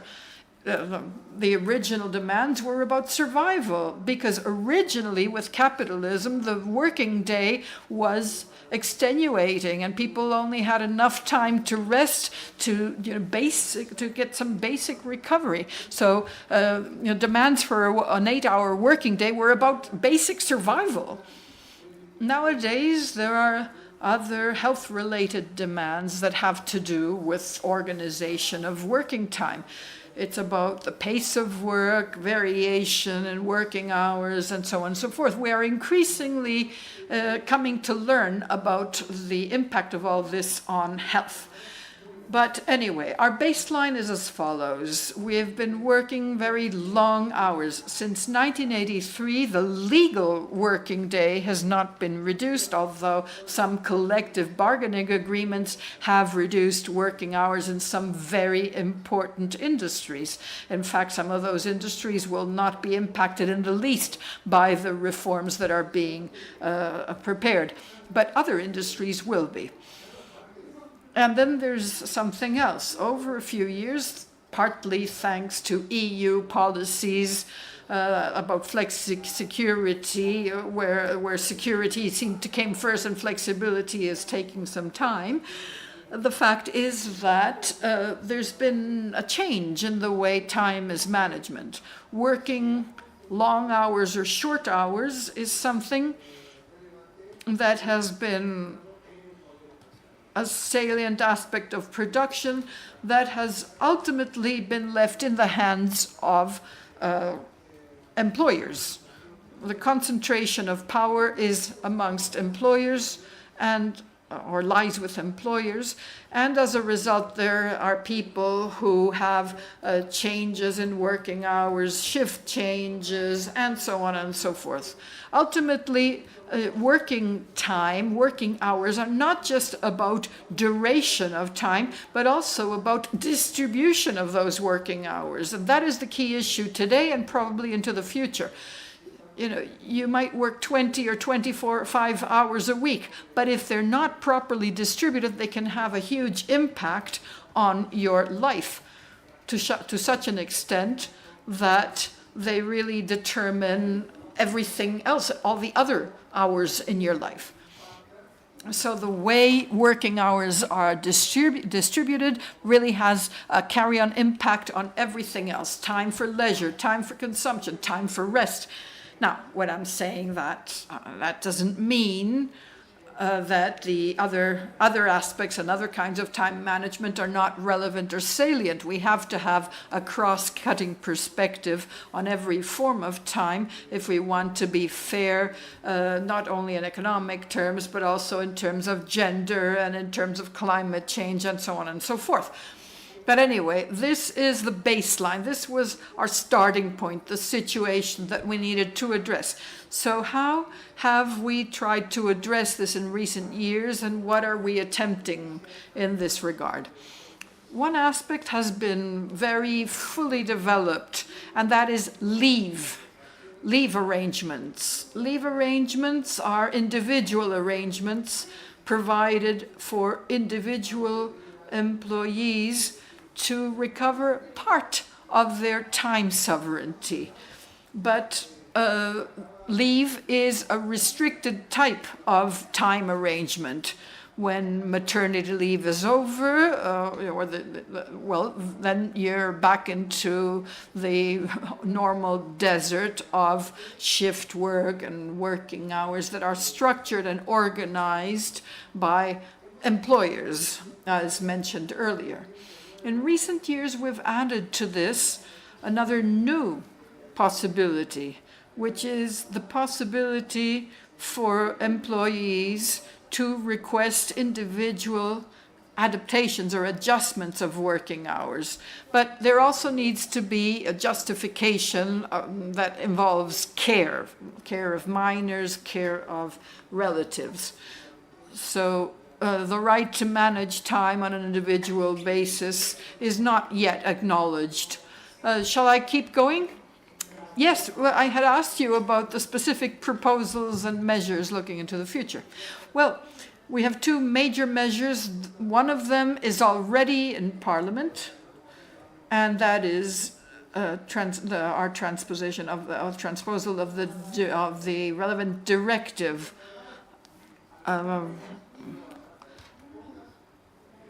Which brings on some new important rules. It's not a complete change in legislation, but the new regulation requires companies to notify in advance what the work patterns are, what the potential variations are, and what the possibilities are. This is about working hours overall, in general, but also in particular for part-time employees and part-time contracts, because part-time contracts are very flexible, highly easy to modify and use in a very flexible way by companies. So these measures are already about to be debated in Parliament. Then there is the working hours reduction measure that is currently at the stage of social dialogue. We're discussing this with employers' unions and trade unions. The trade unions generally have a positive view of the government's proposals. Overall, with some criticisms, they welcome this proposal. But employers are more reluctant. An effort is being made to bring them on board, and it looks as though there is a possibility, there's a good chance, not a certainty, but a good chance that they will support it. So what are these measures? First of all, reduction of the working week from 40 hours to 37 and a half. We had thought of a level of 38 and a half hours, but we'll see how the negotiation works out. And then there's a whole debate all over Europe as to whether this should be done through collective bargaining or through legislation. But in any case, the adaptation, the specific adaptation on an industry level is referred to collective bargaining. So by law, in terms of yearly calculations, the working week is reduced with actual arrangements to be worked out. Secondly, there is the matter of changing arrangements for keeping track of working hours, because if you make everything very flexible, there needs to be good control and oversight. Otherwise, it's pointless. And here I could talk about digitized, interoperable tracking of working hours with a direct connection for labor inspectors and so on and so forth. Thirdly, reinforcement of the regulation that has not finally yet been adopted in the European Union. That is the regulation on the right to disconnect.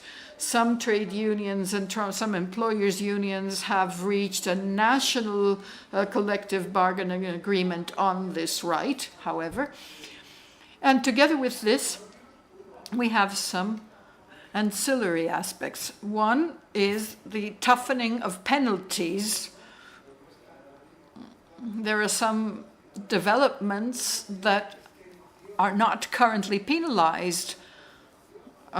Situations where companies exploit their workers until their extenuation.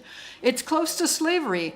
Workers working 14 or 15 hours a day with just one day off a week. It's very close to slavery, and this is a very serious infringement on limitations on working hours. And in addition to this, in order to make things easier in certain industries, and particularly amongst SMEs and for self-employed workers who have employees themselves, well, there is some support and incentives and training assistance and assistance in reorganizing time and so on and so forth. I apologize for speaking for so long. No, sure. I mean, when you ask about goals for the future, obviously a government must have many goals for the future, particularly in matters as cross-cutting and broad as time use management and working hours policies. We will now have a second round of contributions in the same order that we just followed. But please wear your institutional hat when you answer my question.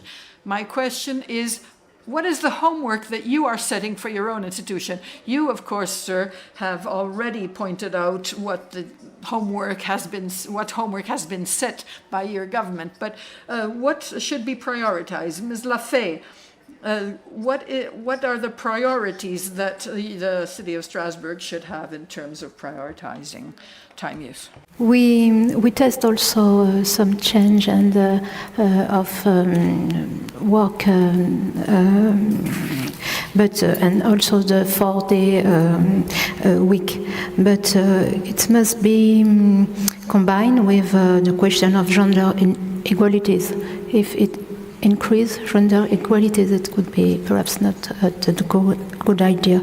But our priority today is also the main topics of our event in November, because we are now, yes, we are proud to be the World Capital of Time for 2024 until March 2025.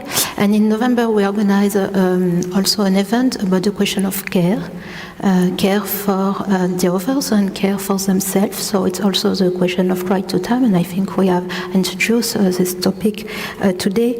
But in this topic also what is very important is to consider the question of time integrating children's rights. That is perhaps not well known, but for instance there is also many children who are caregivers and perhaps have difficulties to learn at school and are tired and suffer from problem of mental health also. And yes, we want to develop that. That is a need also. I'm also president of Tempo Territorial, and we develop actually a reflection about the question of right to time, especially for young people. And what is also interesting that in Strasbourg we have signed a UN declaration, we have signed the UN Charter, City of Children, and that we have the obligation also to consider this question, but with the expression of the children themselves.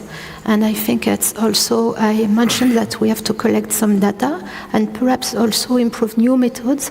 There is a French researcher in France who have proposed some method to collect data about the needs of children, but expressed by the children themselves, about the right to time. And I think also it's very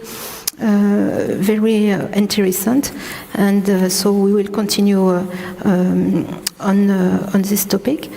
For instance, recently the team in nursery, public nursery city, they improve a day without clock. To be more adapt about the need of the children and biological aspect, but it's also a question of freedom, also what they want to do.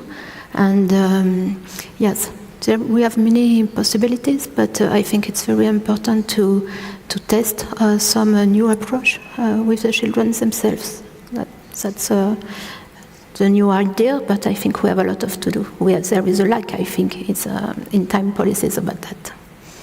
Perspectiva interesante esta, la de vivir. That's a very interesting perspective. Living without a watch, without a clock. That's the perspective of children. Thank you very much, Ms. Lafay. And now, Ms. Jurovchinova, what's the homework that you would like to set for your own institution? What are the most immediate challenges for your organization? Thank you very much. So what we are trying to achieve right now is to find examples of good institutions around the world, or seeds of institutions that can serve as an example for others that are trying to make things better.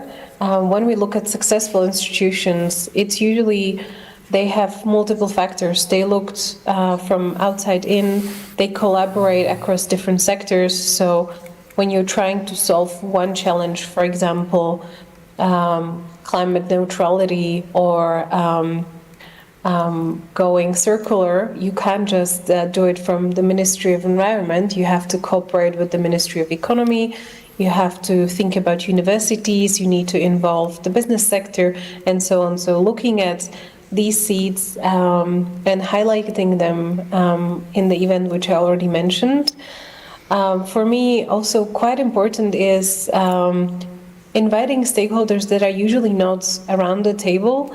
So, for example, when it comes to climate change, thinking about nature as a stakeholder, and also when we think about climate change, then thinking about the future generations, what kind of world we will live for them.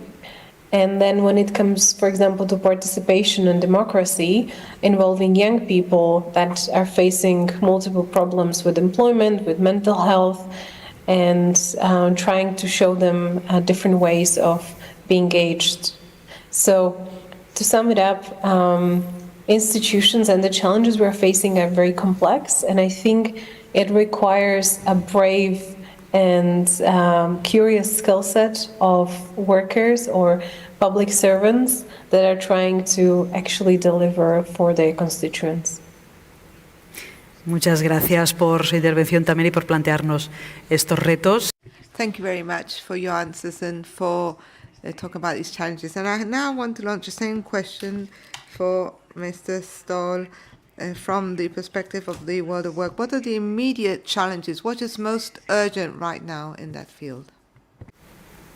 Well, most urgently, I think it is to get a common view within the European trade union movement on how to go forward. I think it's very difficult. As I said, it's a very broad organization with organizations from many different corners of Europe. So I think that's one of the low-hanging or high-hanging fruits, whatever I should say.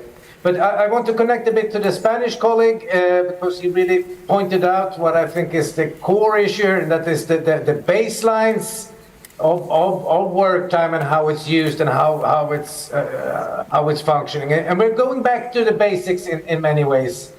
And I think power has to be set at the center of this discussion, because power on the labor market defines what arrangements that can be done. So of course, if for groups that have less of social power, there will be less scope to deal with the challenges that time gives.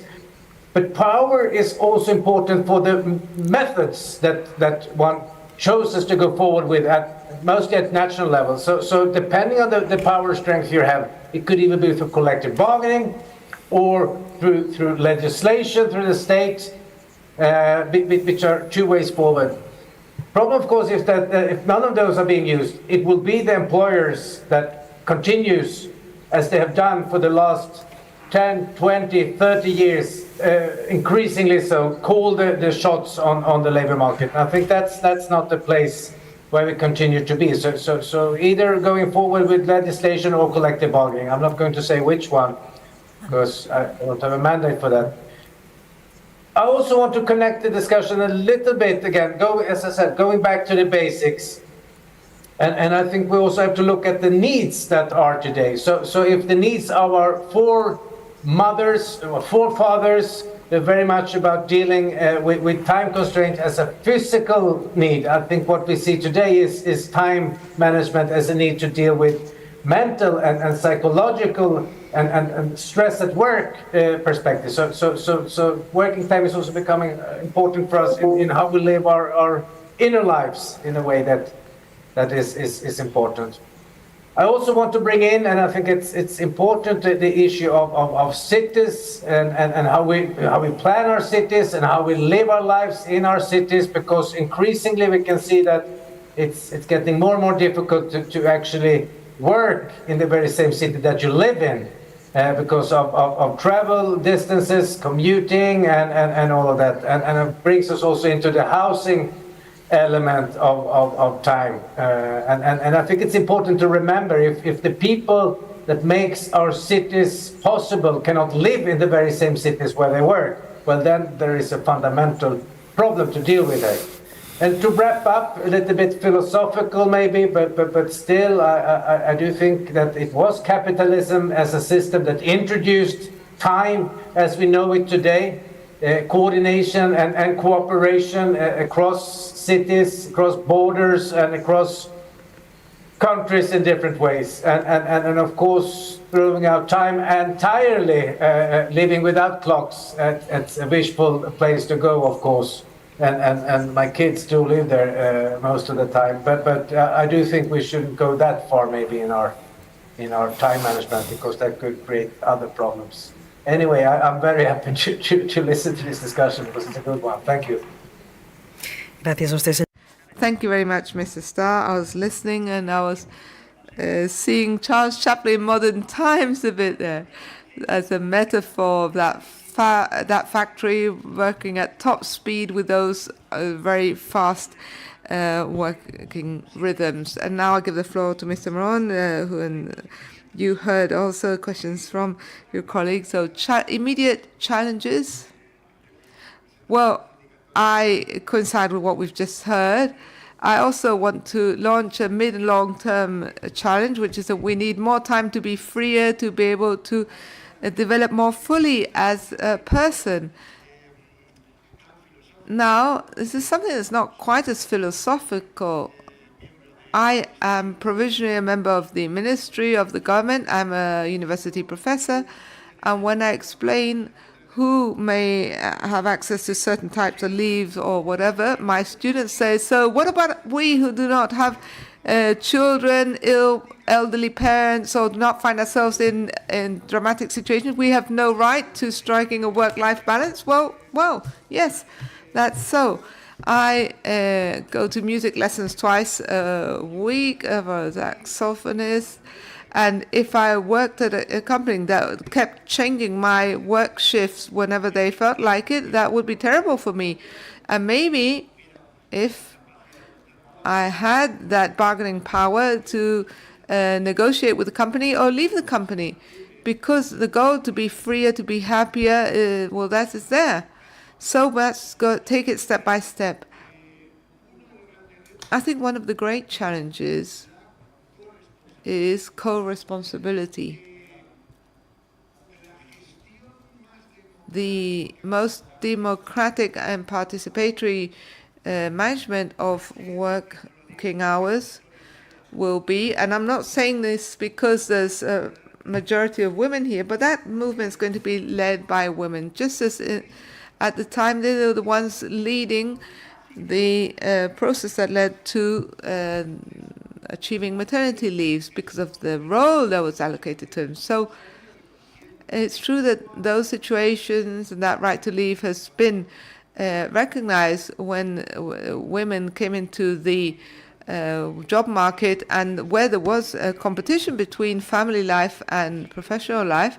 I think that the next process is going to be the struggle led by women, and obviously all the rest of us have to also be present there in that struggle. Men have to be there, and that is co-responsibility, because if there's no co-responsibility, time management is going to be discriminatory. It's going to be unequal. If there's no corrective factor outside the company itself, but also within the company. So we need to be able to design public policies that go in depth and that ensure that co-responsibility is a necessary part of the way we manage time within the at work, because that's going to be really important. But sometimes in productive spheres, it was men that had one role, which was to bring as much money home as possible, working overtime and so on, and women had a different role in life. But we've seen cases of this in collective bargainings, where there are special leaves that are offered to some types of people, sometimes to the mother, sometimes to the father. So we have to be very careful when we think about these things. But there is still a lot of bones to pick. For instance, now when it comes to salary transparency directives that need to be transposed in order to fight against discrimination, what is the key element here? And this is a question that I also ask my students in class. Why do 80% of leave go to women? And students come up with all kinds of comments, because women prefer to take off work themselves, because children love their mothers more, because mothers love their kids more. But when you look at how things really are, when a couple sits down and decides on who's going to give up work, it's usually a financial factor that's behind it. So the person who earns less is the one that's going to sacrifice part or all their time at work in order to dedicate it to looking after the children. So there are many elements, and salary is one of the aspects. And then, of course, equality and doing away with discrimination, all these aspects that we have to continue working on, so that time management becomes more egalitarian, less discriminatory, and there is this co-responsibility. So the public powers have to work on these policies, and I think that's going to be really key. Thank you very much for your comments. And we're almost at the end of this roundtable, but I would like to comment upon some of the extremely interesting things we've heard. First of all, this idea of the need to go more slowly, to slow down. We all need to do this and really be aware of the need to stop in order to implement new ways of life. And also the gender aspect, which has come up in all the sessions that we've been hearing today, and also the cross-cutting perspective, this need that for time use policies that have to affect all the areas of management and all the spheres of life. Now, we've very clearly seen that that structure of timetables, 8-8-8-8 working, 8 free time and 8 resting, is completely obsolete. We have to rethink it in detail, and that is precisely one of the challenges of the 21st century, to restructure the time spent at work in order to make it better for everyone and more productive too, and will benefit the society as a whole. And then this interesting idea of living without an eye on the watch, as children do, and the right to time that of young people too. They also have right to it. And this last idea, a better management of time will mean more freedom for all of us. So we'll have more time to live, basically. Thank you very much to all of you for your presentation, your comments. It's been a pleasure to share this roundtable, even if it's across the distance, and I hope to see you soon. Thank you. We'll have a brief break, a 15-minute break, and we'll be back at 5 for our last session. Thank you.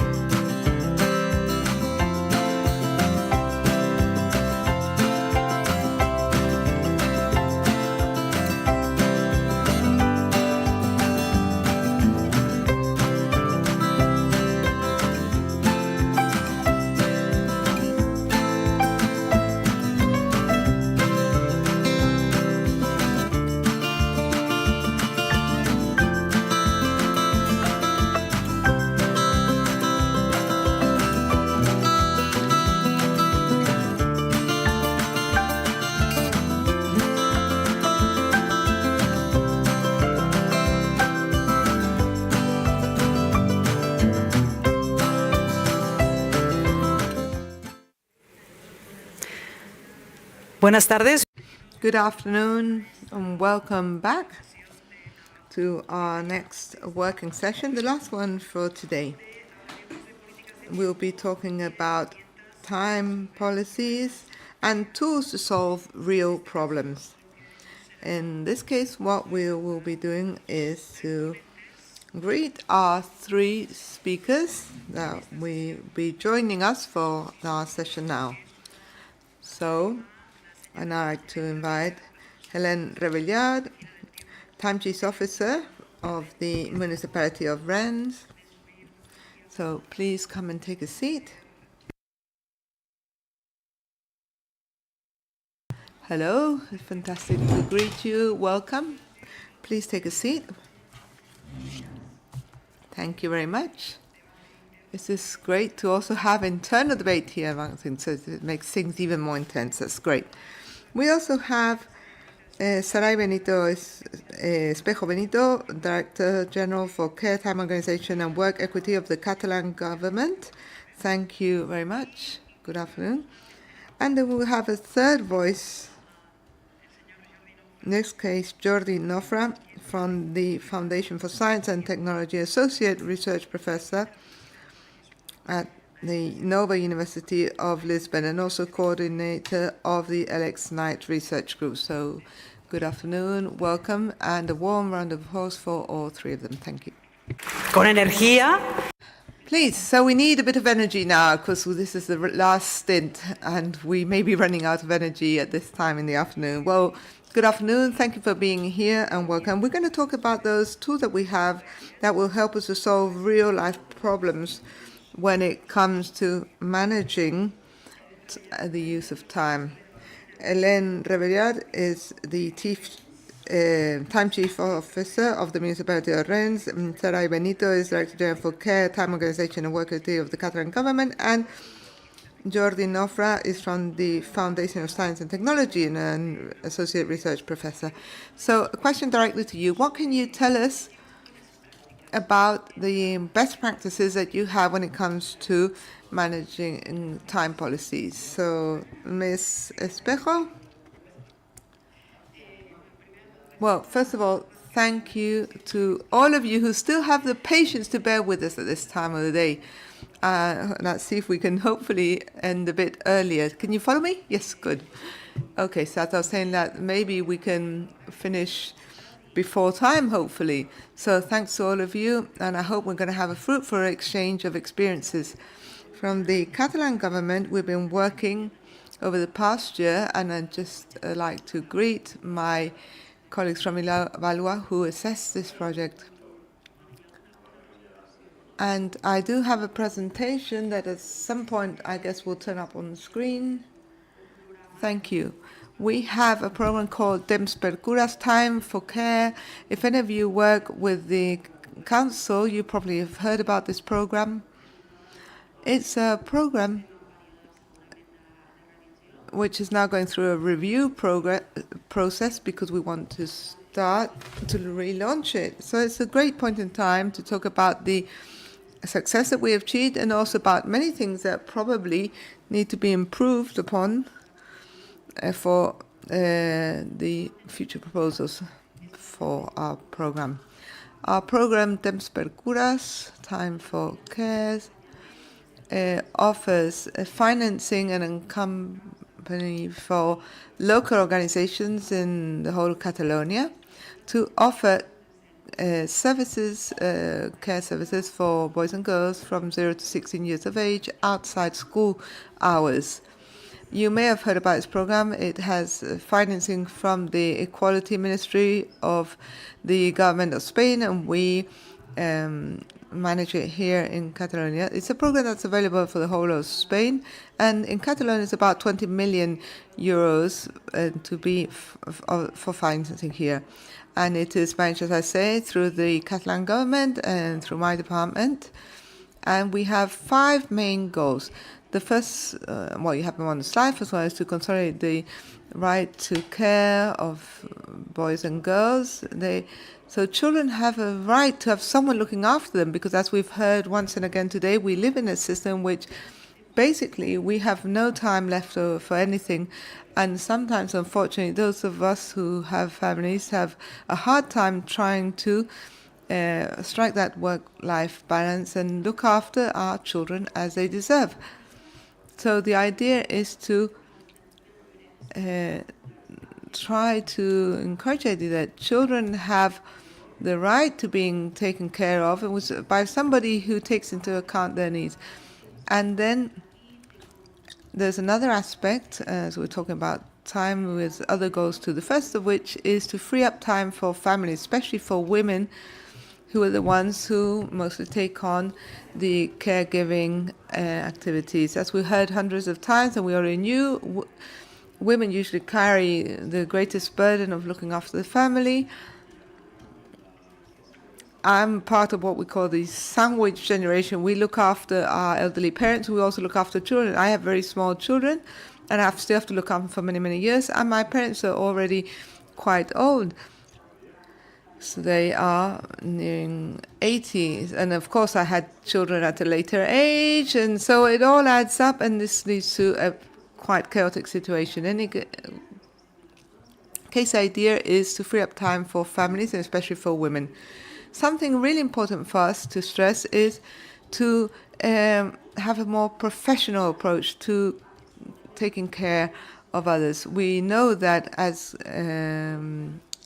caring is usually carried out by women, it has no social value, it's very badly paid and very unstable conditions. So an important part of this program is precisely to make it more professional and to generate jobs of high quality. I'll tell you later about what actually happened, but this is the program goals, and then I'll tell you later how it actually worked out.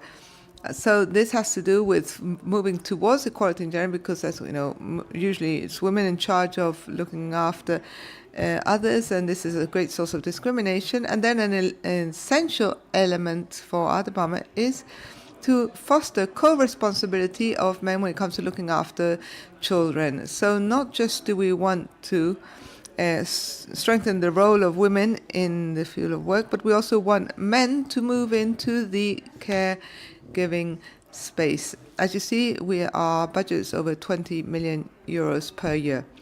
From the Catalan government, what we do is we receive the financing from the Ministry of Equality, and then we transfer on to local organizations within our country.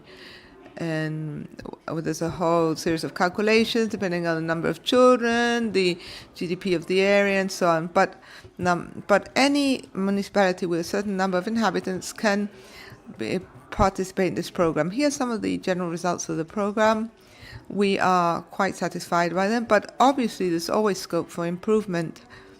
One of the positive things is that we have been able to increase our offer of services up to a maximum of 1,037 in 2023, which is practically a 20% growth since 2019. For next year, for 2025, we would want to increase this figure even more when it comes to the number of services offered, and also to diversify, offer also. An important element for us is the number of boys and girls who have received services via this program, which is about 148,000. And as you can see, 72% of these children are between 4 and 11 years of age. Something which has been identified after this program is that after the age of 11, we found it very hard to reach the teenagers between 11 and 12 and 15 years of age, although they are still underage and they could be part of this program, but we're having a hard time trying to reach them and incorporate them into the program. Another thing that we have been really pleased about is there's been 5,600 job contracts for people who've been taken on to offer these services. And surprise, surprise, 76% of the people hired were, of course, women. Not surprising at all. So once again, we have an issue, well, what has been said over and over again. I would like you to take a look at this pie chart here. where we see what type of services have been financed by our program in 2023. For us, it was important to look at this breakdown because something that we would like to do is try to really be innovative as much as possible in the programs that we finance. Obviously, that is our goal, and then we have reality. And in reality, most of the programs that have received financing were summer camps and so on that were already in existence.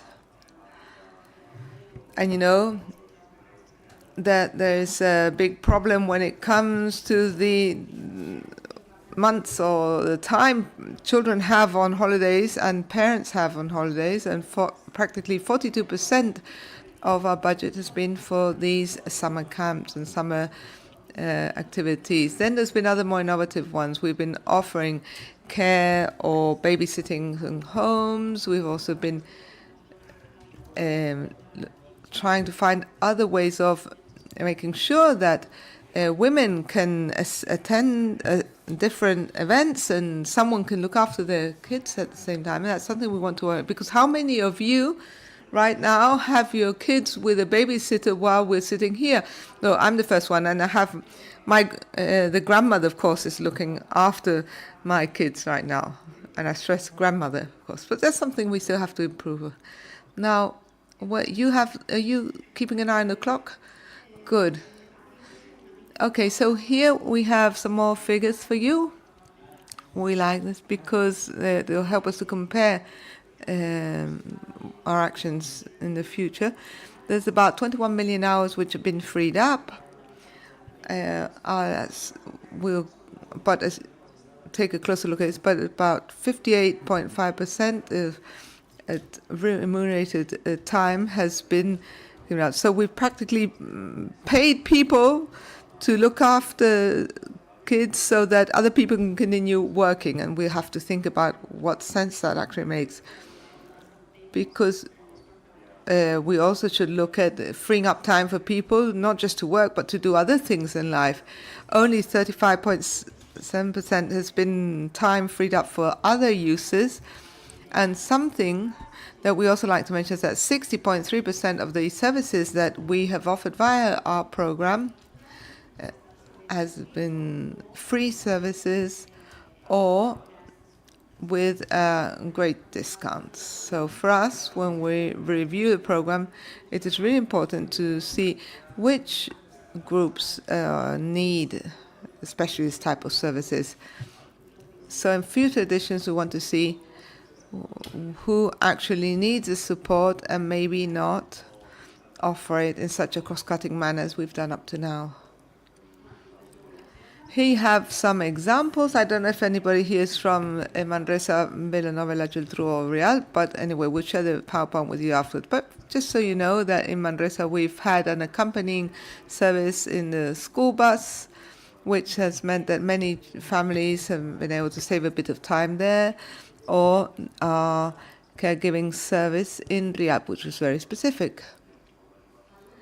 And finally, more or less, finally, the most interesting part for us is to be able to share with you what we've learned and key elements that stood out within this project and which we allow to maybe use for the future edition so that it works as the best way possible. At an operational level, we have seen, and this is something that we already knew at the department, and we repeat over and over and again, which is we need to find shared working spaces. That means we need to be able to work much closer to the local organizations who are the ones who are actually carrying out the activities with our children and offer the services. Because councils help us identify solutions that are more innovative and to take it a step further than what we are used to doing. Another thing that we have seen, which does not surprise anybody either, is that we have to ensure that people are aware of the existence of these services and that they are services which are stable and that you can rely on them, because there's nothing worse than when you have small children is to not know what to do with your kids for the next 3 hours. So we guarantee that and that is reliable, and this is one of the most important things. Now, one of the challenges that we're trying to see how to handle is that this is a project that has an annual budget with the usual year, but we're not with school year, it's not school terms. So that means that when Christmas comes, you've run out of budget and you haven't got the budget for the rest of the year, you don't know what's going to happen. So we are trying to move our budgetary year and adapt it to the school term. And another thing that will not surprise anybody, but we would like to mention, is that it has been really important in order to get the project to work right, that the council we're working with has a technical person who's someone who's an expert who's working with us to provide a service, because if not, the project doesn't really work properly. It helps us really direct the service better towards those who need it. And then there's also been a trend to cover in the first place the time that has to do with remunerated work. We really haven't offered that many options for time which was going to be spent on other uses. Now, another thing I wanted to mention here is that at a strategic level, we want to reinforce the right to time and to caregiving. We also have to take into account the specific needs of each of the municipalities in order to offer something which is much more useful for families. Not all the services are useful throughout the territory. Catalonia is very diverse. It's not the same if you can walk to school or if you have to drive 35 minutes to take your kids to school. And that has an impact on the way that family time is handled, and that has to be taken into account, the diversity in our territory. And then, of course, have that cross-cutting aspect to our time policies. And this one, I think, is the last slide.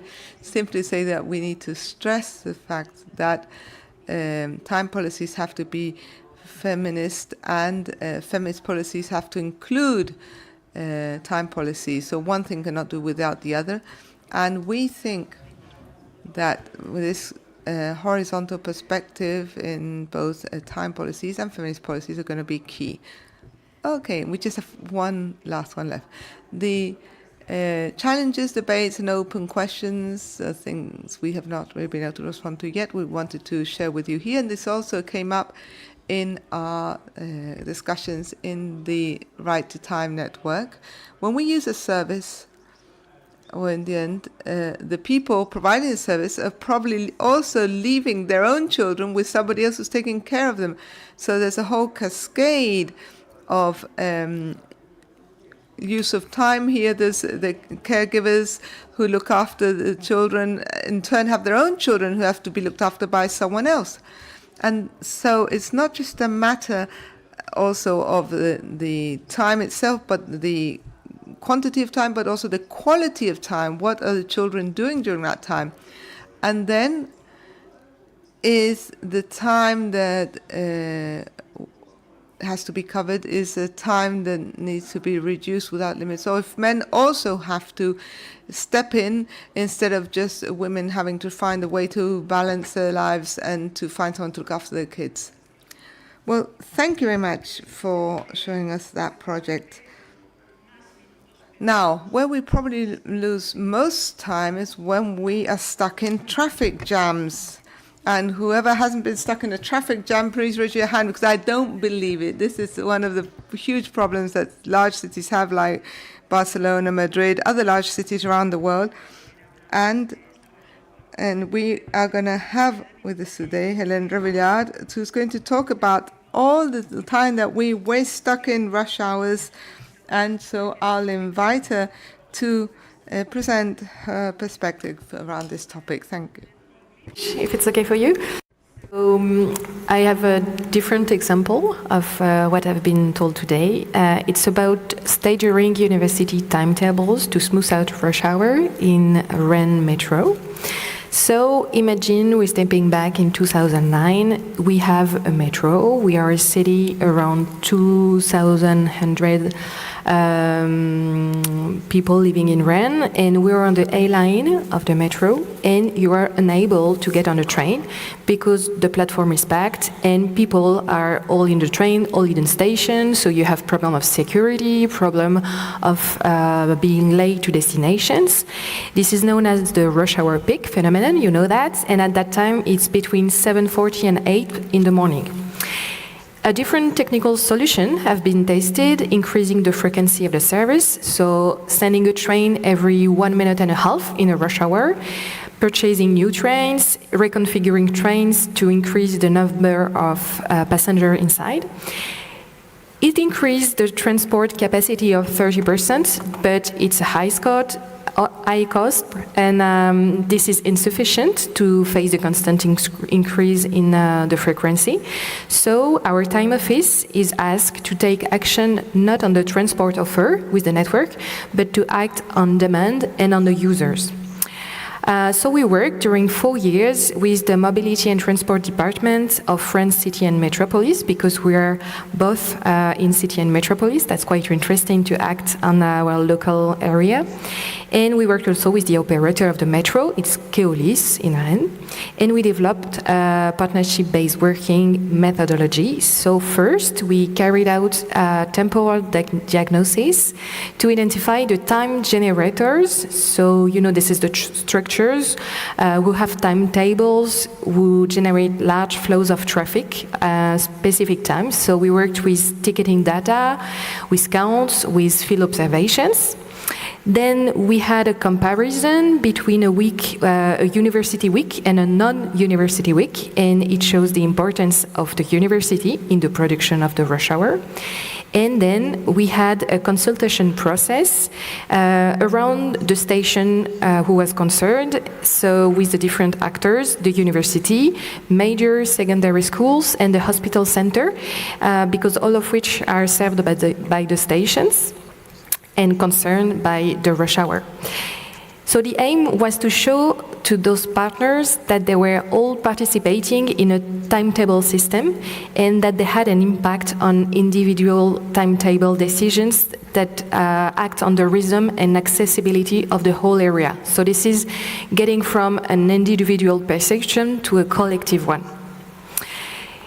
In addition to the time generators, we also worked with the University Catering Service, the student mutual societies, and the student representatives, because they are all involved in the question of times for students, and it was interesting to have their specificities and not creating new problems, for instance, for catering at lunchtime, for student jobs in the evening.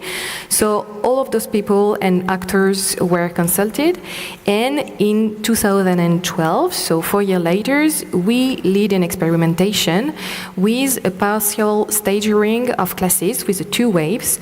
So we had 6,000 students beginning at 8:15, and then 8,000 students beginning at 8:30.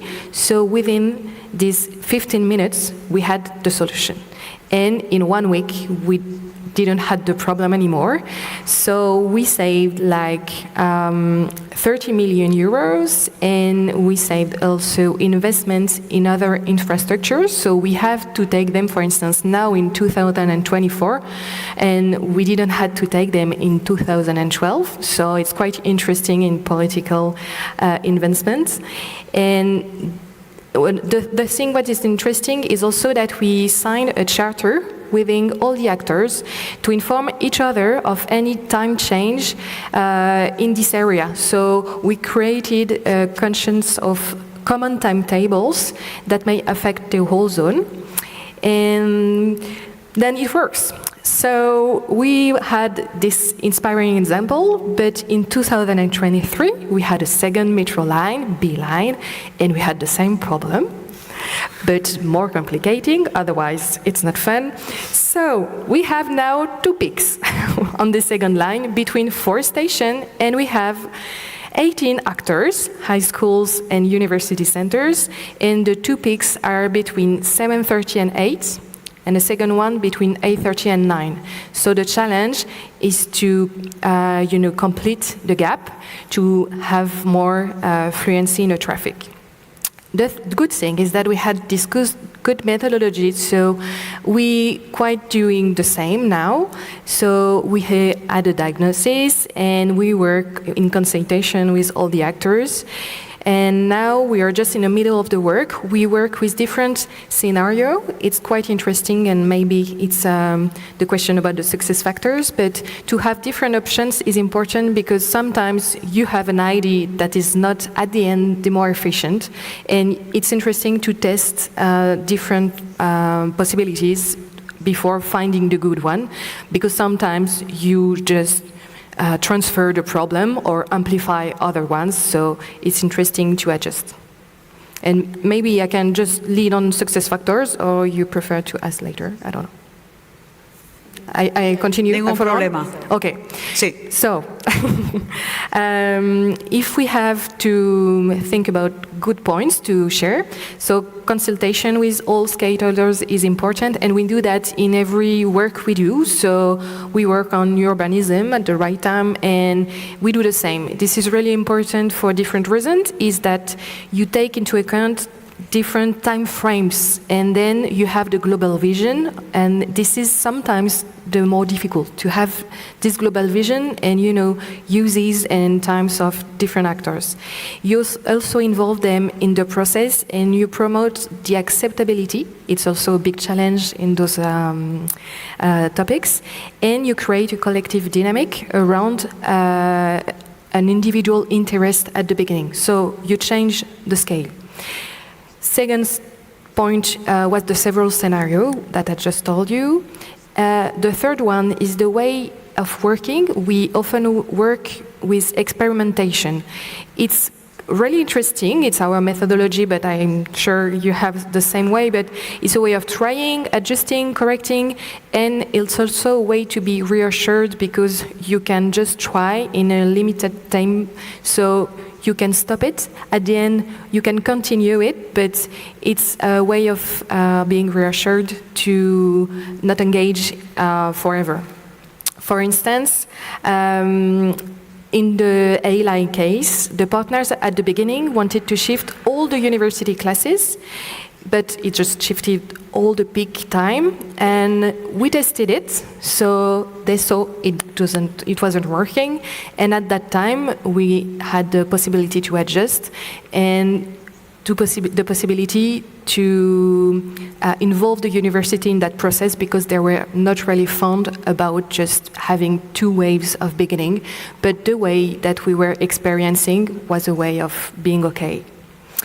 And the chance that we had is that it's now a successful example, and I think it's also useful, to work very well on your first case, because then it's easier to work after that. So now, when we go to see the university to say, okay, we have a problem with the second line, they say, oh, it's a pity, but it's okay. We do not have to prove that's important to work on that topic. It's a bit more longer to work with the high schools because we don't know each other, so there is the time to explain, to get to know each other, to have disponibility, so it's okay. We have a bit of time to spend for that. But the way to have good example and give care of the first initiative is success factors. Yeah. Pues un buen ejemplo de éxito de cómo mejorar. So that's a good example of successfully managing the rush hour by getting rid of it. Let's see if we can do that and solve our local train problem, our commuter train problem we have here in Catalonia. So now we will hear from the last speaker in this session, Mr. Jordi Nofre, who will be telling us about a very interesting thing, nightmares used to manage time. Sure, of course. Can I have the mic or the pointer? Well, good afternoon. I can speak Spanish or whatever you prefer. It's up to you. It's up to you. Well, this is interesting for those of you who don't specifically work in this very, very constrained space, which is the study of urban nights, together with Manuela, the coordinator of the LX Nights research group, and I'm also the coordinator of this issue in the University of Lisbon. Anyway, so nightmares. First, a point of information. Nighttime cities are not just about nighttime leisure, but by studying nighttime leisure, nocturnal leisure, we can have a more complex perspective on the nocturnal city. This is a map, a 2024 map of of a nighttime advocacy map. So it is about local governance of nighttime leisure all over the world, but there is more of a focus on Europe. I will explain the reason why. Most of the initiatives were spearheaded by associations, by nocturnal leisure businesses, and so forth. Few of the initiatives originated as public policy, although I will describe some of them. Why is there such an interest in nightmares currently? Well, let's go back a few years in time to England. England in the mid-1980s. It's not World War II. There was a depopulation of the inner cities in the UK and rapid degradation of urban spaces and buildings. And so there was institutional concern on the local and regional level trying to recover inner cities, revitalize them socioeconomically speaking. So it started out under Margaret Thatcher, and then John Major took over with this project called the Urban Renaissance of the UK. The idea was to regenerate inner cities in the UK, and Major contacted Charles Landry and Comedia Consultancy. One of Landry's colleagues was Franco Bianchini. He was the one who coined the term nighttime economy. And what they did was they defined a strategy of promoting cultural animation, cultural revitalization, cultural animation in the inner cities. In 1984 and 1985, a high percentage of women felt very unsafe in English cities walking out at night, and 22% never went out at night out of fear. That was a critical situation. So cultural animation was proposed as a strategy. In other words, the idea was to promote the nocturnal leisure economy as something synonymous with economic and cultural revitalization and nocturnal safety. So through this strategy of promoting nightlife, and encouraging urban regeneration and promoting safety in the public space for people using that public space. That idea was exported to elsewhere in Europe. Other cities adopted this approach. Barcelona was one of them. So promoting nighttime leisure, not nighttime culture, or nighttime leisure. Now, there is a value to nighttime leisure. There is a social, cultural, emotional value attached. It is a source of emotional well-being, individually and collectively. There are studies increasingly showing this. And there's also a community building aspect to it. But of course, it also has an impact. Which can be positive and negative. We're talking about an impact on the environment, on health, on heritage, and on governance. But beyond that, promotion of nighttime leisure as a result of various technologies and innovations and new developments has led to what Straw and others have called the diurnalization of the night. Nighttime is very similar to daytime. Many people in Europe and in the Americas go out at night, hang out with their friends, go dancing. Many people work at night, and in logistics centers, back office centers, essential public services, and so on and so forth. And there are also many informal workers who use public spaces to carry out their economic activities. In any case, governing the nocturnal city, not just nocturnal leisure, but the nocturnal city in every dimension, is a very minority sort of approach on a global scale. So if you look at this map, it's not just interesting to see where the concentration lies, but also to see that there are two major models.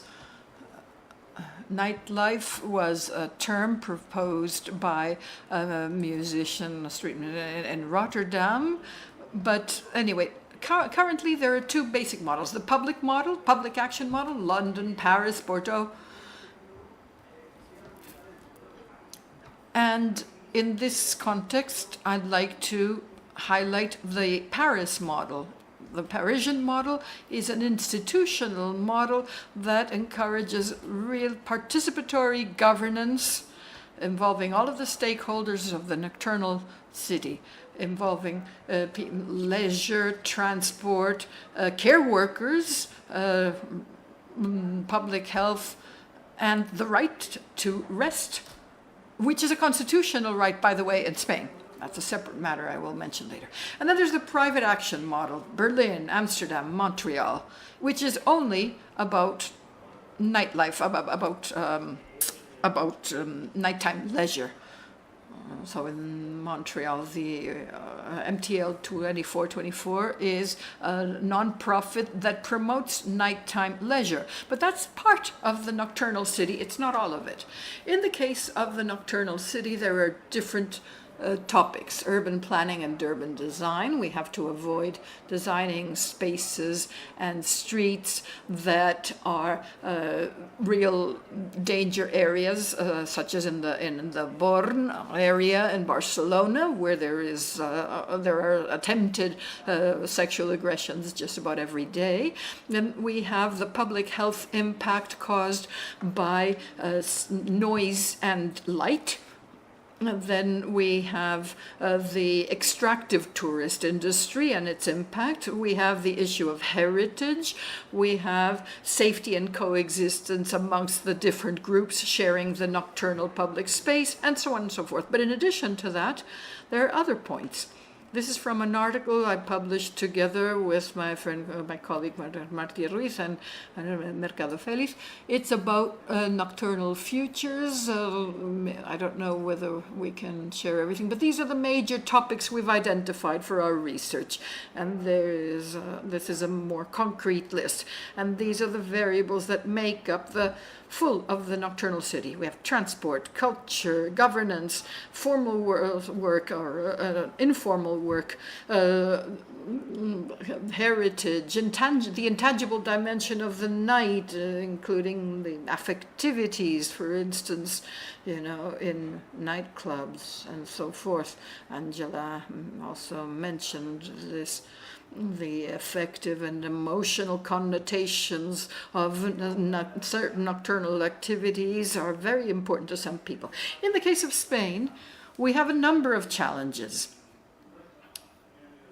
The main one, also on a global scale, is that urban policies are exclusively designed for the diurnal city, and this can have a negative impact. Sometimes it's an absolute disaster. Large cities, such as Barcelona and Madrid, but also Zaragoza and Malaga,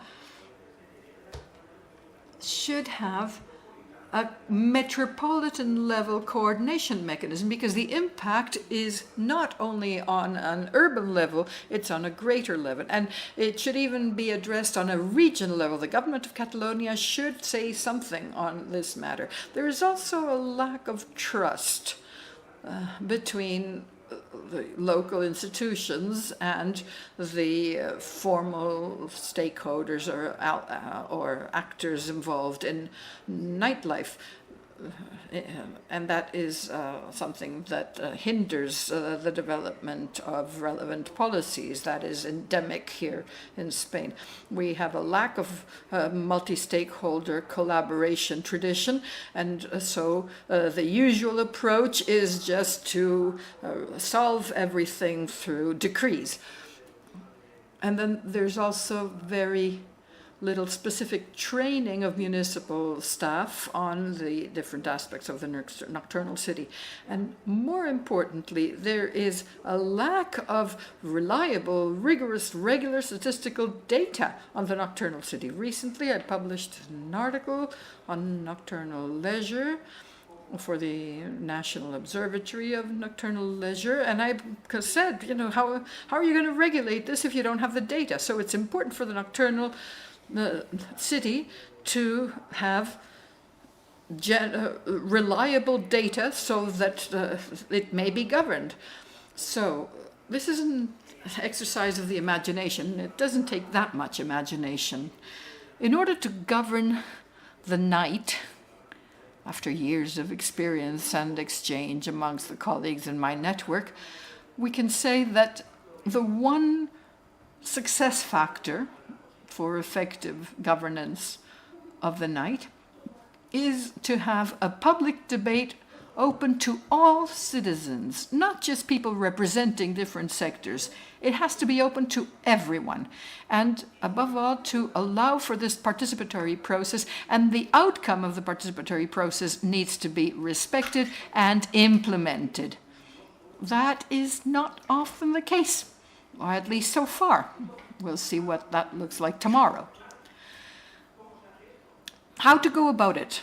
Well, by solving a very simple quandary or question. What do we want nocturnal cities to be like in the present and in the future? We need to talk about mechanisms, joint approaches, strategies, and so forth, to have more socially inclusive and just cities that are violence-free, economically resilient, and environmentally sustainable, both today and tomorrow. But, who's going to make the first move? Who can bell the cat? This is ultimately about economic and material and human resources. So, here is an exercise of the imagination, but in fact, it's not, because it's something that is being set up by the city of Barcelona, is the Nighttime Office of Barcelona. And Barcelona Night Office, it's called. The Barcelona Night Office is a public initiative. So far, so good. It's underway. It might take a while, according to what I've heard. Anyway, there are specificities in Barcelona. Governance of nocturnal Barcelona includes different spheres of action shown here on this slide. And there's one I want to highlight, and that is unsafety. Unsafety for women and minorities, especially in public spaces, public transport, and on a smaller scale, in certain nocturnal leisure areas. But there's also, of course, LGBTI phobia and issues with tourists. And there's also the fact that Barcelona is an incredibly noisy city. It is spectacularly noisy. So this reduces habitability in neighborhoods because of noise, but also light pollution. Light pollution is often overlooked, but it's very important. It even influences the settlement of insects in different areas, and that is also an issue. I'd also like to highlight the disappearance, partly thanks to the local government, of local live music in neighborhoods, except for central Barcelona. We have to tackle this. If we want the 15-minute city and so on and so forth, we have to also design the nocturnal 15-minute city, right? So, the Barcelona Night Office should, in my humble opinion, by the way, should tackle things on 3 levels. A permanent committee is being set up. It should have a coordinator. I hope it's a woman. We'll see. Let's see if we can get lucky on that front. What's really important is this. Because of the varying nature of nocturnal life in every district in Barcelona, this approach should be decentralized because it would also speed up decision-making and consultation and so forth. Nightlife is not the same in Sarrià Sant Gervasi as in central Barcelona, downtown Barcelona. And for instance, you could have different teams on site, a multidisciplinary team in Sarrià, or maybe 3 or 4 in downtown Barcelona, one in Raval, one in Barceloneta, one in El Born, and so on and so forth. And in addition to that, because of the need for data collection, it would be crucial to have Barcelona Nightlife Observatory to generate qualitative and quantitative data, reports, case studies, perspective studies, and propose new lines of action. Perhaps the first implementation could be a sequential one.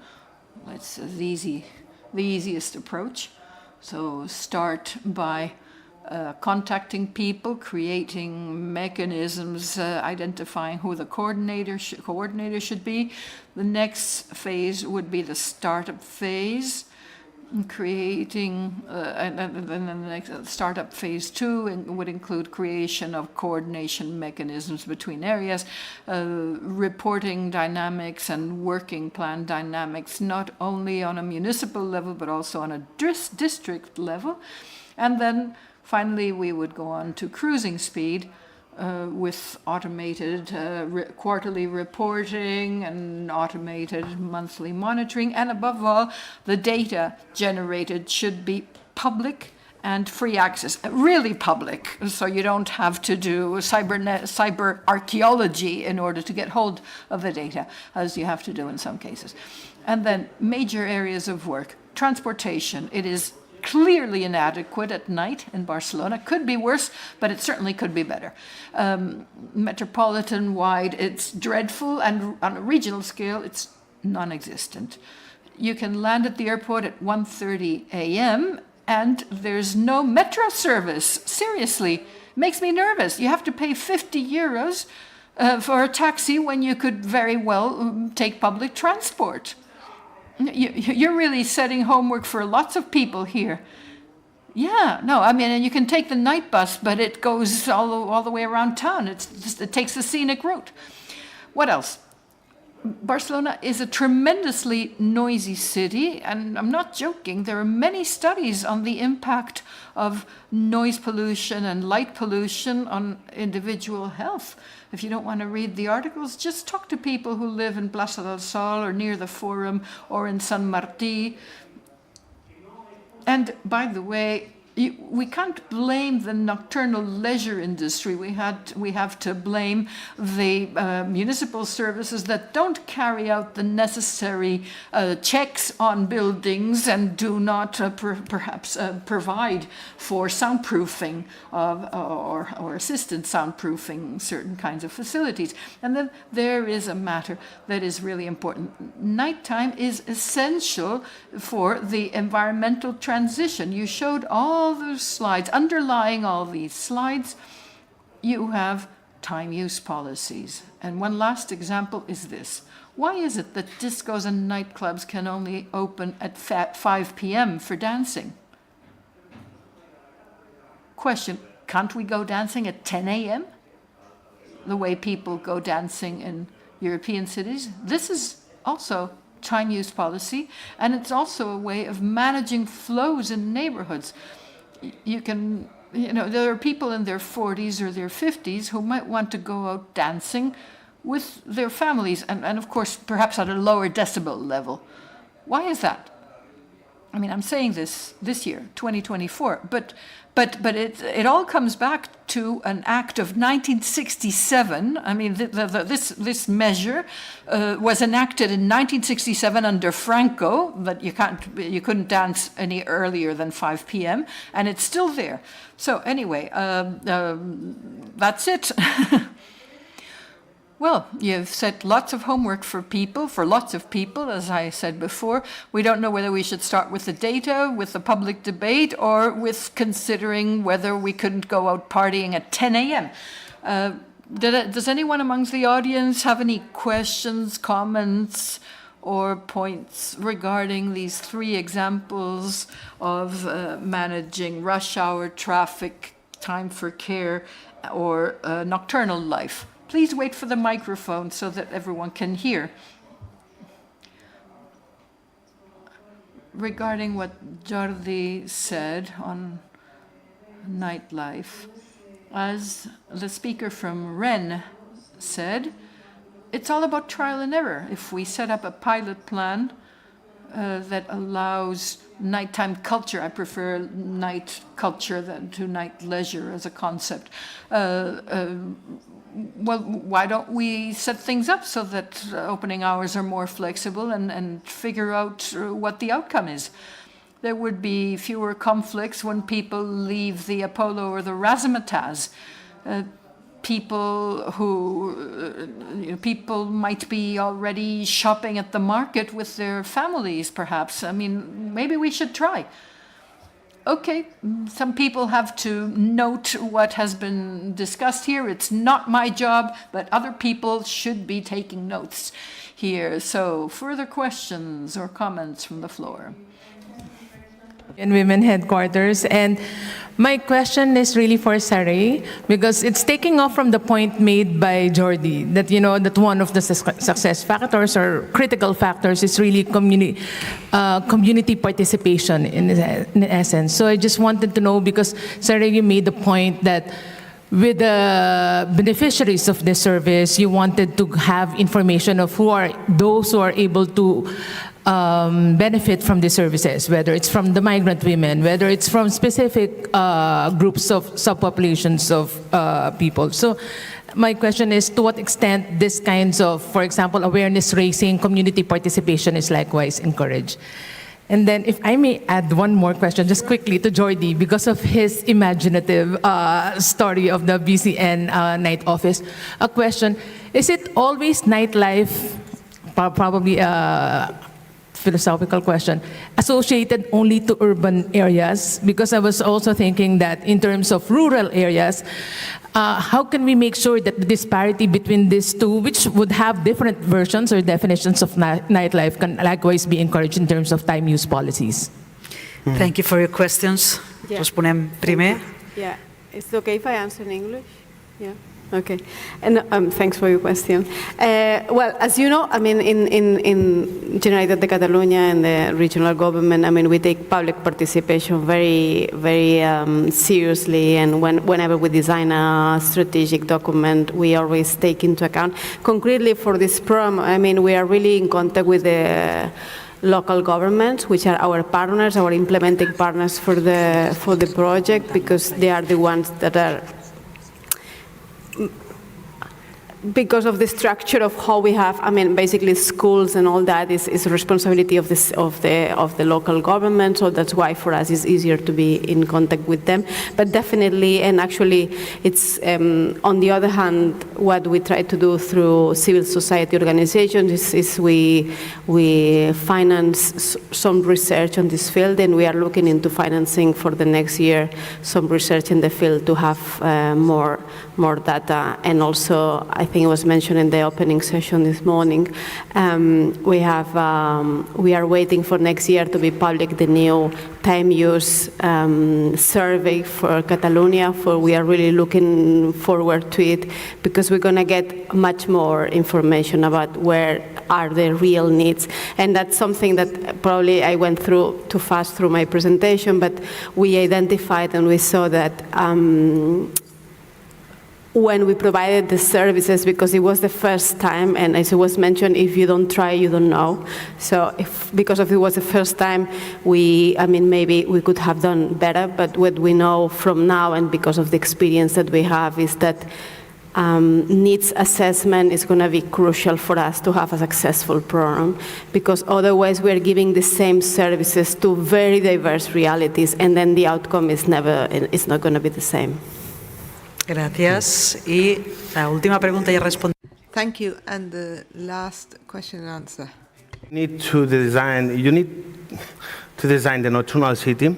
You need to get information about how people move across the city, what economic activities are taking place in the city, and both formal and informal, of course, and many other data that today don't exist, or, well, better said, exist, but partially, But the point of the nightlife beyond the urban areas is very interesting, especially in the rural areas of Catalonia and Spain, because, of course, there is much more nightlife in beyond the city, and much more interesting, of course.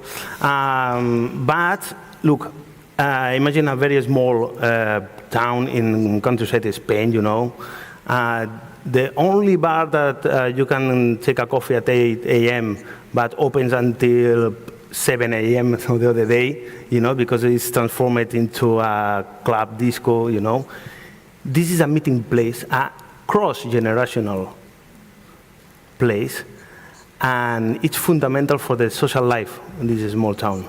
These bars are open, especially in southern north, not here in Catalonia, but I know very well Basque Country and Navarra, and it's fundamental for the social and cultural life of these small towns in the mountain or by the Ebro Valley and so on.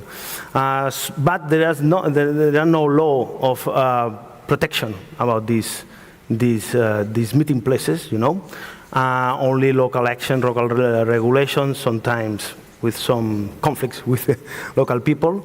But it's fundamental to know even what happened there, But there is, regarding the academic field of this question, nightlife studies in Spain are very, very, very, very few, unfortunately. But well, let's see. Una asignatura pendiente más. So this is another bit of homework that we have to do. Well, we'll leave it at that. Let's bring this session to a close. We thank you very much for being here. This is the end of the first day of Time Use Week. As we're talking so much about time, let's all stop working. Let's start to enjoy ourselves a bit, have a bit of free time to be with our families. I think it's high time for that. So see you tomorrow. It's been a great pleasure.